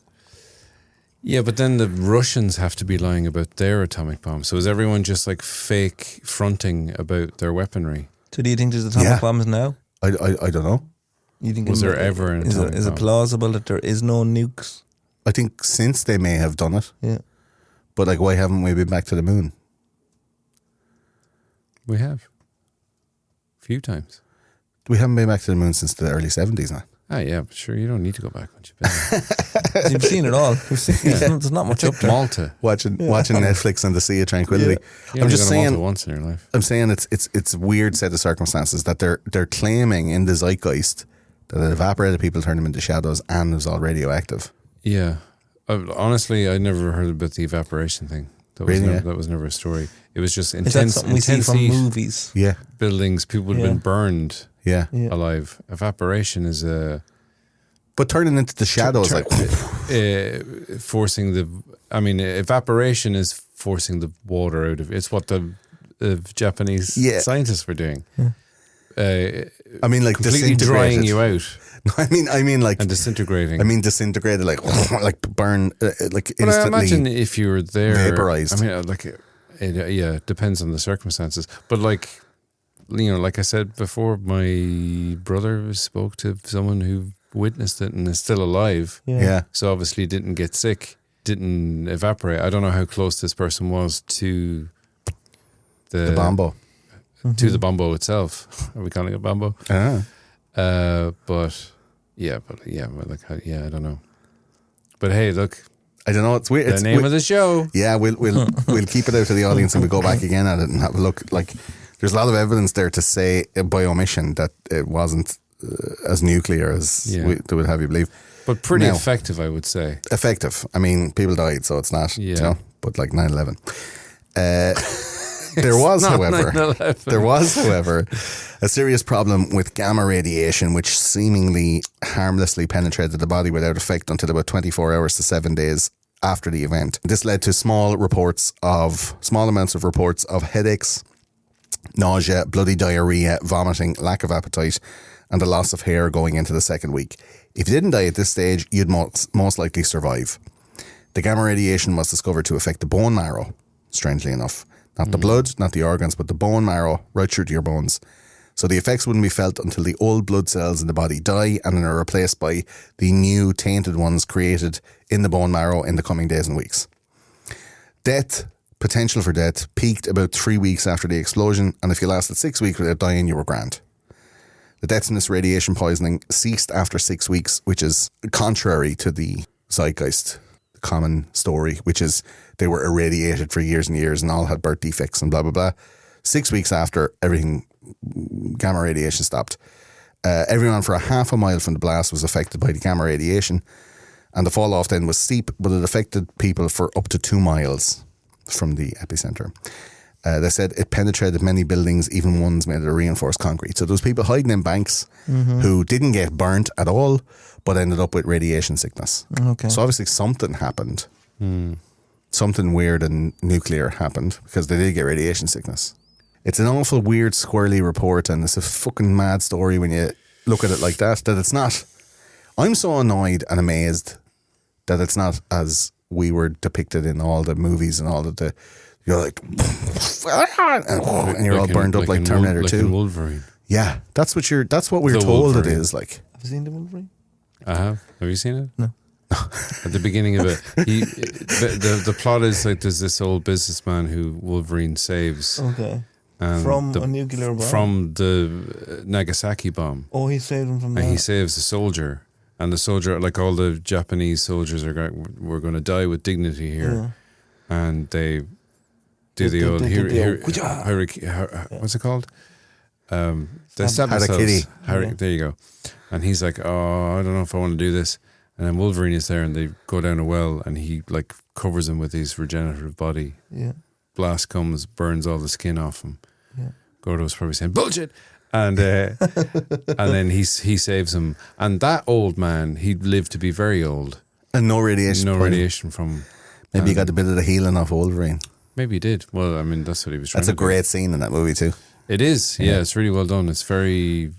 Yeah, it's very Visceral. realistic. Visceral. It's the sort of thing that, like any kind of scene with a big explosion, Global event or anything like that. It's kind of A reenaction or something. It's kind of. But it does fascinating. dramatize, like that Terminator 2 was what I imagined what a nuclear bomb would look like. Yeah, me too. Yeah. No, it's not. It's mad. It's mad. Now, there is some online conjecture that the nuclear bombs were fake, as we said. What? And it was... No wonder they had time to do all that fucking in that place. We're just pretending to be working. they were man. doing nothing. Like, Fucking- man, just we're- riding. Fuck me. Oh, my balls are very sore and we're way behind. Let's just worry blow about up that. a bunch of TNT Just- and tell them. How you getting on, lads? Good. Yeah, it's done. It's done. They won't know the Why aren't difference. you wearing pants? It's done. It's done. It's done. It's done. I'm a wacky scientist. It's done. It's done. Job's done. The job's done. There you go. The beep's gone, bro. Load it onto the plane. The bomb's ready. The job's done. Now, the forces against Japan and the propaganda machine in the West said that the reports of radiation sickness and deformities were Japanese propaganda, let's say. Okay. As I said, I heard Eddie Bravo talk about nuclear bombs being fake and that the harbour was full of explosives. But journalist John Hershey was on the scene at Hiroshima and wrote about the events, and that they were chronicled in the book by Leslie Bloom called Fallout, the Hiroshima Cover-Up, and the reporter who revealed it. Now, John Hershey was covering the war in Europe, and even after a year at Hiroshima was still a smouldering wreck. In the 30,000 word essay, Hershey told a story from the perspective of 6 survivors, a unique viewpoint because at the time no one really knew that there was a nuclear bomb or what it meant. We're talking 1946 here. They still didn't know what a nuclear bomb was. Imagine, the US dropped 2 bombs and no one knew what really happened. It was just a word with bomb at the end of it, and after Truman announced to the world that it was a last resort, no one had any clue about the aftermath and the biological and genetic and environmental ramifications of letting off these bombs. It would be years before proper reporting on these events and results was undeniable, and the observations of Hershey in those months after the bomb were a standing stone to its existence, or maybe possibly more propaganda, but let's just take it like it was a genuine report, right? It's a hardcore PR campaign to cover up the radiation effects, especially with all the Holocaust newsreel about gas and chemical weapons used on the Jews. The Americans couldn't be seen to be engaged in such cruel practices, even if it meant the end of the war. So funny enough, the American officials were calling these reports of radiation poisoning Tokyo Tales. Catchy. At the time, It's all Tokyo Tales. It's a Tokyo Tales. Woo! what I was Where thinking, yeah. their skin is burning. Tokyo Tales. Woo! And saying that it was just the Japanese trying to create an international sympathy to be able to leverage better terms for them in the post-war occupation. Again, they didn't surrender until 1952. Yeah. So the Western media were saying, oh, look at all those Japanese saying, oh, they melted us and they turned us into dust and shadows and now all our babies are being born with flippers. It's Tokyo Tales. It's a bit late for the Japanese to be worried about optics. You know what Especially I mean? when the flash had shit blinded they them. pulled. Yeah. Evaporating cunts in boxes now. So the news media was all but barred from visiting Nagasaki and only a few got to see Hiroshima. They were all cordoned off by the military after occupation and censored in the papers. The army had total control. Total control. They were heavily denied and censored reports of Disease X, it was called. This Disease X befell any of the blast survivors, and in the months after the bomb, they had to really wonder if this radiation sickness would affect any of their occupying troops. Because obviously, if the ground was irradiated, the American soldiers would be coming back going, Uncle Sam needs to pay me for fucking disability or whatever. Absolutely. So they were like, shit, we got to make sure they're not getting irradiated, right? The news media reporting that was allowed on Hiroshima and Nagasaki was all 9/11 type rubble pictures and sad Japanese people huddled over collapsed buildings or lonely children in rags. Not so much of a humanitarian empathetic report, but more of a kind of a visual warning to anyone to look and to fuck with America in the years after that, like Russia. It's like sharing videos on World Star Hip Hop when your hard mate baits the shit out of somebody else. It's just like, yeah, World Star. Like they were just like going like video, taking pictures of fucking tragedy in Hiroshima after a bomb and then putting it out in the news, putting it on fucking the BBC World Service so that the fucking Russians could see it, right? So these pictures and the mushroom cloud pics in the coming decade and the test footage and the information of what the nuke was would all come out and be as much of a threat as it was a comfort. The American public would be propagandized to no end, and all this was preempted in Potsdam by the negotiations with Stalin and the other Allied forces on how to reap the spoils of war. The Americans knew that there would be pushback, and this was their nuclear comfort blanket. They had the moral high ground with the war effort, but how would the world view the US if they knew the full story and saw what their new bomb had done to a largely civilian target, don't forget. The reporting of John Hershey is almost single-handedly the document that shows the post-war radiation hell the Japanese went through, and they weren't allowed to discuss it for years because of military press restrictions. But now, being one of the only sources may leave room for Hershey to have a small bit of embellishment and possibly even corruption. Counter propaganda to confirm the story, right? So the Japanese didn't know that it was a nuclear bomb as such until well after the war, and no one knew even what that meant as far as the effect on human life. The US and the Allies were firebombing or napalming the predominantly wooden structures of Japan for months. And in May 1945, after VE Day, where the Germans surrendered, Tokyo was hit with incendiary payloads from a B-29 bomber, which resulted in 16 square miles being burnt to a cinder and destroying more than half the city. This is Tokyo, like. Also, the 30,000+ feet the bomber was flying at meant it could not have been seen from the ground, despite eyewitness reports and collected testimony by Hershey and others saying, oh yeah, I saw the bomb plane drop the nuclear bomb. It's like, no, you couldn't have. It was impossible. Some even say that it could be a fleet of planes at that altitude and they wouldn't have been able to be seen. 30-something thousand feet is high, like. Could the nuke have been a spoof and they exploded and firebombed Hiroshima and Nagasaki? Could it have been like that they set down a blanket of napalm and then ignited it? A Swedish engineer called Anders Björkman, it's oh so quiet, found that on the day and hour Hiroshima was bombed, the US Air Fleet Command logged 66 bombers for an aerial operation in the nearby Imabari, Japan, just over 80 kilometers away as the crow flies, across the water. So there was no ground witnesses to see them divert over to Hiroshima. But the city had already been destroyed in previous air raids, so why are we sending 66 planes to there? Why send 66 planes to Imabari if it's already decimated? And then on the same hour that the fucking bombs were dropped in Hiroshima? That's weird. Weird, right? Mm-hmm. They could have been just going to make sure. They They were going to fly into a nuclear bomb blast. double like. check, lads. Yeah.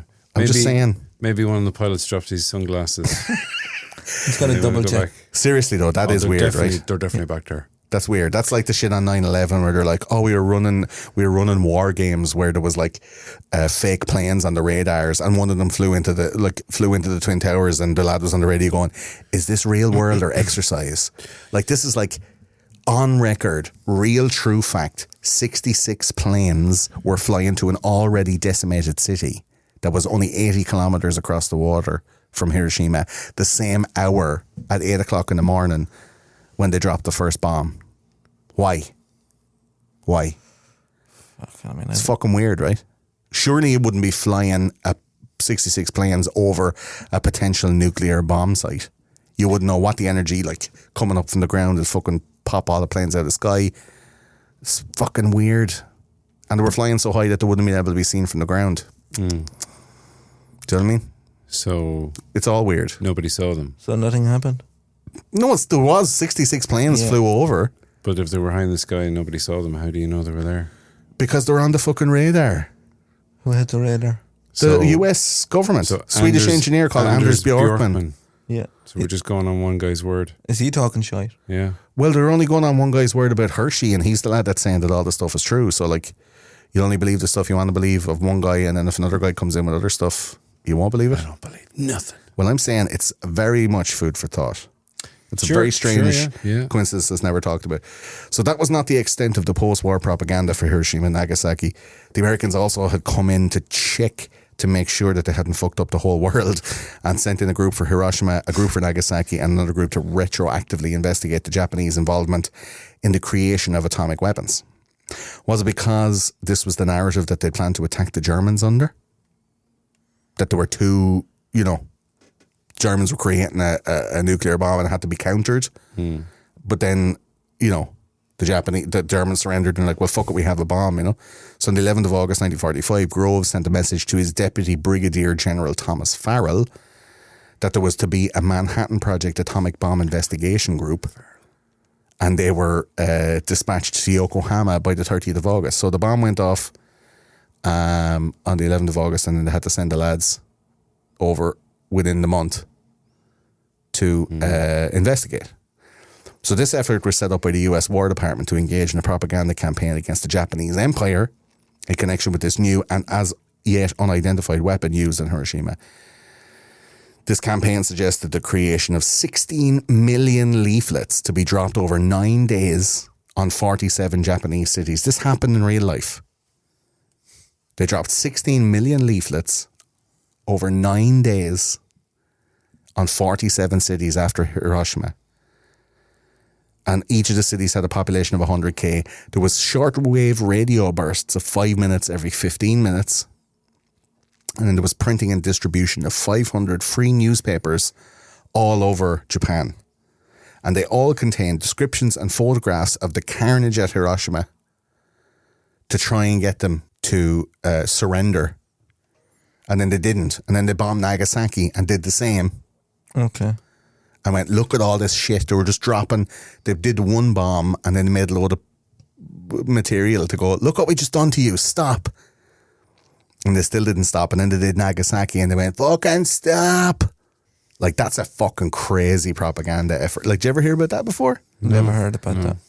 That they blew up the bomb, but sure, nobody in the country would have seen it because, like, they weren't communicating. There was no national news or anything.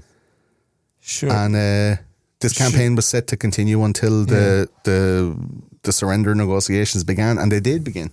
But I should have been seen though from fucking, from quite away a bit. I don't know if it You know, would. people would have talked as well.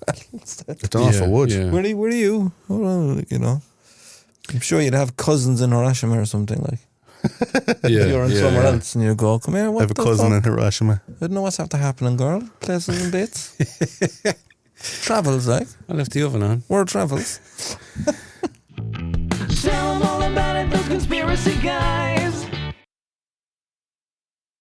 So the next section is called Agent Orange, and it furthers the conspiracy. From an eyewitness account of a man called Father John A. Seames in the Avalon Project documents from Yale University, which is a collection of human rights legal documents, charters and legal descriptions, which include, among many, many others, details of the Hiroshima and Nagasaki incidents and their execution and aftermath. A serious website. Lots of fucking stuff in there, right? Father John talks of something akin to a firestorm rather than a uniform blast. He was on the ground that day, and he said that the planes had come in the night and doused the city in an incendiary substance and then detonated it with a bomb dropped from the sky as a match to a tinderbox. The bomb was wrapped in a parachute that detonated 1,000 feet in the air. Okay. There is a noticeable and definite lack of the mushroom cloud photos from Hiroshima, even though the reports of a sun ray and a bright light from eyewitnesses would indicate a nuclear bomb. Fewer people report the traditional New Mexico mushroom cloud. Nobody saw that mushroom cloud in Hiroshima or Nagasaki. They just said a bright light. That was it. The fires in Hiroshima burned for days and days. Like we said, the fire teams couldn't get in to put them out. And this was all from a mostly wooden city. Surely they would have ran out of fuel. The wood would burn quite quickly and it's gone, you know. Was there that much material to keep it going for that long? John Hershey, who was the main man for the reports at the time, said that in an interview with Reverend Kiyoshi Tanimoto, that the city was instantly enveloped in a black cloud and fire as soon as the bomb went off. There were streams of people running to the outskirts into the hills where he witnessed it, and that they were all scalded, burned, melted and naked with skin and flesh hanging off their bodies. As he ran into the city, he saw hundreds of scalded bodies trying to drag themselves out from the rubble, and he claims he was, quote, picked up by a red-hot whirlwind and lifted off the ground. He survived the bomb without any side effects. I would wonder why he didn't die of the obvious exposure to radiation poisoning being at ground zero, but some say that it's not radioactive and the disease X was not caused by radiation at all. Now, here comes the fucking juice. There's even a 40-year study done from 1950 and published in 1990, including thousands of Japanese citizens, and says that the radiation didn't cause this genetic damage that led to the human mutations that we'd all been seeing with the flipper children and the fucking thumbs and the fucking extra faces and all. John Boyce of the National Cancer Institute states, quote, ionizing radiation is known to cause heritable mutations in many species of plants and animals, but intense study of 70,000 offspring of atomic bomb survivors had failed to identify an increase in congenital abnormalities, cancer, chromosomal aberrations, or mutational blood protein changes. This was published in the Journal of the American Medical Association and states that of the over 100,000 subjects, including 70,000 offspring, the primary health problems have been cancer, and those who were young children at the time of the bomb suffered impaired growth. Short horses. Yes. Very not at all. Now, very small. Put these bits together. The use of napalm wasn't rare in World War II, even though it's more renowned as a Vietnam War weapon. The image of the Vietnamese napalm girl, Phan Thai Kim Phuc, running up the road naked, covered in napalm, right? But it was used widely in the Japanese assault because it's not easy to escape in an urban or closed-down environment. They used it on Tokyo, they used it on other cities. A lot of them are made out of wood. They used it in Vietnam to remove the covering canopy to see the enemy bases hidden in the jungle, get rid of the leaves and such. But bombs and bullets don't do the job when it comes to concealed armaments and bunkers. But napalm, when dropped on the ground, can then flow into underground hidey holes and light all that shit on fire. Bunkers and such. Napalm is a notoriously difficult substance to get off the skin, as it acts like an oily gel and different from liquid fuel, which burns very quick. Napalm burns slowly and very, very, very hot, which could explain the long burning fires and the inability of the fire service to put out the fires in Hiroshima and Nagasaki. I'm purporting that Hiroshima and Nagasaki were doused in an Agent flammable Orange gel type gel, and then the bomb was dropped off, and that's why all the people were scalded and that's why all the people were melted. I mean, the birth defects and cancer and other maladies claimed to be from nuclear fallout and radiation are similar to the effects of napalm and its similar counterparts. In Vietnam, there's still birth defects related to the spine and brain, as well as 15 different types of cancer. Today, more than 3 million Vietnamese spread over 4 generations have health problems directly affected by napalm. Now, the maladies from Japanese radiation from the bomb include some of these, but not directly and not in such numbers. But there was more than 13 million gallons or 50 million litres of Agent Orange dumped on the countryside of Vietnam. And only a small drop-in was used in Japan comparatively. So in Vietnam, 352,000 tonnes were dropped between 1963 and 1973, compared to a paltry 15,000 tonnes dropped on Japan over the course of the war, the 4 years. So like 20 times less or whatever. I can't do the math on the numbers of people affected in Vietnam, but so much was dropped that it got into the water table, affected food creation and water consumption for 50 years or more. So there's so much dropped that it just soaked into the ground, into the bottom, you know. But there wasn't that much dropped in Japan to have that long-term effect, right? Maybe the smallish amount dropped in Japan had the heart defects from the people who were directly affected. They have had stillbirths. Anencephaly is when the fetus brain and spine don't connect, and they're born and then they die minutes after that. Cleft palate and lip, club feet, polydactyly, which is when you have an extra finger or a toe, and then the webbing of fingers and toes, which is antillodactyly, I think it's called. They have blindness and then a variety of different cancers. So in a study carried out between 1945 and 1954, they found only 2% of babies affected by these conditions. And this is well below the mean in Japan, which leads them to believe that there's statistically no increase in birth defects or other unwanted outcomes of pregnancy among children of survivors. They examined over 80,000 children born in that 6-year period, and none of the malformities found could be attributed to exposure to nuclear radiation. So there's no fucking evidence for nuclear radiation, for birth defects, malformities, cancers, any of that other stuff. They do have correlations with napalm exposure, the same as Vietnam, but on a much smaller scale. And the eyewitnesses, including Hershey and the Reverend John Seams and a few others, have said that they saw something that looked like what a napalm attack would look like, including the hot fire, the fire that couldn't be put out, the hot winds, all that stuff. But there wasn't any people melting and disintegrating into powder like in Terminator 2. So where the fuck do we get all these bits of information from? And these are reports of the time, so it's not like they did these shits like 50 years later and then kind of retroactively tried to patch up a lie. This shit was done like within 3 months. Okay. Do you know what I'm saying? So they also did a study in 2002 until 2006 for adults presenting defects and malformities which are more likely to be present from radiation poisoning, and found again statistically no increase in the risk or presence of these multifactorial diseases in 12,000 Japanese subjects, both directly and congenitally affected by the blowing up of the bomb. So in 2002 they went to all the people that were still left over in Hiroshima and Nagasaki and went, can we test you to see if it's made cancer in your old age more prevalent? And the answer was overwhelmingly no. So that's a bit of a fucking interesting thorn in the eye of the nuclear theory, right? And that's all from, that's not like some cunt said something. These are like governmental investigations. They're appointed by the likes of Groves, who had the Manhattan Project investigation committees and stuff like that. Like they had the 9/11 commission. They had the fucking Hiroshima and Nagasaki commissions, went out and investigated it and found no evidence of like a bomb exploding in a nuclear way and turning them into ash. That was all propaganda, Tokyo Tales. And then the cunts that were getting fucking deformed, it was all from napalm exposure. And it petered off, and then only 2% actually had any deformities, which is well below the mean. So isn't that strange? Yeah. Doesn't that sound... We get off the fence in a few minutes, but... Sure. That sounds pretty weird, right? Yes. Yeah.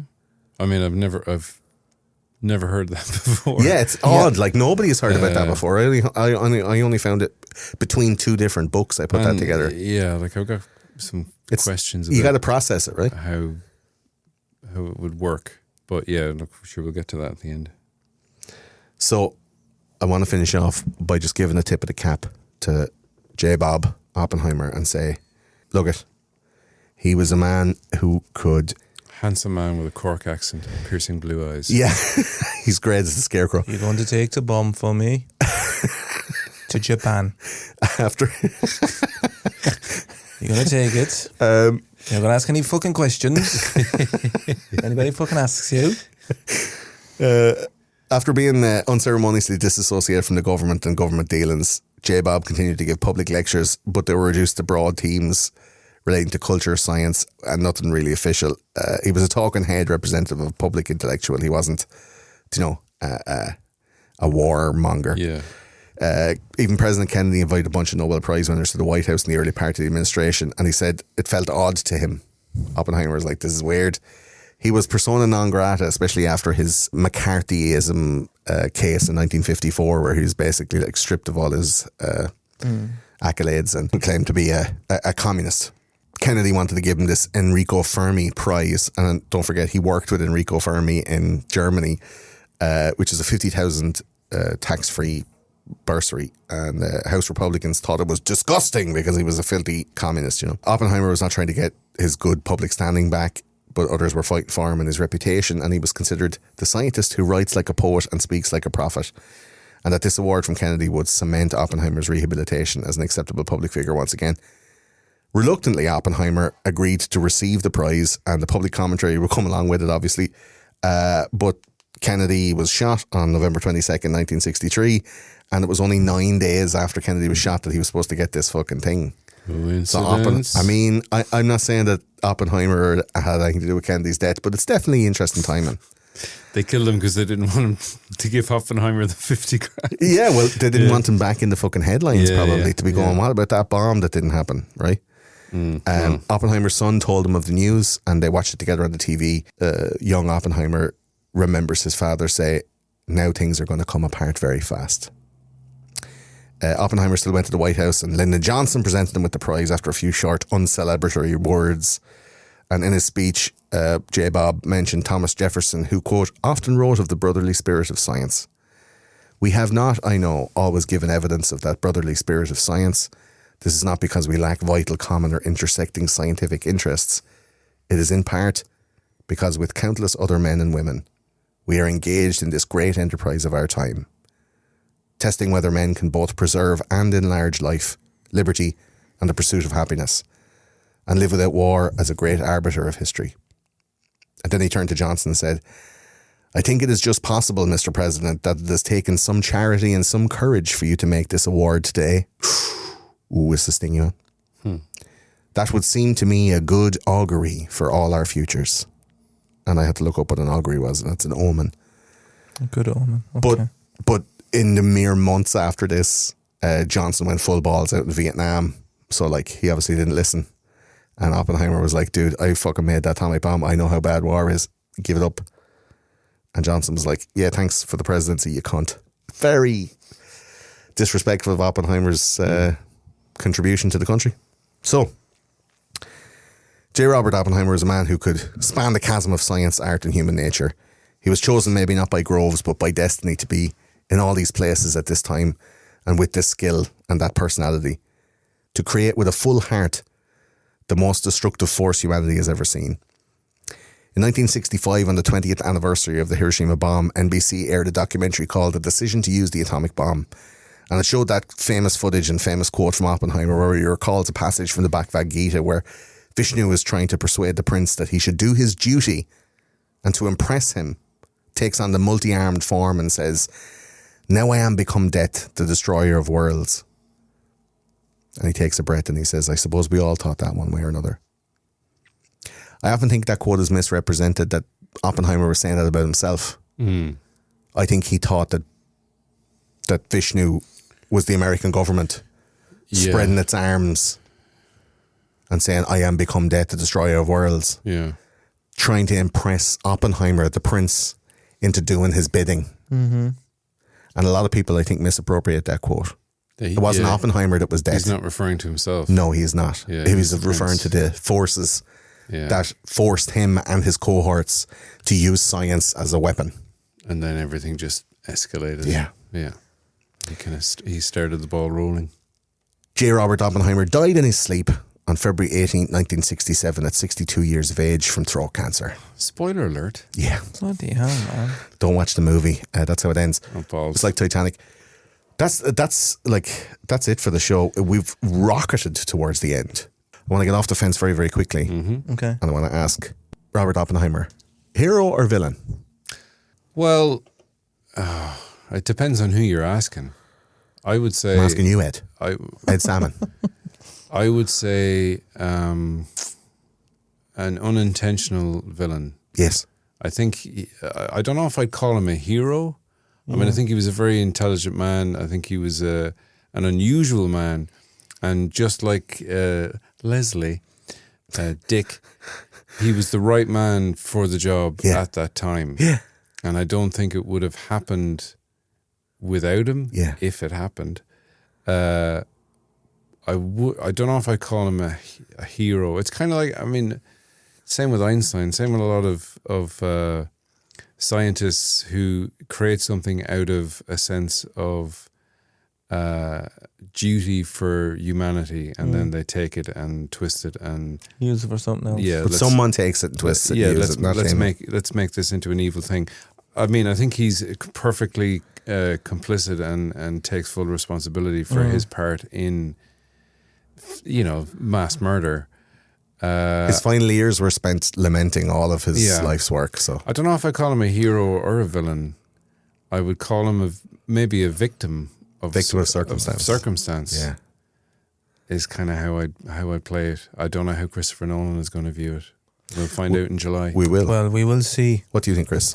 I don't know. It's hard to Hero or fucking villain? say. It's hard to agree with a lot of things that Ed is saying there. Yeah. It's hard to agree or disagree. I agree. Oh. I agree. Yeah. Okay. Yeah. I don't think he clearly had a conscience about it. Was I mean, it's really hard to. He's clearly was torn by it. I don't know if he saw it, if it did or if it didn't happen. Would you think it would have happened anyway without him? That someone would have taken up the mantle? Maybe it wouldn't happen as quickly. I don't think it would have happened on time. No, I think. But I it would think have happened. that if it had been without Oppenheimer, they would have sailed past that May deadline and that August deadline.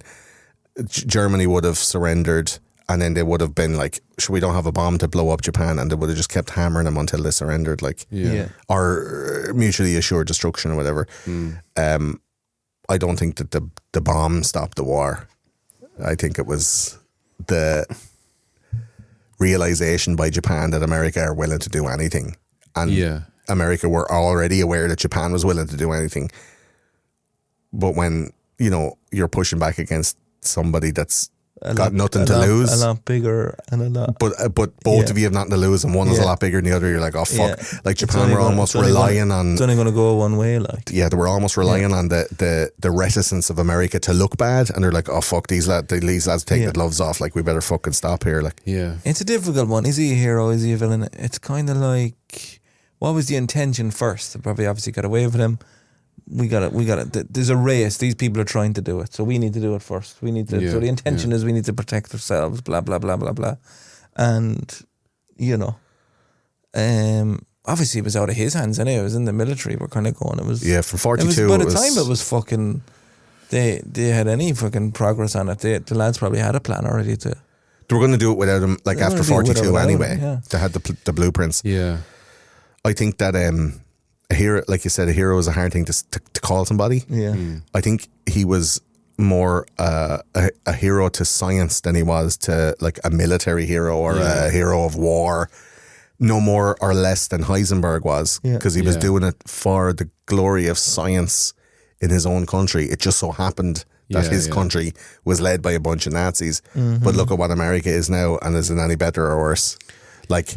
They're all cunts of different flavors. They're all committing horrific acts. Exactly. In defense of their nations. So if you call Heisenberg a hero, you're like, oh, that's a bit dodge. He was working for the Nazis. I'm like, but it's not as black and white as that, Yeah, definitely.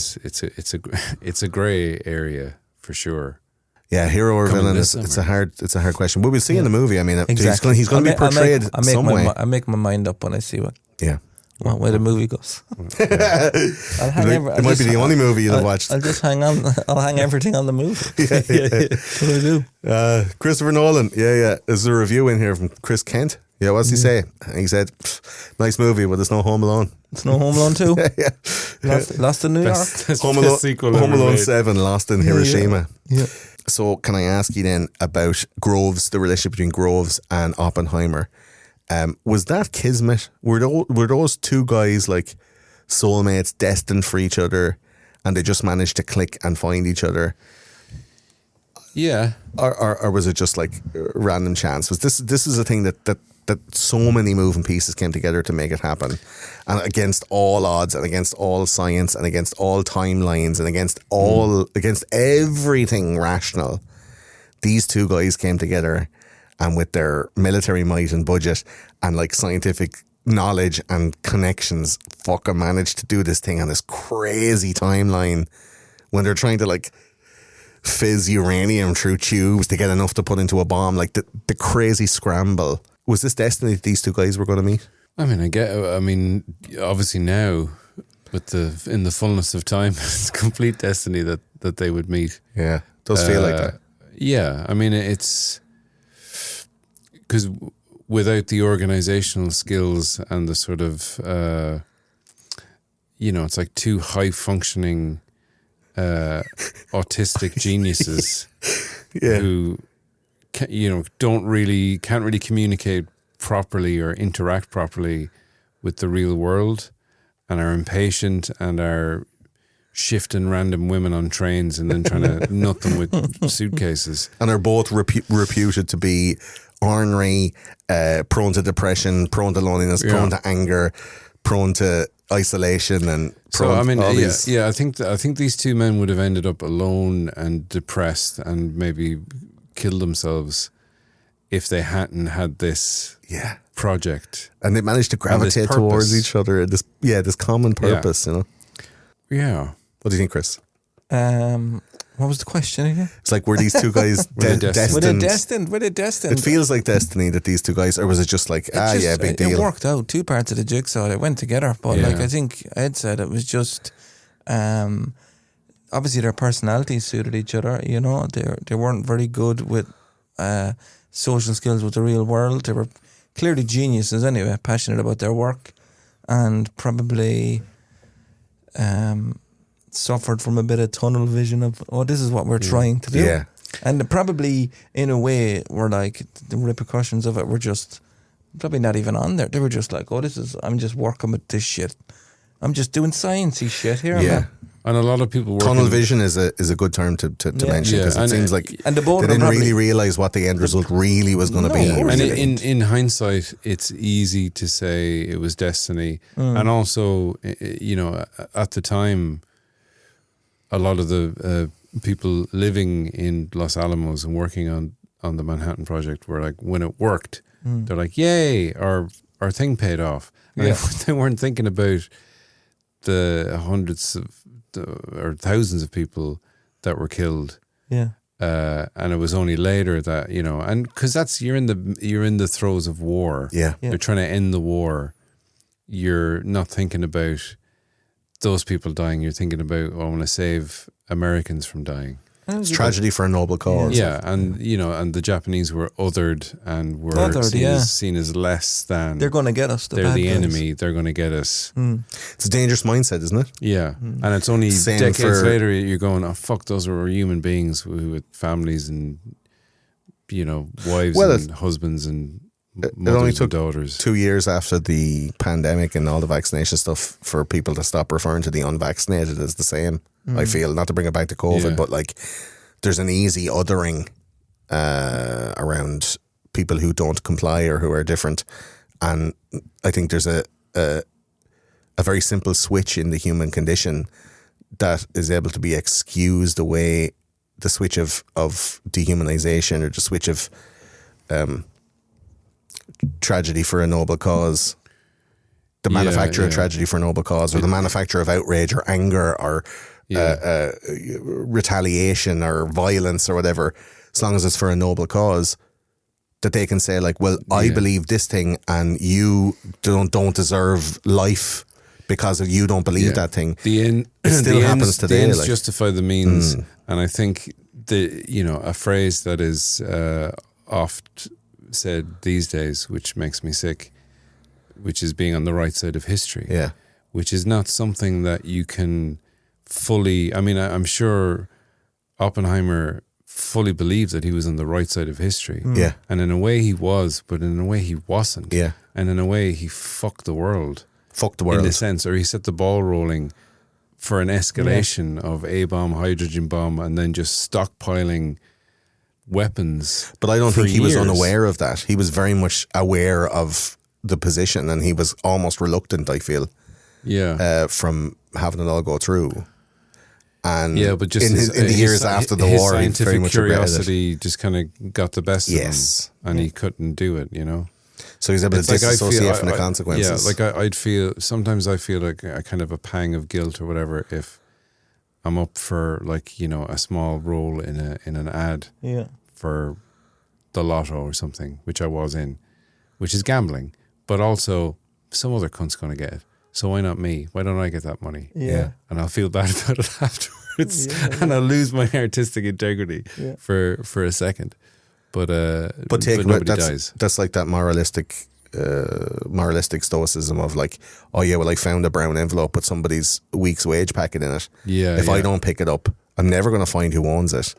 Yeah. But if I don't pick it up, some other scroat is going to pick it up. Yeah, so I might as well have it.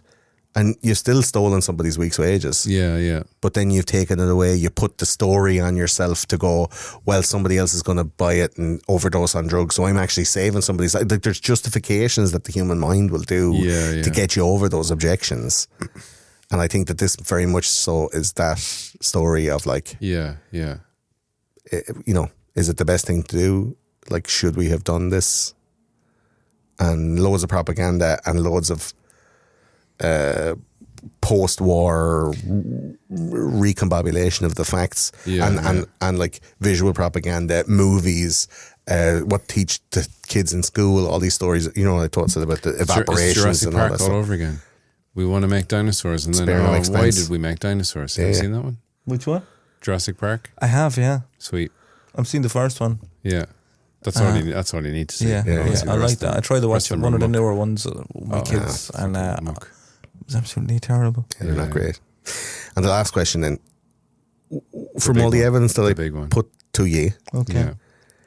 Yeah. do you think that the nuclear bombs might have been faked? Chris first, maybe. Fuck. From all that evidence, the napalm, the 66 planes, the bombs going off, the eyewitness accounts, nobody got melted.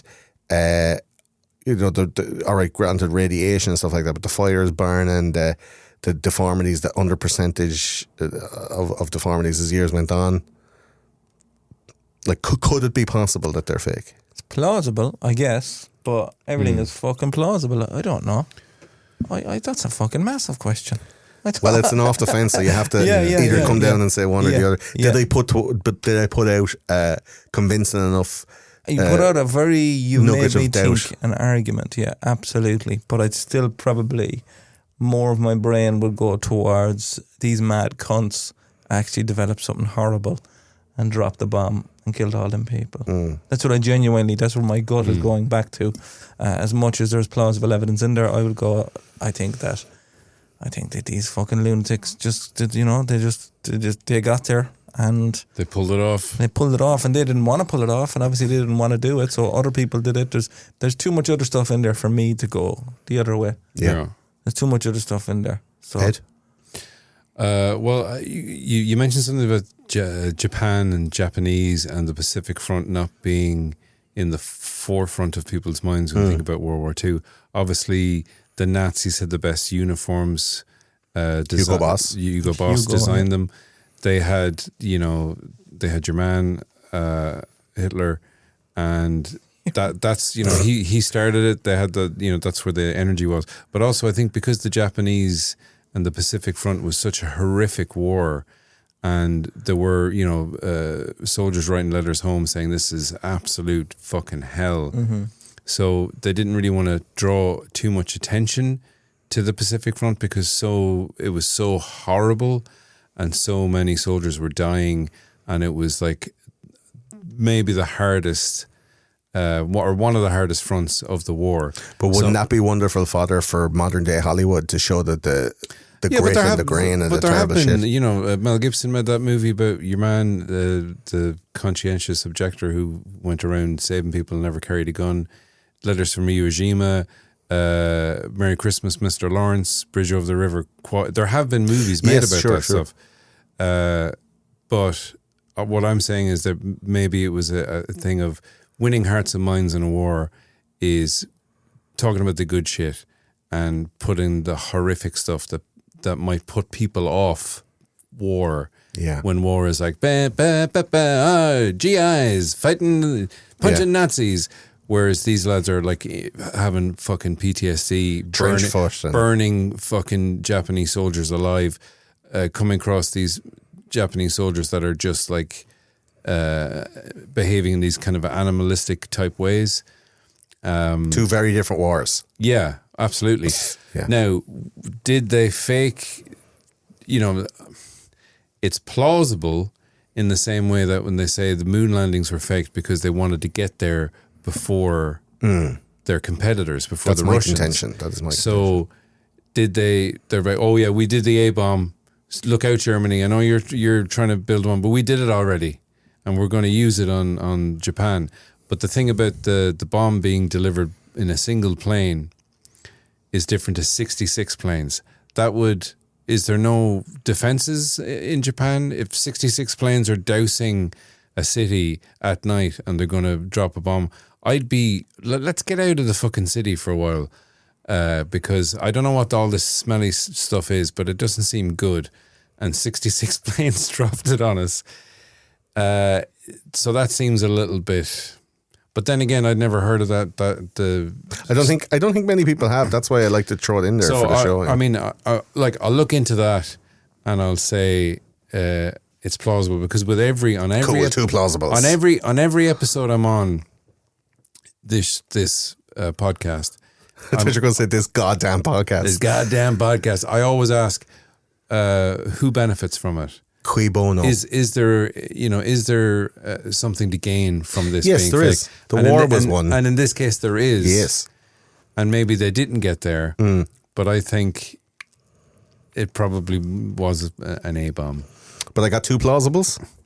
It's plausible. I agree that it is plausible, but I also think it probably was an A-bomb. So we're all the same. Three plausibles. Yeah. It's a fucking weird story. It goes deeper, it goes longer. There's about fucking 18 books. I'll put all the links for the books if you want to go There read were them. spies. We never even talked about the spies. Yeah, there's so many more things, and we could do for another 3 hours. But unfortunately, the evening has come to a close. Goodly night, ladies and gentlemen, and thank you for listening. If you want to get more of these, subscribe. Go to Patreon for some ad-free episodes.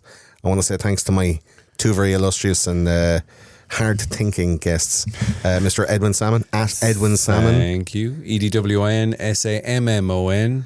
SAMMON. Follow me on Instagram. It's easy. The Protestant Fishman. Or Instagram, TikTok, and he has all sorts of online media as well as the podcast. I got a Edwin Salmon of half-hour Knowledge. special from like 2015 up on my YouTube channel. It's pretty good. We'll get a LinkedIn and we get something. EdwinSalmon.com Comedy is Crunch. still operational. Yes. And Mr. Chris Kent at Chris Kent Comedy. Chris Kent Comic, I think. Yeah. Chris Kent Comic. I'll put the links in the description anyway. And you have a bunch of awesome specials online available for purchase or viewing. Just free. Just free. What a fucking legend. Yeah. Do Also, if you want to hear Chris's podcast, Tree by the Lee. Tree by the Lee, yeah. Cornelius O'Sullivan and Sinead Quinlan. Yeah. Top talent from the Rebel County, the real capital, as they say. And I don't mind saying that I'm not living in Dublin anymore. Yeah. This has been Those Conspiracy Guys. Follow us on all the social medias. The links are in the description. And go check out the lovely new website. A lot of time, a lot of effort, a lot of money put into that one. Thank you so much for supporting the show. This is the start of season 9. We're going to do some live shows and some spotlights out of this one. And I thank you very much. This is merely the beginning. Yeah. I thought you were going to say something ominous. We're starting again. I am become podcast destroyer of ears. This has been Those Conspiracy Guys. Thanks for listening. I'm Gordo. I'm Ed. I'm Chris. Thank you. And we'll see you again next time. Good night and God bless. Bye-bye. Good luck.